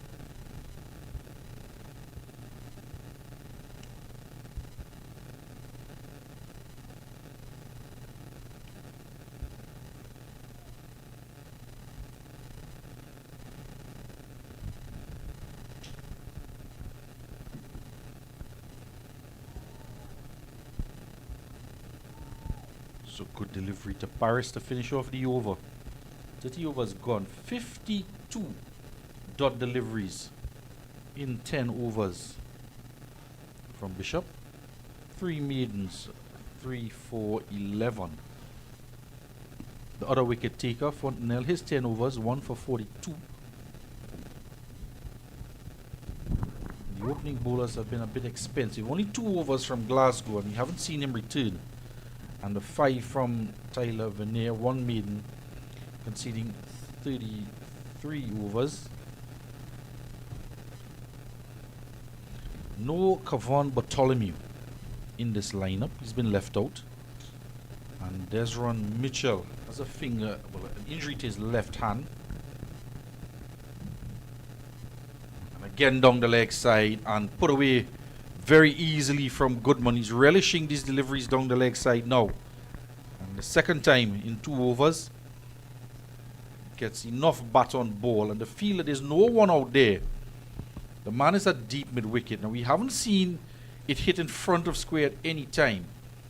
So if you do know that he's bowling those deliveries into the line of the leg stump consistently, you might just want to move. And in fact, he's gone a bit more backward now at square leg. So he's moved from mid-wicket to backward square. So there could be some runs here as well. And what a good stop there from young Tyler. Diving away. It had gone past him. It might have gone for 4. It's timed well by Goodman. It's on to 25. 1, 2, 3 for 4. How often do you see that? So, Goodman continuing to plunder the bowling here. It's been aided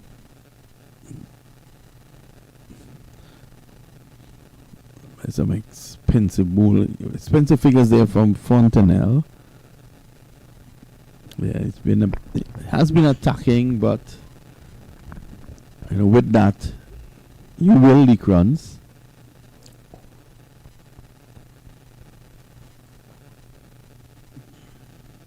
Much better. Those deliveries that he's been bowling to the right-handers that have been heading into the pads and right down the leg side were good lines and lengths if he were a left-hander, as we saw with that delivery. Yeah, again, he's on the pads, even for the left-hander.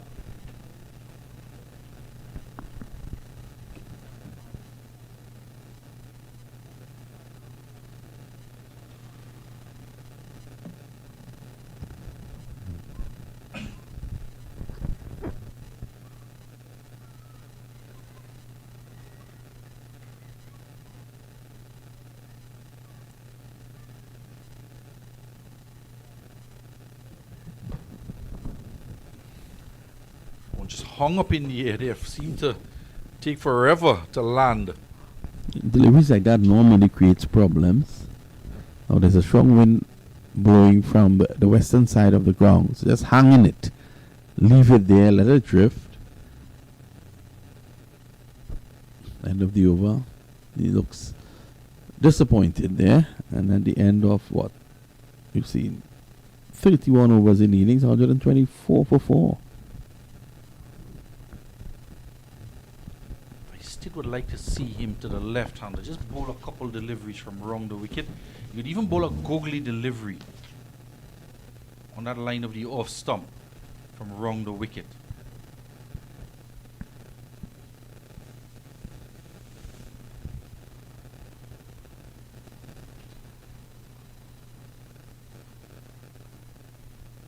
There's some work being done to the hamstring of Goodman there.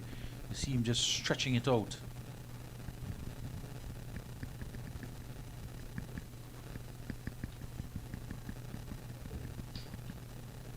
Again, having the physio's out on the field now as well. She's going to have a look at Goodman. She was walking around the boundaries with the manager and the coach under the Scotiabank stand. And in fact, she just takes the opportunity to run diagonally across the field to exit quickly. And no doubt coming onto the field to see if Goodman needed added attention. But he's just stretching it out there. And ready to continue.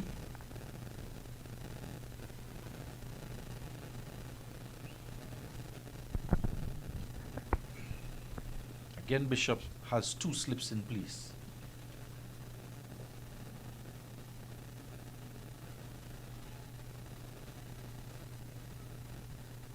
Again, a player slipping in the outfield. Some of the turf just coming up. We didn't have just a drizzle we had.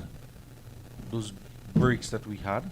Not a lot of rain at all, but the ground still is a bit soft under the footing. I wonder if they have the right spikes on. I've seen a number of fielders tumble over in the outfield. Just sliding. Yeah, we've seen a lot of that today, haven't we?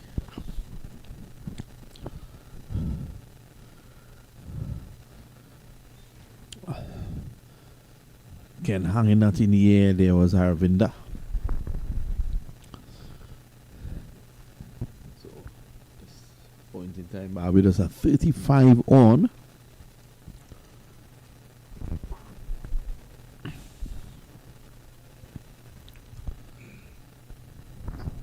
It's a tricky batting period as well. Just a slender lead, 35. This is a badly lined delivery. And gets put away for 4. Well, I don't know if 35 is slender, Billy. In the context. On a track like this. And with Paris to bowl. The lead is extended with that full delivery down the leg side. And he's into his 11th over. And I just wonder if he may be tiring a bit. As I look out into the ocean again, I'm seeing rain there again. Let's hope it stays away. It has for the most part today.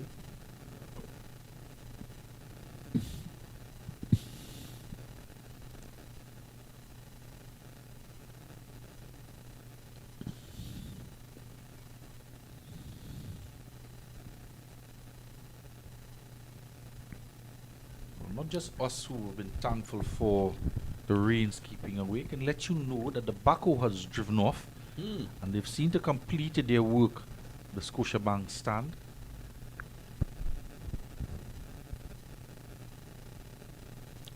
Sweeping. Not really getting hold of it, but he should come back for 2.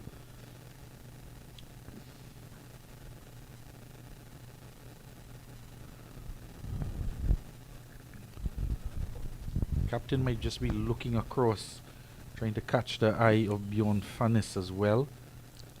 Perhaps Glasgow. He's only bowled 2 overs, Glasgow. And I think we're going to see a bowling change here. Yeah, the skipper himself, it seems. I was wondering that as well, because he does have the ability. I believe it's off spin.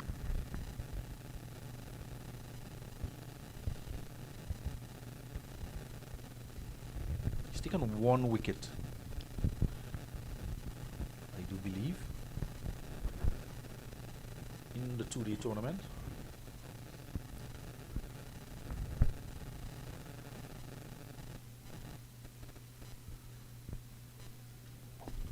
Putting on your captain's hat, Vinod, would you make a double change? I'll continue with Arvinder from the far end. He's done well.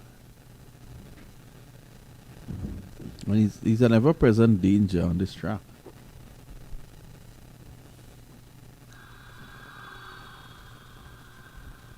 A very interesting field now for Edward. Just 3 fielders. 4 in fact on the offside. 1 is in slip.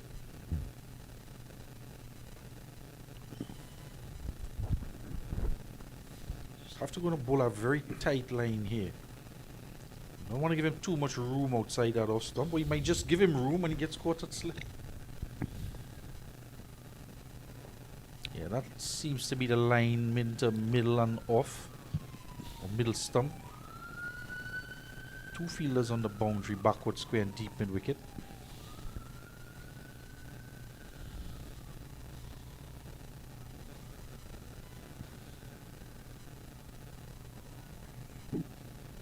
Not yet landing their way. I think he should. All you need to do is just bowl in the right areas here and let the pitch do its thing.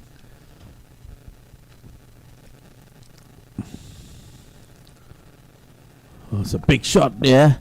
And it goes over cow corner for 6. We got a lot of that there, good, but he's getting better and better after tea. And looking to capitalize.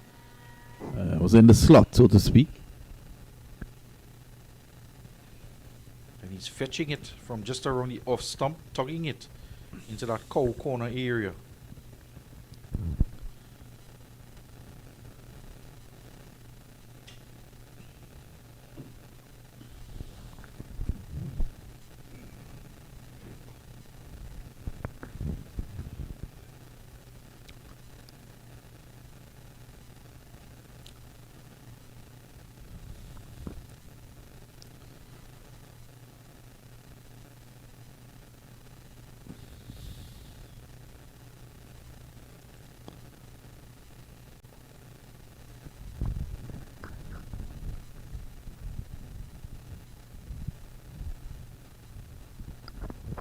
The end of the over and the end of it. Barbados and a 138 for 4. He didn't trouble the bowlers much in that over, Edward. He gave himself a lot of work to do as well, with the 1 slip in place and then 3 fielders just about 30 yards from the bat in a ring on the offside, which meant that he had to bowl. He couldn't be too wide outside the off stump and had to bowl wicket to wicket. And recognizing that, Goodman just waited for length, knowing that he could tuck it into the onside, got 6 in the over. Just wonder if he could have perhaps taken out the short fine leg and plug him into cover and then bowl a bit more on that off stump line and fractionally outside the off stump. It's allowed to go by. Picking up the line early.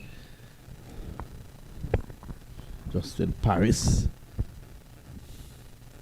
Man who did all damage with the ball. Ooh, he's getting back some of his treatment. That one just bounced a bit extra. That's the type of delivery that saw the dismissal of Bowens. It's on the front foot when there's turn on offer. Too short.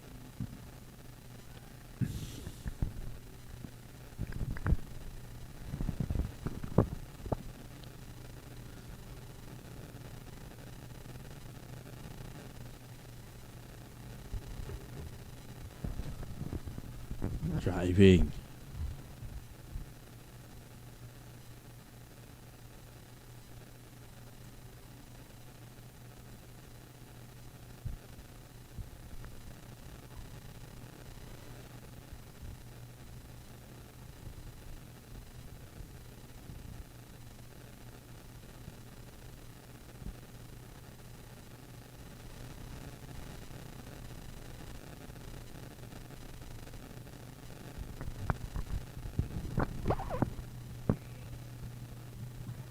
This is in the air and to point.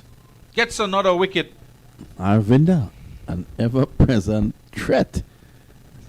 So he's gotten rid of the dangerous Goodman. And Barbados have just lost their 5th wicket. Not one of his better deliveries. I think it was all Goodman's fault there, scooping it up.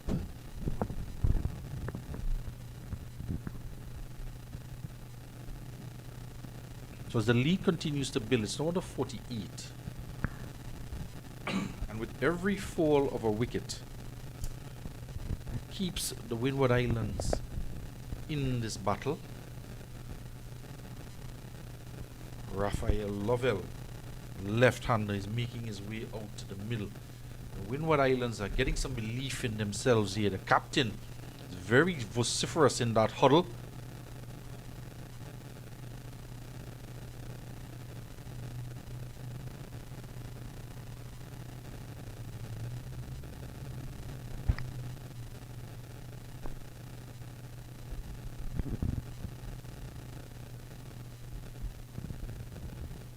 We might just see as well a change in the bowling from the media centre end, from the northern side of the ground. 1 over from Edward.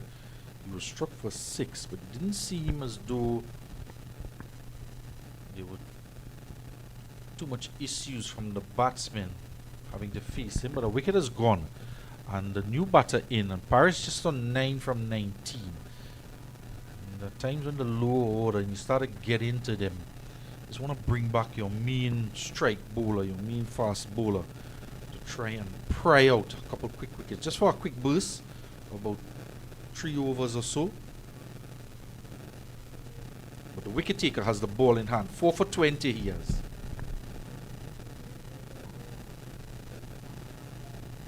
End of a successful over from the ambidextrous Aravinda. 139 for 5.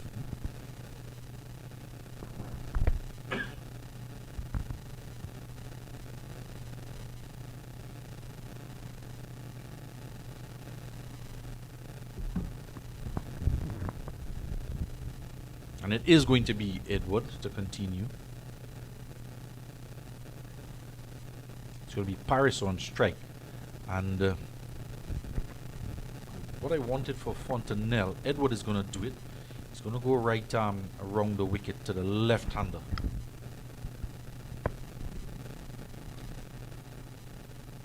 Paris with the jumping jacks. Just want to keep loose, nimble, get the feet moving, get the blood circulating.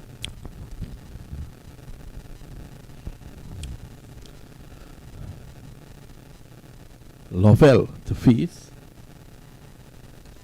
Oh, that's a bad delivery. If you want Lovell to warm up, you give him that. Welcome to the crease, Lovell. That's 6. Well, there's a man out there, And for about 5 seconds, he thought he was in with a chance.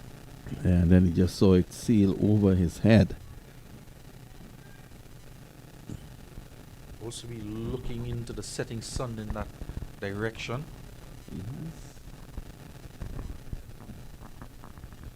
He has his darkers on at delivery, pitching outside leg.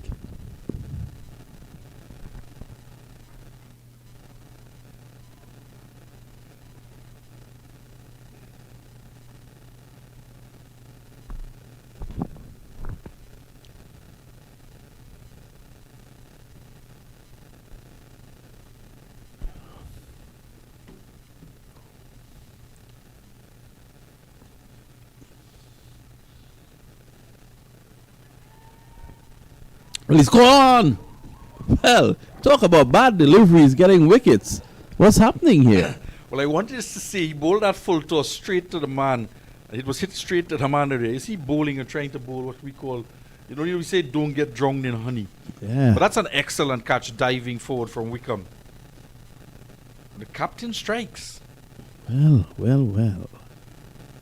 What a bad delivery. We've seen so many bad deliveries get wickets today. 6 down, 145 for 6. Well, the Windward Islands may be batting for a second time today. Who knows? And just 3 fielders on the onside. Hit 1 for 6. And put the second one straight in the hand of the man at mid-wicket. There was acres of space. Not just over his head, but to the left or right of him. I just tapped it more than anything else. Paris goes to 15. So Lovell at the other end yet to score. Javid Worrell comes in. Well, Barbados leads by 54. Just as the lead starts to inch up, they lose another wicket. That 6 meant the lead went to 54. And the fall of wickets, the last few. The 3rd wicket fell on 110. Then the 4th wicket on 110. 2 wickets in 1 over. And 5 for 139. And now again, 6th wicket falling at 145. So they've lost 4 wickets for the addition of 35 runs. It's a good fight back here from the Windward Islands. And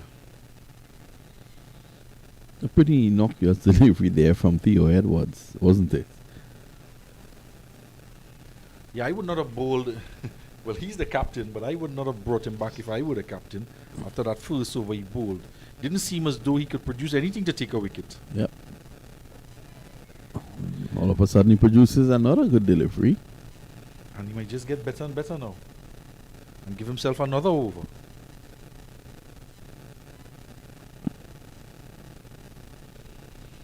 And that type of a delivery there is why I would take the man out of short fine leg. Put him in extra cover. So he can bowl more of those types of a delivery. Spinning from outside the off stump to off. The guy at short fine leg is really there for badly lined deliveries. For errors really. And when Goodman and Wiggins and company were out there playing that sweep shot, Bowens as well, he didn't have an additional fielder on the onside for those sweep shots. The man was at firstly deep mid wicket, then square leg. And they got a few boundaries down to that backward square leg area. But with Edwards, not a lot of turn doesn't seem to be getting, but he has employed a short fine leg and a deep backward square. Just to make it interesting for us in the commentary box. The Backo is back. Trail that Baku for the entirety. It's going to be Aravinda.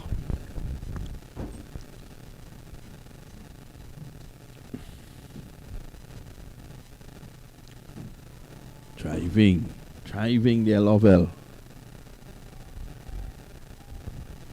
So we've seen 1 5-wicket haul already on day 1. Are we going to see another?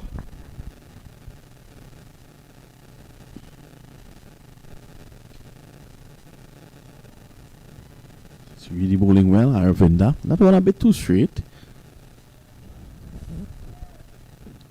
And I estimated that he was getting some drifting as well early on.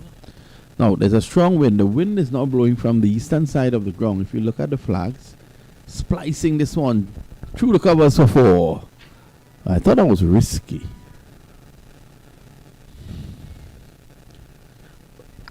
The lead Bills putting power in that shot. It doesn't seem to give you a lot of pace either. You're going to have to make pace off of the bat with your bat swing.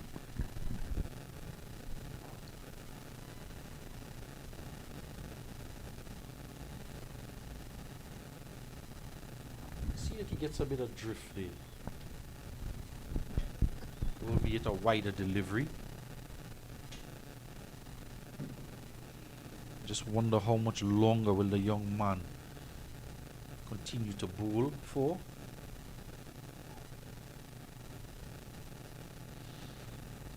Badly line delivery here, asking it to turn back a bit too much. It didn't. But he is hard with. This is his 13th over.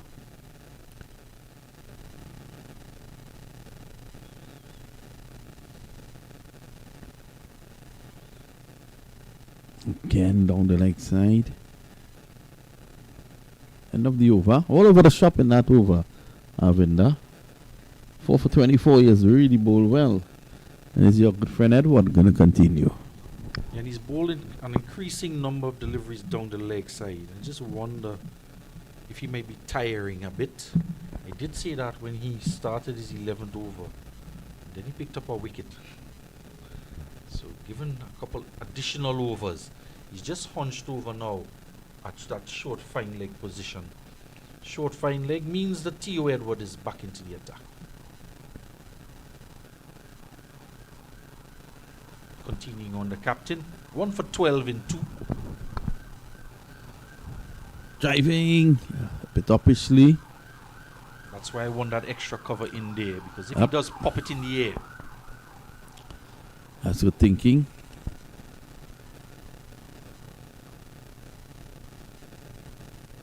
And he's getting better and better, Vinod. He's going to bowl one after this as well.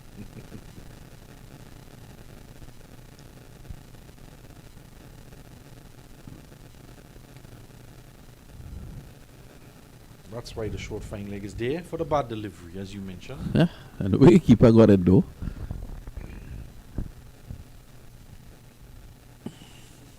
He's in a situation, he doesn't really want to be too defensive. You want to attack, you want to finish off this innings. Because you know that if Barbados continue to pile runs here, you may be under severe problems to save the match.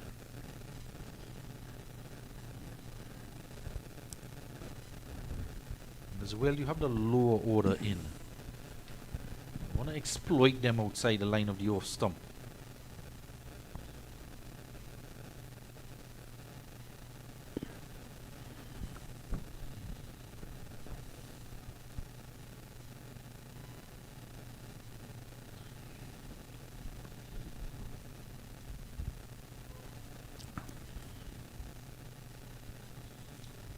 Carved away.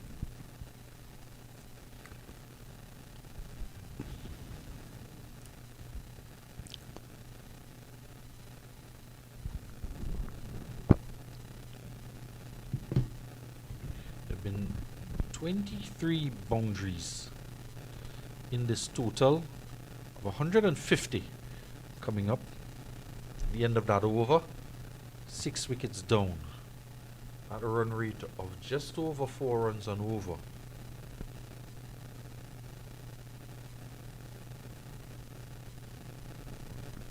Clock now ticks past 4:15, so we should have a drinks break pretty soon as well.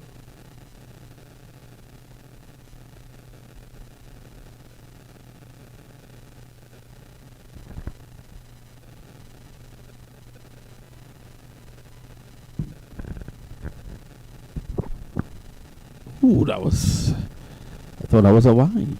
This is what I was asking for, Vinod. He's bowling a right arm off break to the right hander now. So this guy has got it worked out. He knows exactly what he's going to bowl to different batsmen, a different type of batsman. Previously, he would have been left arm to the right handers. Oh, no. This time there's a lot of he's gone like before. 5 wickets for Aravinda. What a bowler he is. And that's, it's the thinking that went into it as well. I have been calling for him to try a couple deliveries, right-handed to the right-handers. And look at it here again. Look at the amount of turn on offer. That's going to cannon into middle and leg. Definitely. Little Aravinda doing the job here. So another Aravinda that bowled like that amount of turn from Sri Lanka. I do believe one of his parents is from Sri Lanka as well, the Grenadian. And we've seen players from that area in Asia bowl with both hands. Now we have the pleasure of seeing this young man. He's taken his 5th wicket. 2 5-wicket hauls either side of the innings.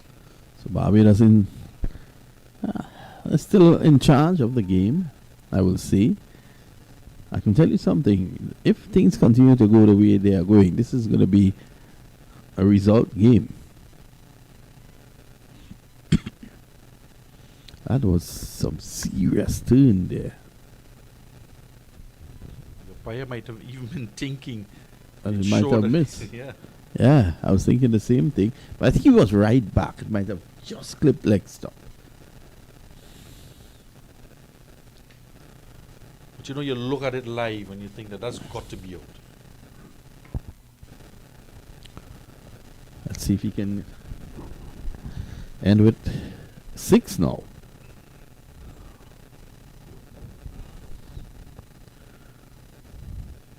Ronaldo Bourne, the fast bowler, coming out to bat now. And again, he's going to continue with his right arm off bricks. So he knew once he got the middle order out and the top order as well, it's 5 wicket he has, and he gets into that lower order, immediately he knew he was going to bowl off break bowlers to the right, off break right arm to the right hand batsman. That's a bit too short there.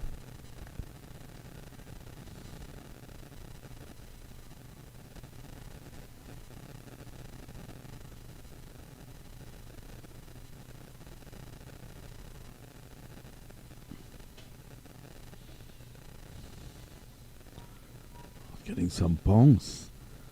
The short man, but he's gotten some bounce here. A number of deliveries. Hitting the seam probably. And this is the feel I would want to see for Theo Edwards as well. A 5-4, extra cover in place, deep backward square, deep mid wicket. And you see that because of that field, Bishop, I almost said the silver, Bishop, he can start that delivery outside the off stump. Mm-hmm.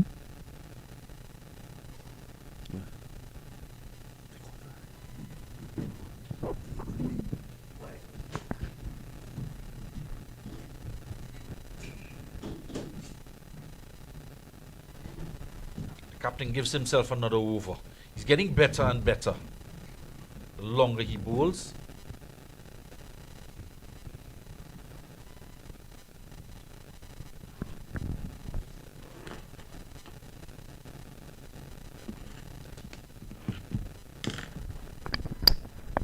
Play will be extended past 5 o'clock, 5:38 we were told. You think that the Windwards will be batting again? Big Lovell might have other ideas. Well, it's very interesting with the batting and bowling points.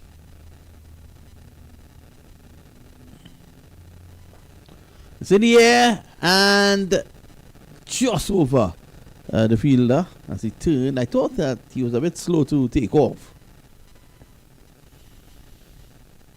You did see him again skidding. Didn't get it. I think he thought he got better contact on that than he did the batsman.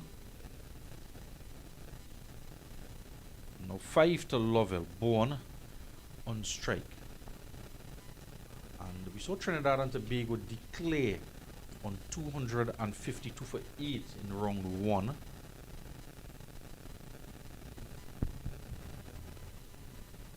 Oh, this time there's an appeal for stumping, belated there by Edward. And I think they declared because they didn't want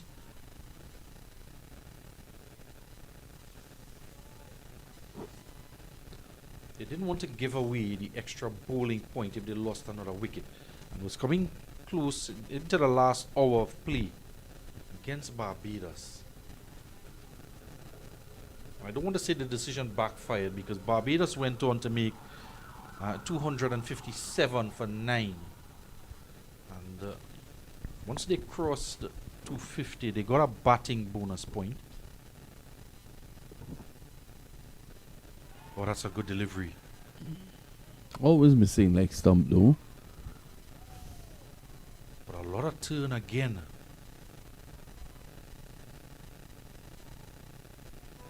And they didn't want to lose another wicket as well because it would have been an additional bowling point to Barbados. He actually played it onto his pad. Another over comes to an end. Let's see if Aravinda continues. Yes, he's going to continue. This one again, inside edge and high as well. Struck high up.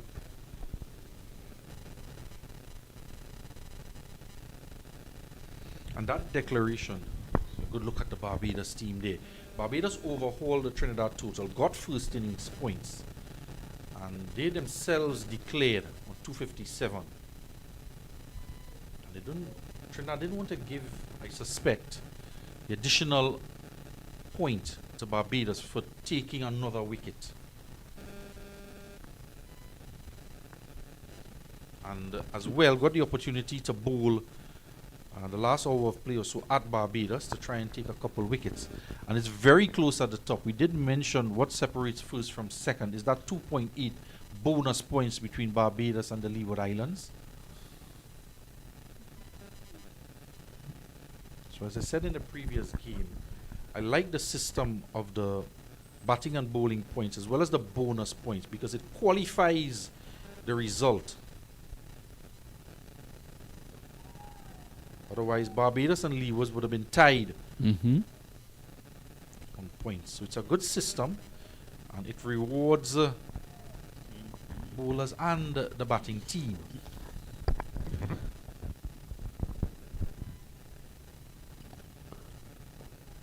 Driving, and he's dropped. That would have been 6. Well, I thought he was gone for all money because he took a catch earlier on.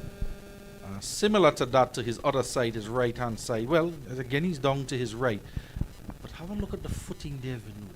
Yeah, I think he did slide across. We've given the young man 6 wickets.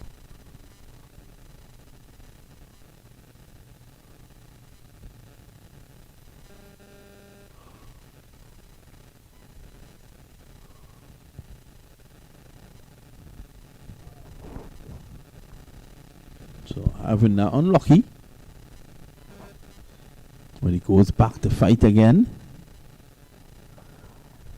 And this time he's dropped again. This is unbelievable. Drop that mid off, drop that mid on. Aravinda probably has to bowl him. It's another not so good delivery that could have gotten a wicket. End of the over. Barbados should have been 8 down. I think that might just be Fannis who put that catch down. I'd bring him back into the attack to wake him up. Or is it Glasgow? Looks like Glasgow. He as well has only bowled 2 overs. We have bonus points for 0.2 over bonus points for each wicket, both the wrist spinners and the fast bowlers.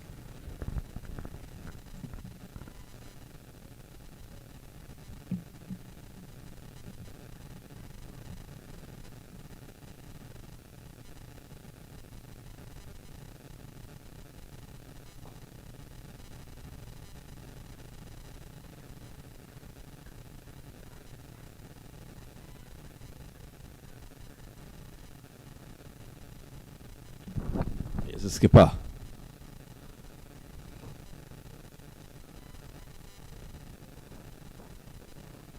He's been bowling better and better, Vinny. Did take a wicket. Was it off a bad delivery? It's a really bad delivery. And he bowled another bad delivery before that. Was hit for 6, but it was in the direction of the field out on the boundary. I think he might be tempted to just pitch in a short delivery. The man is out a deep mid-wicket, as well as a deep backward square, to try and induce a false shot.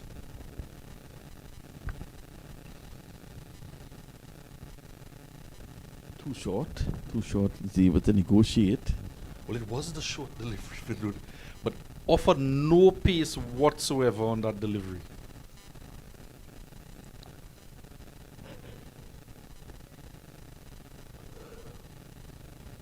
Bond not interested at all.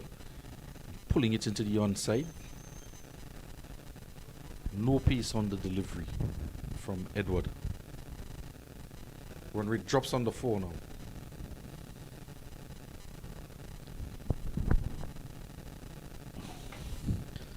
Well, losing wickets always tend to push the run rate down because the new batters have to take time. The run rate is not important in this clash. There is that drinks break we were speaking of. 151 for 7 after 41. Barbados in reply to the Windward Islands total of 91. We will be back after the drinks break in a couple minutes time.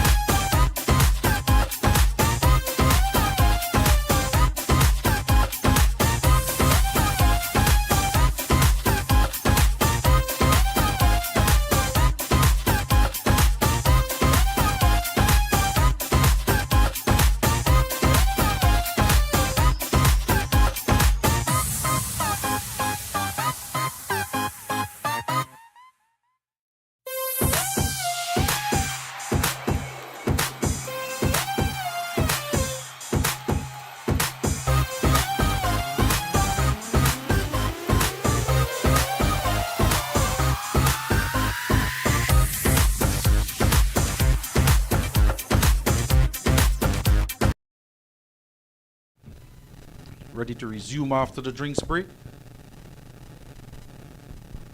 Bishop is going to continue on. Had 2 chances put down off of his bowling in the last over before the drinks break. One at cover. Wickham, and then one at mid-wicket. And that of Glasgow. So he's continuing on. 5 for 24 he has. It in the air.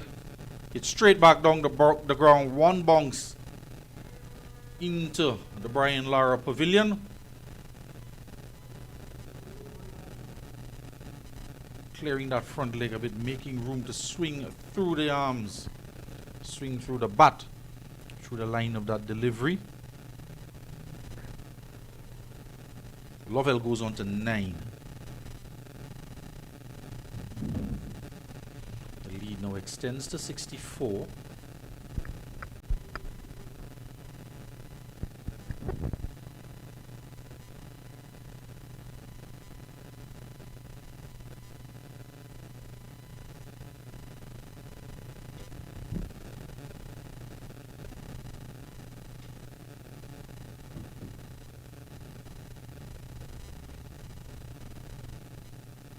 With that shot down the ground, they've dropped the man out. Tyler to long off. 155 for 7.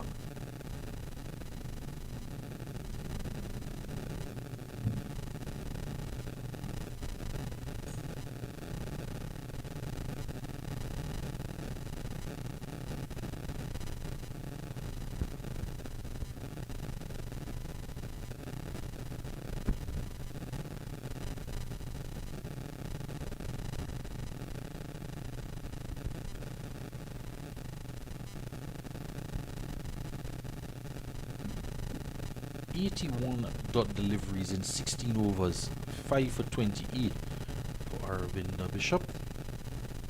155 for 7. The lead remains on 64.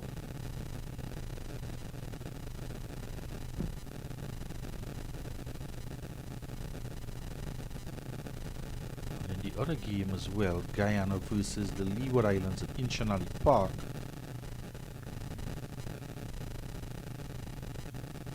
Guyana winning the toss, electing to bat first. That game is going at the rate of knots as well. Guyana made 124. Then he bowled out the Leeward Islands for 154. It's going to be 1 run here, Edwards. Could look for a second, a mix up there. And they're going to get the second run.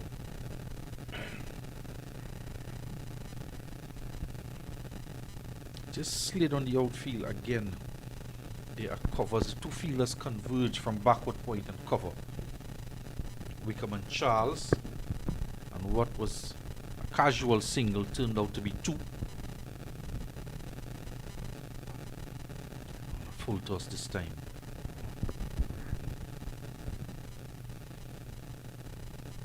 Guyana are back at the crease. 1 without loss.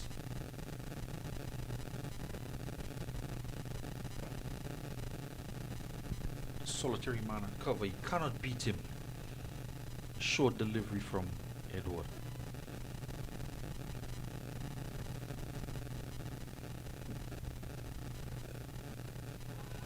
Low the appeal, and he's given him. He's gone.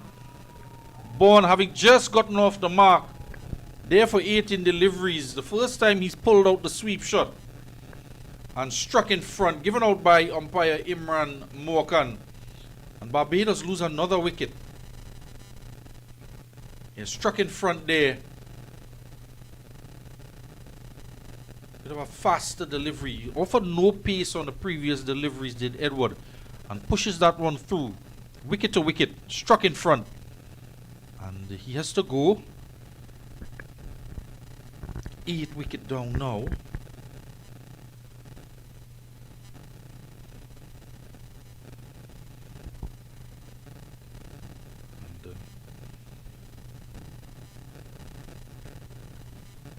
Fall of wickets, as they do, tend to bring the run rate down. 157 for 8. The lead 66. Wickets tumbling.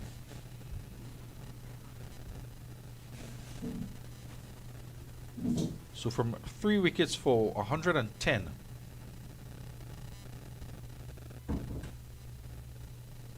"47 runs later, they've lost another 5 wickets. And the captain, Theo Edward, has another wicket.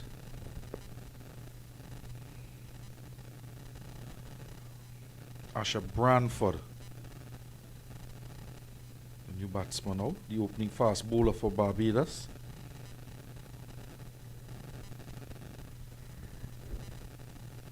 So still a lot of time on day 1 as we are into what should be the final hour now of play. This time was extended to 5:38. It's just about 4:39 now. See, Fan is doing some limbering up as well at mid-off. He's in conversation with Tyler Vernier at mid-off and mid-on respectively. It's a half shot. Again, no pace on the delivery from Edward. One delivery to come.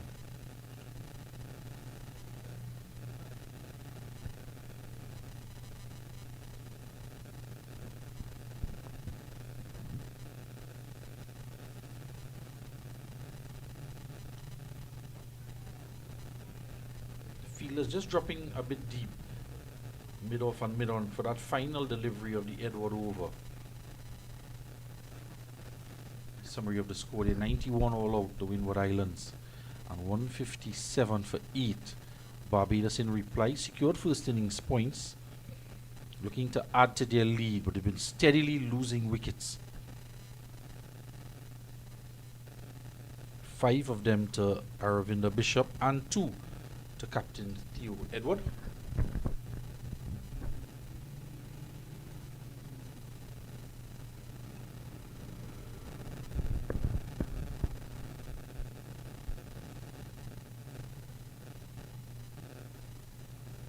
Continue on. He had 2 chances a couple overs ago in his over.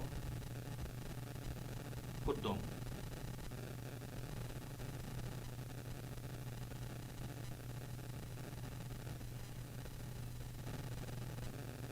He's bowled a few deliveries short and they've been cut away, but it's been straight to the fielder's set, exactly where he needs them to be: backward point and cover point.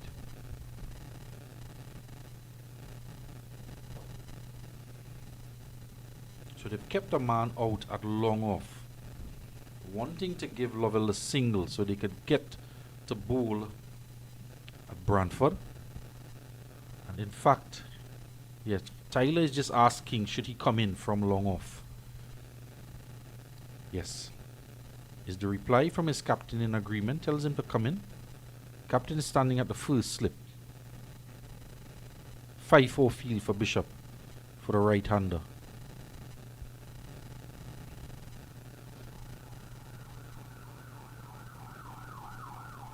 Who again decides to continue on with his right arm off-break bowling.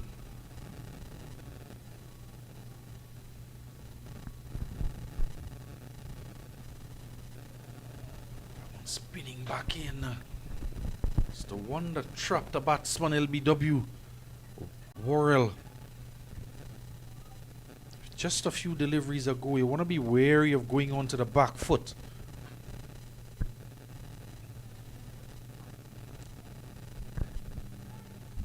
Not been able to put away the bad deliveries either. This one's short.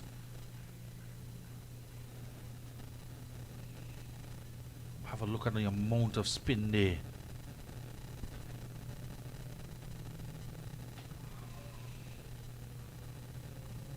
Almost breaching the defense of Brantford.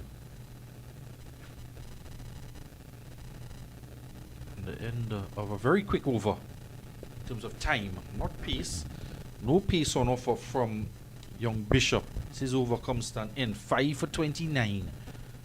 Lead 67. Barbados 158 for 8.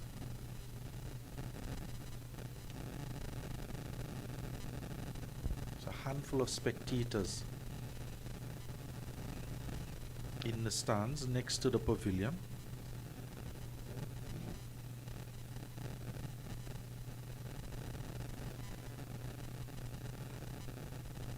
This one pulled past Wickham. He's going to go into the boundary for 4.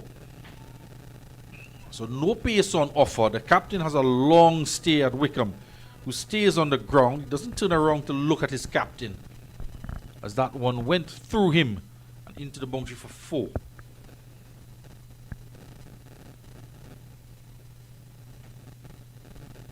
So again, no pace on the delivery from Edward, but it was short. And he did indicate that he had one man to beat in the last over that Edward bowled. That man was Wickham. This time it goes through Wickham. There's a deep mid wicket on the boundary now. In the air. This one is going to go for 4 as well. This time pass and mid off.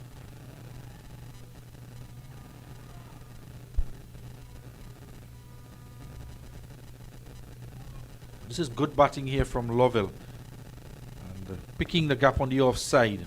Could have put that anywhere he wanted to. The mid off and mid on have dropped a bit deeper for him. He put it wide of the man at mid off for 4. 166 for 8. Loud appeal, not out, says the umpire.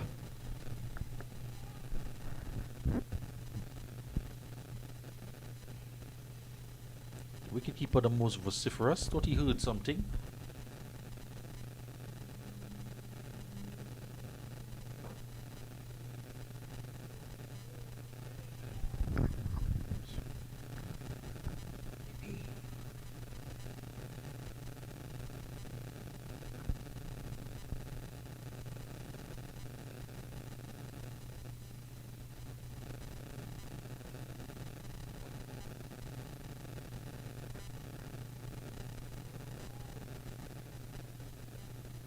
Two spinners in operation.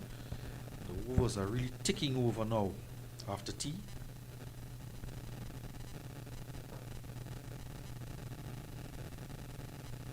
Easy single. Man sitting deep at mid off. The end of the tea over. 2 4s and a single in the captain's over. 45 overs gone. 167 for 8.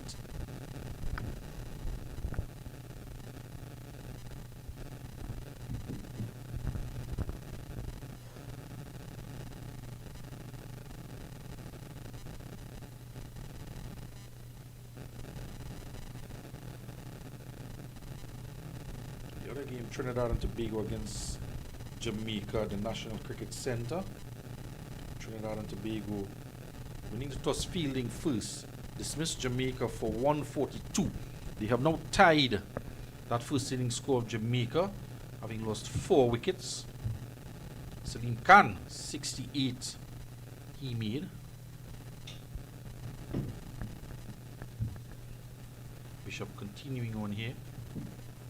Cristiano Ramanan not out on 5, and Adiram Saran 2 4s and a 6. He's on 17. 21 to Lal down the leg side. So he's staying right arm over the wicket for the left-handed Lovell.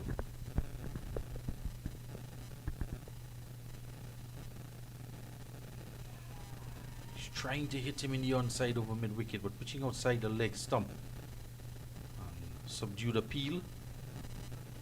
Darius Batusing in Trinidad made 12. Roberto Badri 14.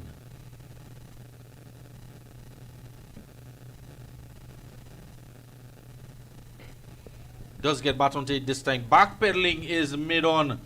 And it's gone over his head and all the way into the boundary for 6.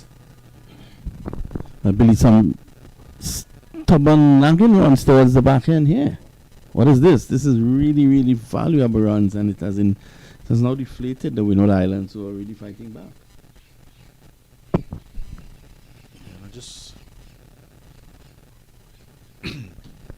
He's into his 18th over now. Bishop.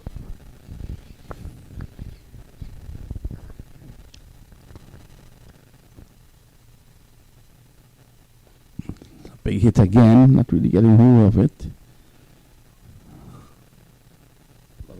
Need a charm live for this knock.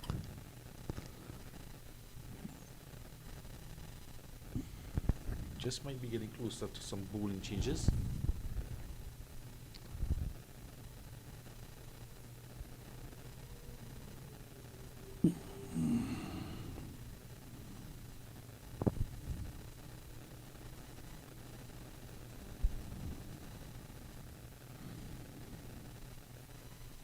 This is flatter.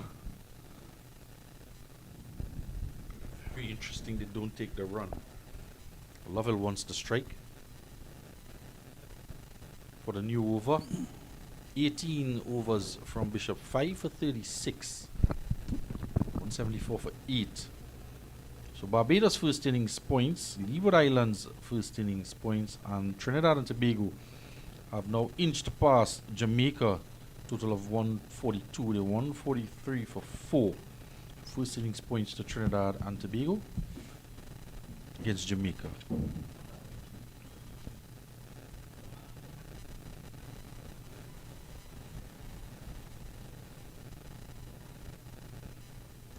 The captain is going to soldier on. 2 for 25. He's trying to go big here. Long off is in place. Tyler Veneer is at mid-on, but he's a bit deepish. Say about 35 yards or so.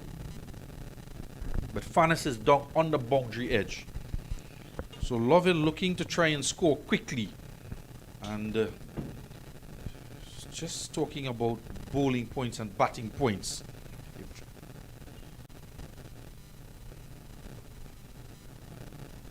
He is going to take the single. He thought for a moment that he wanted the strike. He wanted to keep the strike, but decides to turn it over to Branford.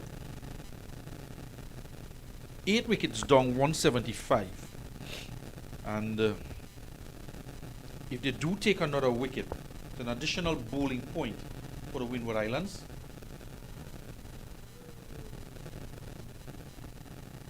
So the method from Lovell is looking to go big. Just wonder if a declaration might be coming, because in that last hour of play,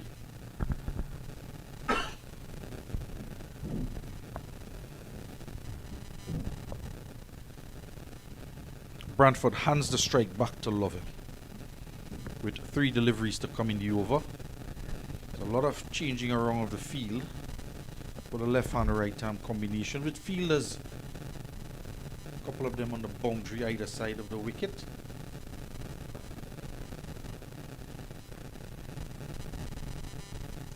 $85-run lead.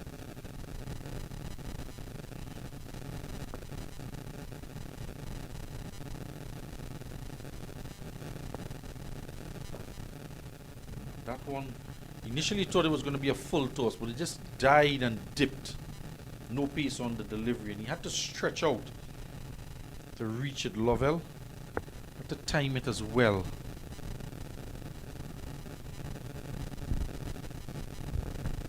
Again, the field shuffles over with the right-handed Branford coming on strike.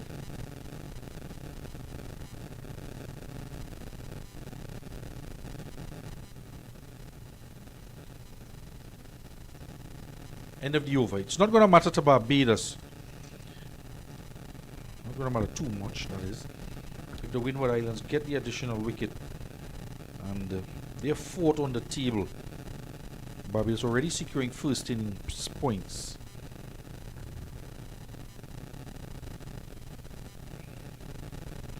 And they are about 14 points ahead of Windward Islands.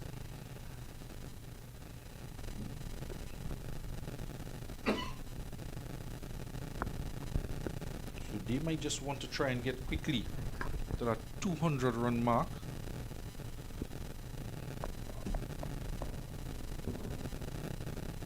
Hence batting out the day's play.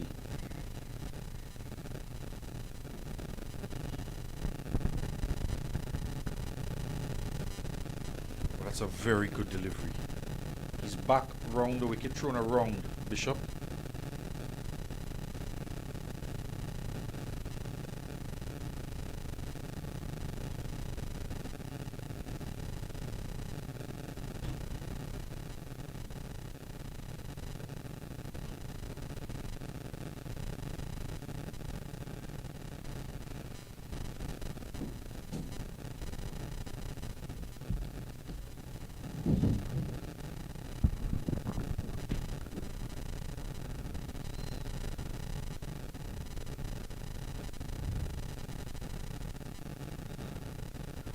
One more, the runs continue to pile on here, Billy. So initially thought Lovell was trying to save the strike for himself, the Brantford, but now he's happy just to turn over the strike between the two. The last over of Edward, and now into this over from Bishop.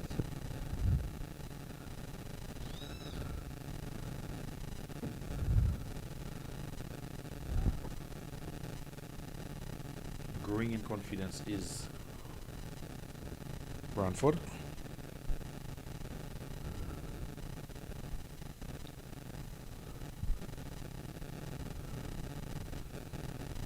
Avila needs to make something happen here.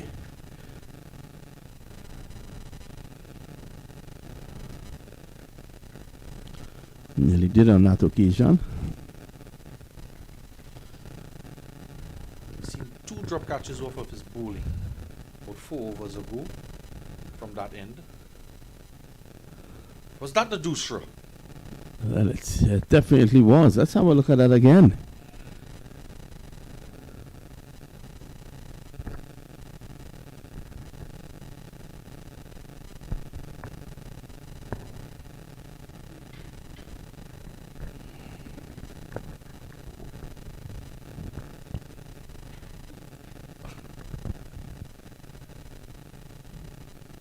Yeah, definitely. That's impressive. Winda is showing that he has what it takes to be a very good bowler. Good signs I've seen here today with Winda Paris. Another weapon he has in his armory. In a couple years' time, be a handful. Might just see him emerging earlier than expected in a breakout league. Yep.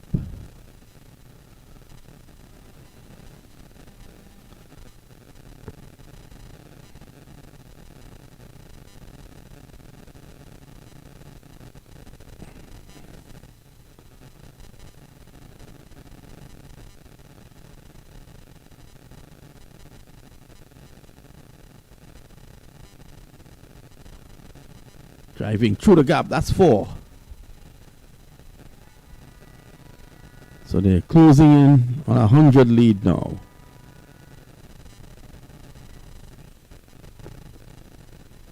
So Lovell is eliminating the Windward Islands from this equation. He continues to bat quite well, striking some boundaries. They only have themselves to blame because they put him down twice in 1 over. And easy catches as well.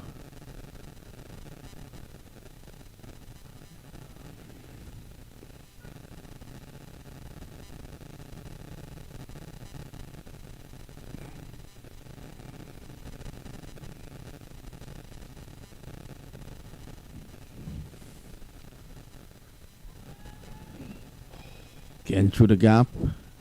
They did take some of the sting out of it. It should be coming back for 2. How long did that stay in the air for? How far was it away from the fielder? That is the question that the captain, T.O. Edwards, would be asking.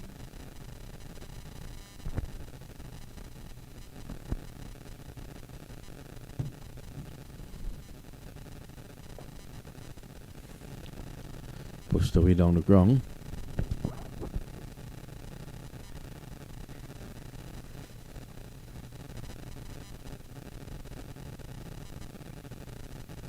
Captain is into his 9th over.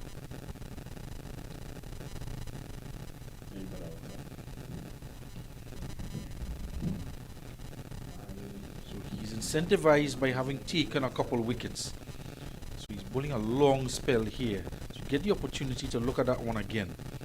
It was cut in the air. It landed to the right and in front of him. Not an opportunity. Just a single end of the over. 185 for 8. The run rate just starting to go back up. 94 runs is the lead.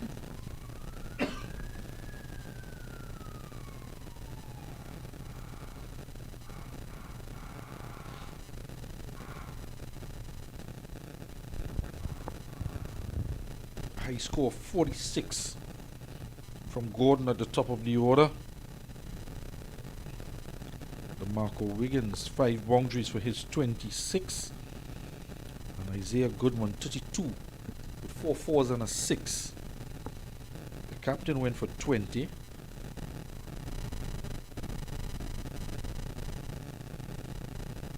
Shylon Wood for no score. Paris, 15. And battling on, surviving a couple chances, is Lovell on 36.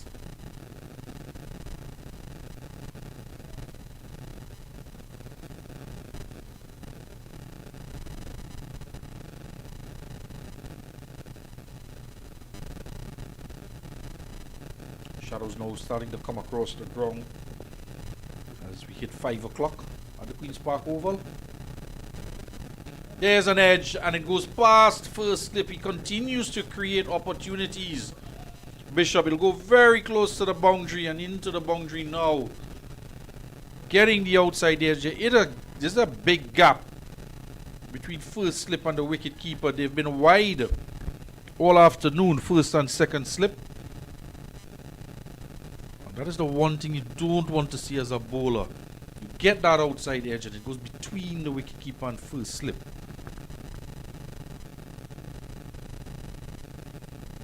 So you bowl exactly what you needed to do to take a wicket. And it goes for 4. Hitting in the air. And the fielders are mere spectators as it lands beyond the boundary at Cow Corner. The backhoe has gone home. It was operating in that area. And cleaning up here now is Lovell. He's on 46. Tidying up where Barbados lost a few wickets. Adding respectability to the total as well. 195 for 8. And with that 6, he picked it up quite cleanly. And Bishop continues to bowl on, creating opportunities, but he's gotten a little more expensive, but he still has been creating opportunities. And the lead with that 6 has gone over 100. The man now moved to deep mid wicket, and we're going over his head. That last 6. I said in the air to point, and this time the catch goes to hand and they hold on to the catch. And another wicket falls now. The 9th wicket goes down. Charles it is who takes the catch. He hit one previously in the air off of Edward. And it landed in front of the man at cover. This time he puts it straight in the hand of the man. And we did mention that Bishop has his guys placed exactly where he wants them. One at backward point and one at cover point, and that one going straight to that man. 9 wickets down, 195 for 9 now, and he has his 6th wicket. Aravinda Bishop, 6 for 47 into his 20th over. And a little bit of a break here by the players as a couple drinks comes out onto the field. And we'll take a short break here and resume when play starts. Just hold on for a second here. And is it going to be a declaration? Yes, in fact, they have decided to declare, as they got that lead, 104. And 195 for 9. And Barbados, we were speaking about it, if a declaration would come. And flying high now are Barbados at 195. And that lead of 104. And using the opportunity to declare. And get the option to bowl these last few remaining overs.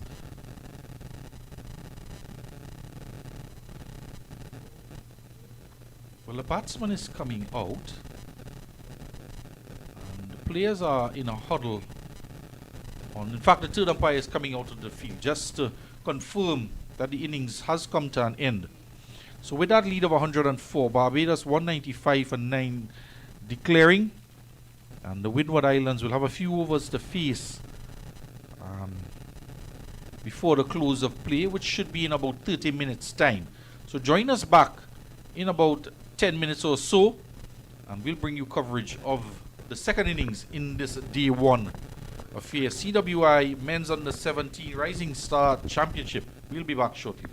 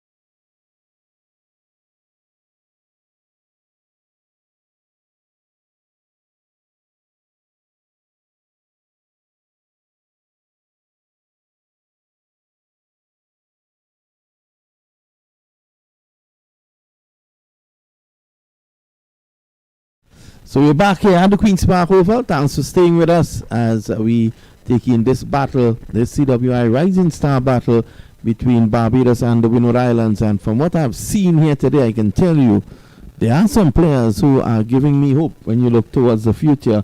Look at Paris, Justin Paris out of Barbados. The leg spinner was brilliant. I also like the look of Aravinda and the man batting as well, Edwards. Three good players I've seen today. As I say, a very good afternoon again to Billy Furlong. Three good players, Billy, that we can look forward to. Oh, this time, did he get batties out like before? Well. Barbados have struck. Edward is standing there. I did hear a song, and I'm not sure if he got bat onto that. Yes, definitely. Very poor decision there by the umpire. And let's have a look at it again. Billy, you're dumbfounded. Yeah, I was shaking my head just as the appeal was going up. And clear inside edge onto Pat. A chunk of the bat, chunk of wood. You heard it as well, Vinu. Yeah, I heard it from here. Because our backs are to the plate. And you heard the woody sound. And the captain as well.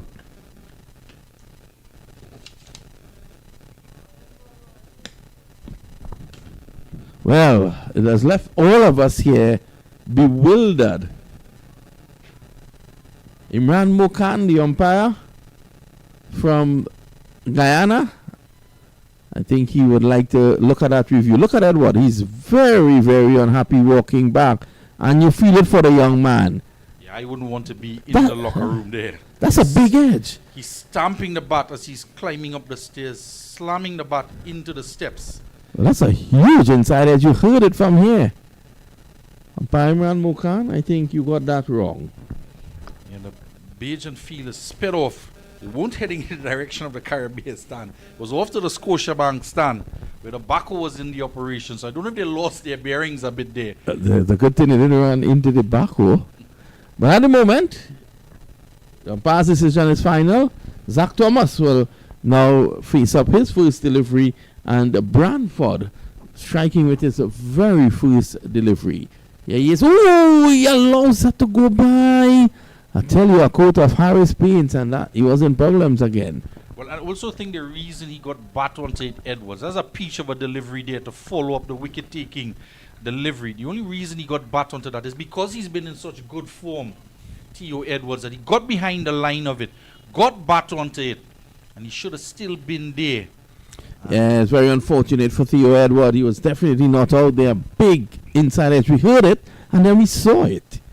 Umpire Imran Mokan.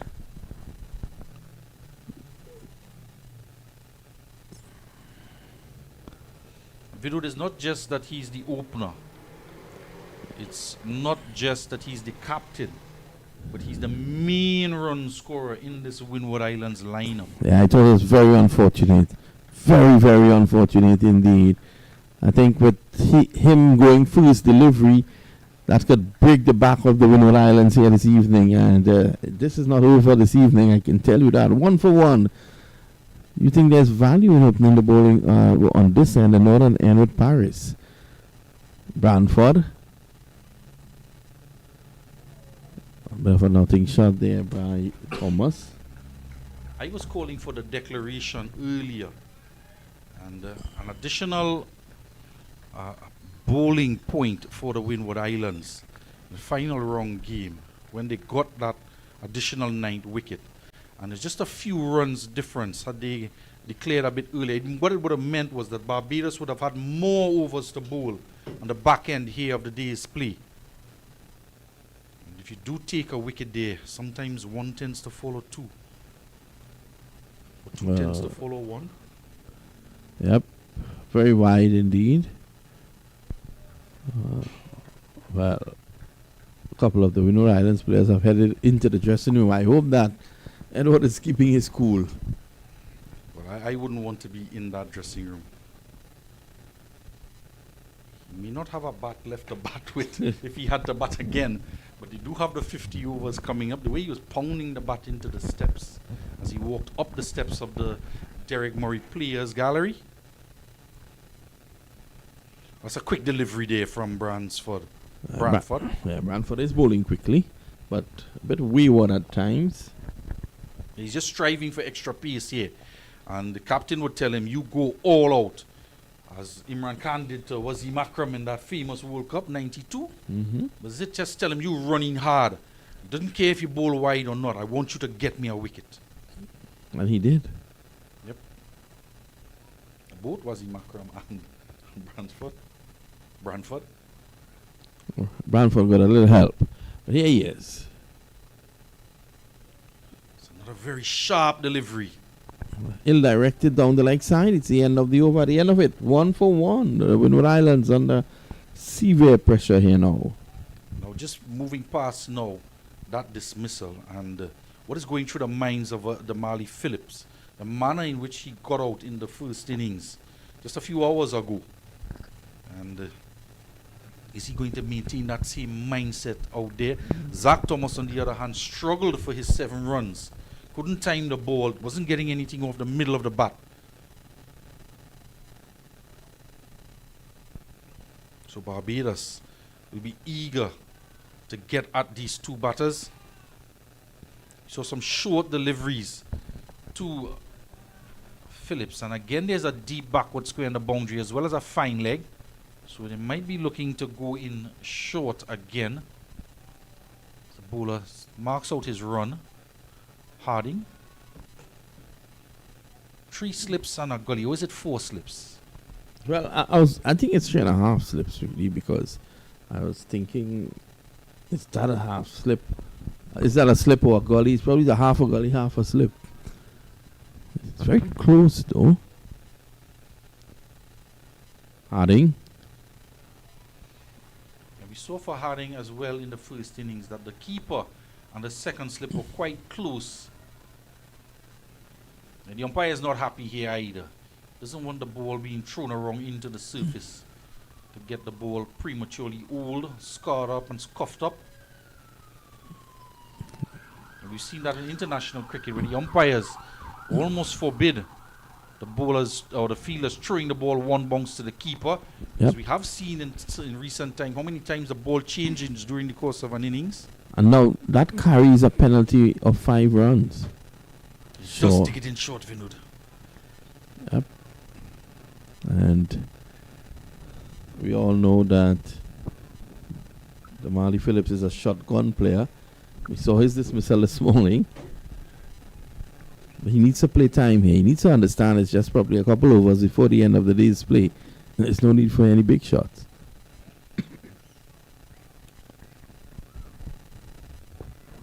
I wonder how long we're going to go. They did say 5:38. So I'm not sure if there were any other interruptions or slow over rate to allow us to go past that time. Right-handed Thomas. 3 slips and a gully.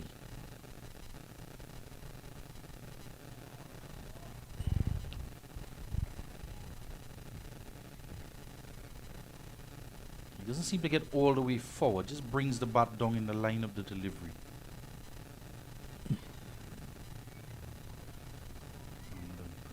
I have to say, it's not good body language from him as well. He doesn't look too confident at the non-strikers end. Now, even in the rehearsal of that shot, I want to get his confidence up. Yeah, he's a number 3. He's batting in a very pivotal role for the Windwards. He opened in the first 2 rounds as well. Only dropped down to 3 to facilitate Phillips in the team. Oh, good pace. Good pace. Taking that well above shoulder, almost head height, the wicket keeper Bowens is standing a bit close. Everybody just takes a step back, a couple steps back in the slip now.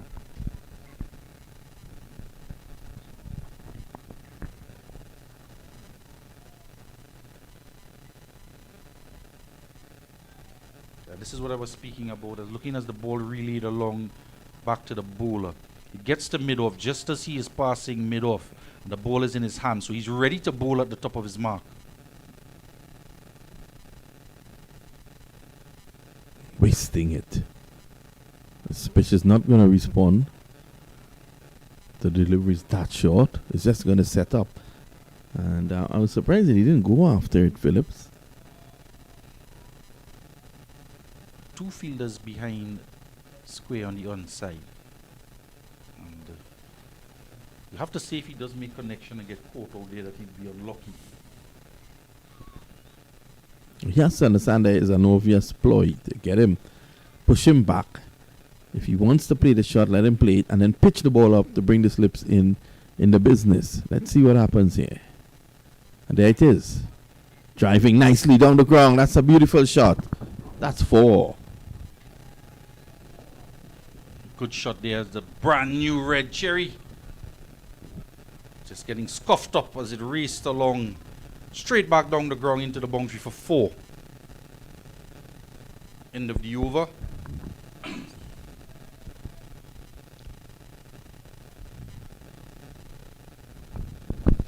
It's nothing like a brand new red ball in the hands of a fast bowler. So it's going to be Branford to continue from Joey Carew members' balcony end.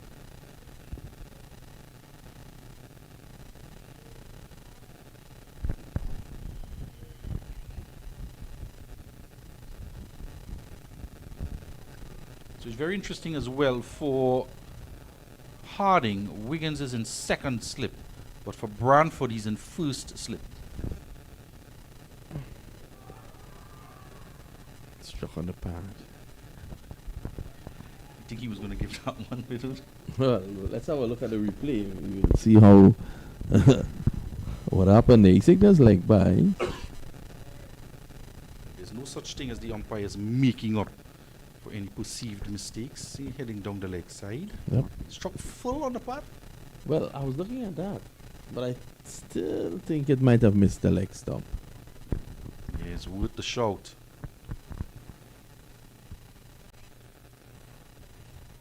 Interesting. I think it's 4 slips now, waiting for that edge. You know, sends him wider into a gully position. Wood. He was closer and just pushed him wider. Pushed wider by Paris. And having said all that, Branford bowls it down the leg side. I think Branford is getting carried away with the fact that the skippers tell him go all out. Because he's really bowling some bad deliveries. I mean, look at that. That was way down the leg side. And I agree with this decision to come around the wicket now. Yeah. To the left-hander. Just angle it into him on that off stump. See if you can get in between bat and pad. Just hang one outside that 4th, 5th stump line. Yeah, just straighten one as well. He's batting on a leg stump.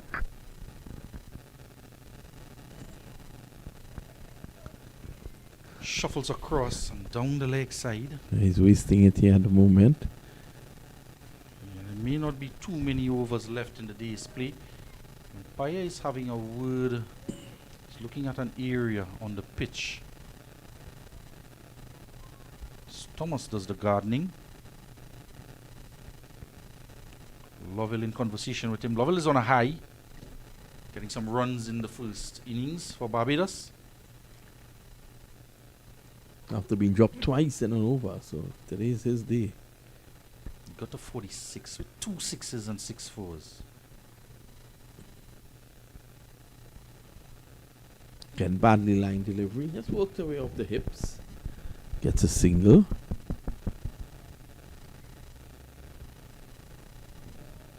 Two fielders out in the deep backward square and fine leg for that delivery. So perhaps he was looking to get it in short into the body, but didn't get the line or the length right.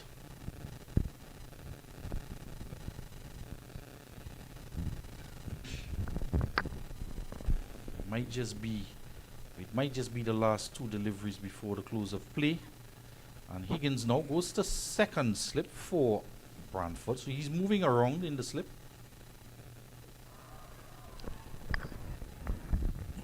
Let's have a look at that shout.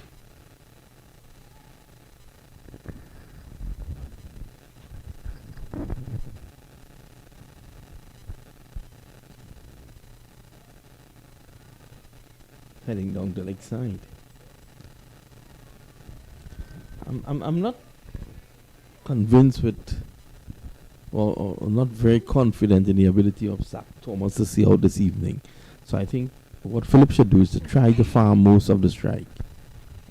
And you know, Vinod, at times we see in the international game and test matches, the umpires do have light meters, I was told. And sometimes just for the sake of argument or reference, perhaps they would take a reading at 5:30 if they're still out there. And they haven't taken a reading here. And saying that because on Sunday last, we went to 6:19 and the fast bowlers were still on. No, that's dangerous. Not 6:19 in Trinidad and Tobago. The sun sets here early. What I think the Barbadians should do is, if play continues at the end of this over, is to get Paris in immediately. Give him the new ball. Give him that added weapon of the extra bounce.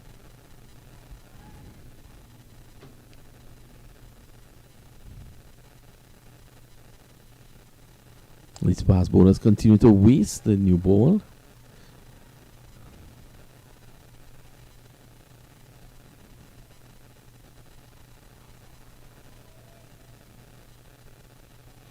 Because the pitch is now fully covered in shadow. It's getting darker out there. And it's a brand new ball. Harding has gotten a bit faster into his second over. Wiggins now goes to third slip for the right-handed batter. That's much better. That's the line.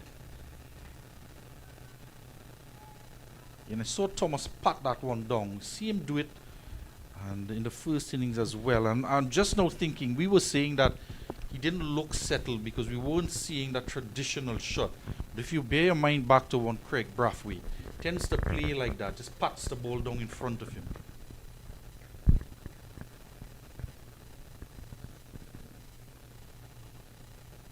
Don't have to think too far back for the former West Indies captain. Yeah, look at it there. He's just looking to dab it down. But again, he should not be playing at that. He's playing away from his body. And the helmet is set to come out. 5:36 on my clock. Means that Paris may well come into the attack now.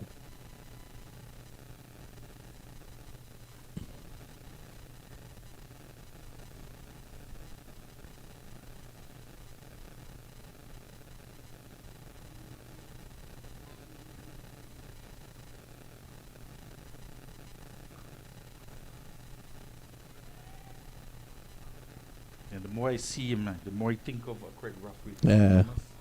As that sort of mannerism. Might just be the similar type of stature as well. Mm-hmm. He did open the batting in the first two rounds.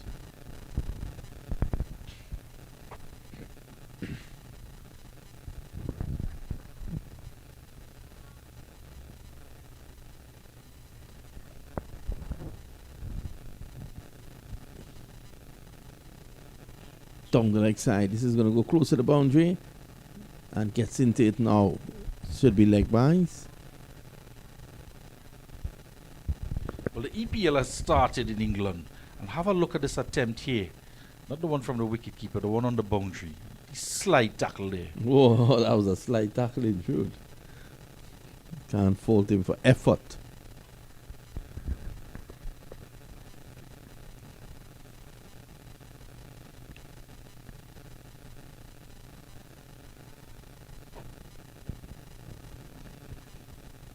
One delivery to come in the Harding over.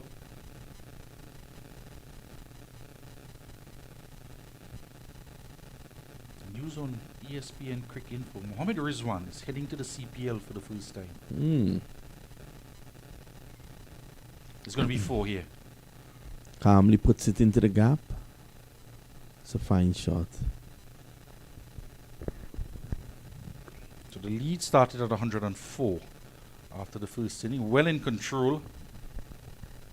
Eyes on the ball all the way as it came off the bat. He's going to go and join the St. Kitts and Nevis Patriots as a replacement for Fazal Haq Faruqi.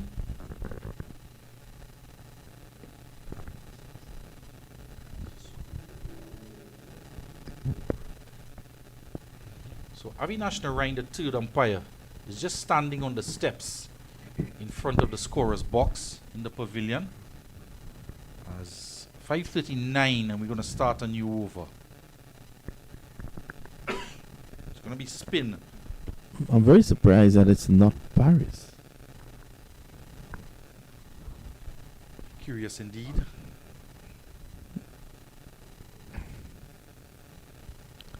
And even though it's a left-hander facing, he does have that good googly delivery as well.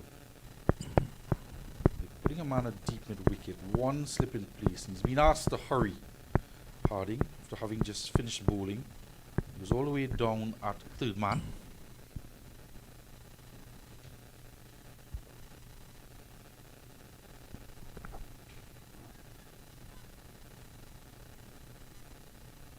Here's the man Paris with the ball in his hand. I'm sure he would want the ball as well. Yeah, you know, he has been in tremendous form.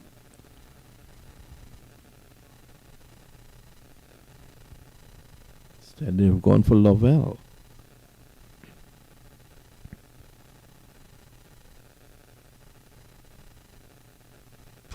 Interesting to leave alone. Coming in with the arm. Mm.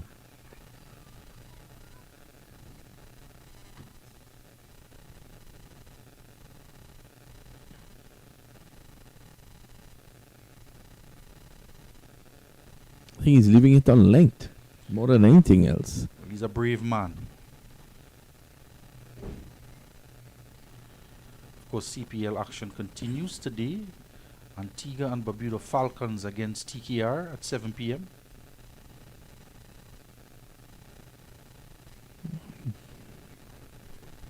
Easy single. Pulls up, holding on to the hamstring. A touch of cramp from Goodman. We saw when he was batting, he was holding on to that hamstring as well. And quickly to his feet, however. He wouldn't want to take up too much time here because they want to get in as many overs as they could against the Windwards here to see if they can get a further breakthrough. It goes past him as first slip to his left this time. And luckily he doesn't have to give chase. And a good chase in the end from the field. Now he is going to have to give chase to try and back up. Wood chasing it down, pulling it back in. And usually I tell They could have been in the business there. Absolutely. Usually I tell the players when one man, I don't ever want to see one man chasing a ball to the boundary. They must have somebody backing him up. Just for that day, because he's pulled it back, he saved 4. But he's going to be penalized. Or this one is going to go for 4. Badly lined by Lovell down the leg side. I can't see the value in bowling Lovell at this point in time, to be honest. If you have an over, give it to Paris, who's now going to... Is Paris going to continue? Let's wait and see if the action will continue. Originally, the umpire said that 5:38 they would have called play. It's now 5:40. So we wait to see. They probably extended. And it's going to be your guy Paris. Just in time. Yeah. That's the man. It's a good change here. So the umpires... 5:42. So we're not quite sure how much overs are left in the day's play. And there is a facility to go to 5:30, we were told. Then it became 5:38 for the close of play. And we've gone on past that now. Yeah, we're on the Derek Murray clock. I'm sorry, the Colin Murray clock is heading towards a 5:45. Just for reference as well, you know, I would have liked to see the umpires just take a light meter reading. For you never know what could happen on day 2. It's Paris. He's going to bowl to Philip. Right on spot. Immediately. It's as if Paris was bowling all the time.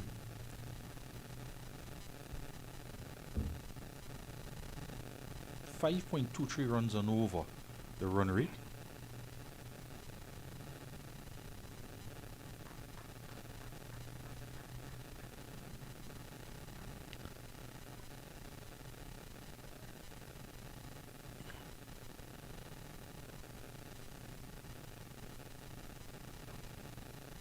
Right back on spot. And that's where we saw Fontenelle, Cody Fontenelle, was when he was bowling at Bowens. And couldn't quite get that type of line to get the ball to turn back into the left-hander. Well, that's well played. He went very deep in his crease to be able to maneuver that and into the boundary for 4.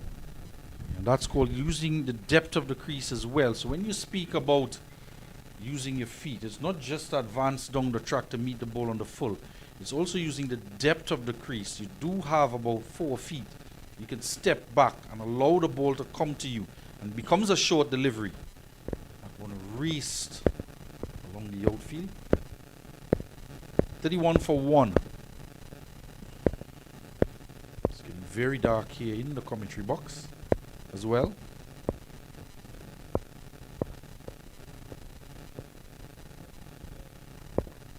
The Windwards, after losing a wicket in the very first over, these two have somehow been able to stitch together a bit of a partnership. They still trail by 73.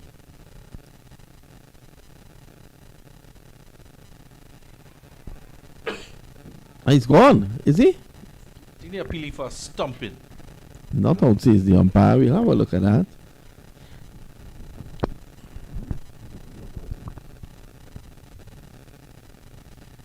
It's drawn down. He's a big man. Oh, just probably got back in. It seemed to just inch toward the line, and he was dragging it back sideways. Ended up back inside the crease, but I'm not sure if it was lifted at all. And if it was in fact slid out of the crease as well. Smart work again by the wicketkeeper, and another good delivery from that man Paris. His over comes to an end.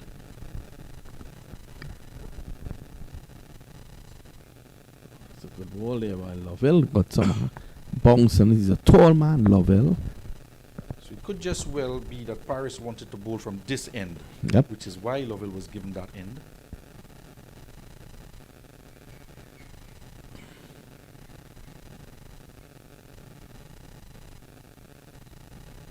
I think Lovell should look to toss the ball up and attack. There's no value in just darting it in at this time of the day. Your team is on top. And particularly against Thomas, who is not looking to be aggressive at all.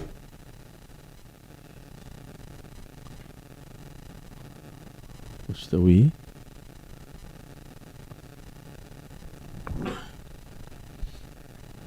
He's looking to just play under his eyes and let the ball come to him. If you offer some flight and tempt him to come down and stretch that front foot forward. Yeah, because by offering flight, that you could then, with him being so accustomed to the trajectory that you are bowling, you then take him into a different plane, and just have him think differently. Just have him readjust. Some more darts. Too many of the left-arm orthodox spinners in the Caribbean just keep bowling darts. I don't like it.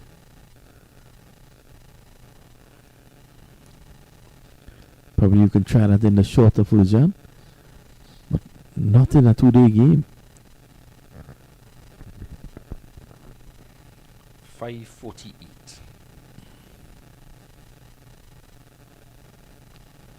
Umpire Sandy looks at his watch.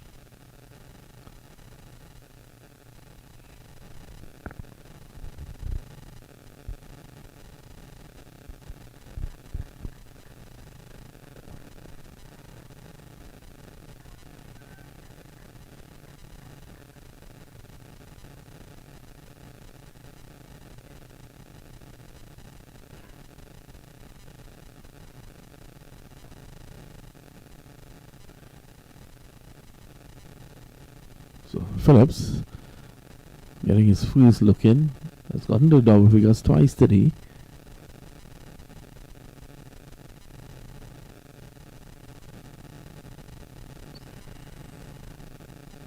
Now, Paris gets an opportunity to bowl to the right-hander.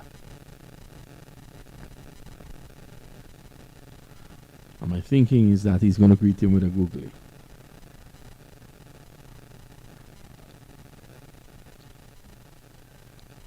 Overdue 49.5 overs in the Barbados innings, 26.3. In that first innings, just we rounded off 76 overs. 7 overs gone here now. That makes it 83. There's the second slip man coming into action. I would make it 85, 2 overs for the change of innings. Then we had a half an hour rain delay, which should be at just a bit too wide. He's looking to set him up here.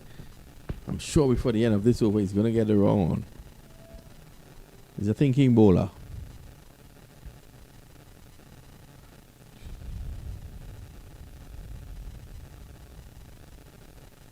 That it was. There it was. Just pitching it up a little too much. Should have held it back a couple inches. Pulled it back, sorry, a couple inches. By my count, I would make this the last over for the day. Let's see. The Winwards are fighting back a bit. 34 for 1 after losing a wicket in the very first over. Their captain and informed batsman, Theo Edwards. First ball.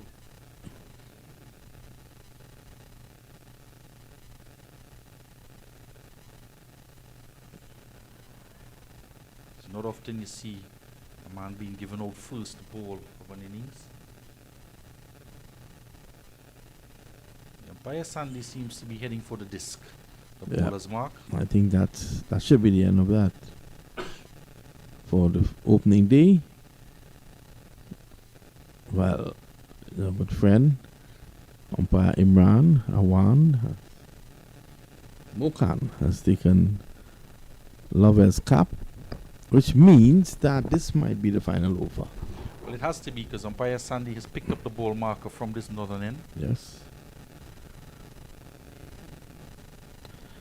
Mind you, it's very dark on the outside.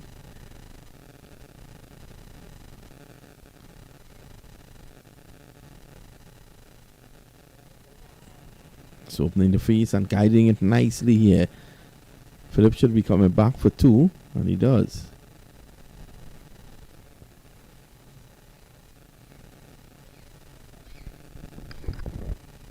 It's been a good recovery after losing the wicket of Edward off the first delivery from the pair. 17 for Phillip, 8 for Thomas. So they'll be happy that they haven't lost a wicket so far again.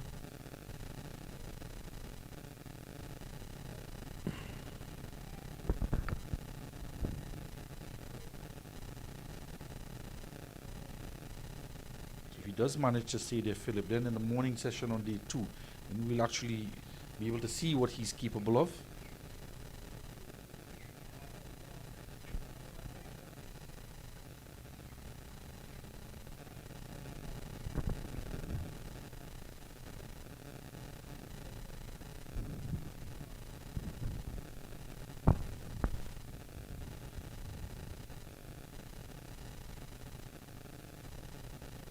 Watchful. 2 deliveries to go again before the end of the day's play.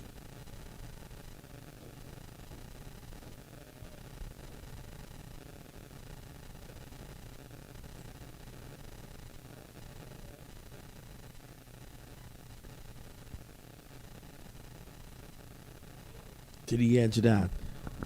It beats everyone.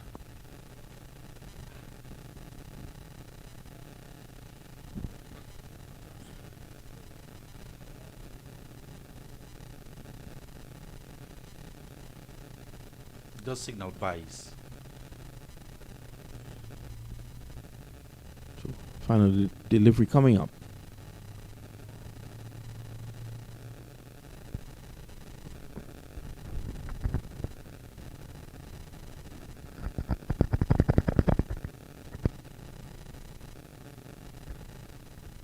I think that's all she wrote. So it's the end of the day's play. Opening day of this third round match. And the Windward Islands are 38 for 1 in their second innings. And this after they were bowled out earlier today for 91. Barbados responding with 195, was it? For a loss of 9 declared. And the Windward Islands 38 for 1. Final thoughts from Billy Furlong before we end play today. Well, Barbados started the day off in first position at the top of the table, looking to cement their position there at number 1, and started off quite well. 91. Theo Edward, the captain of Windward Islands, getting 42. But the highlight of the innings in that first inning was 5 for 15 from Justin Paris, 3 for 19 from Bransford, and Barbados 195 for 9. And in their innings,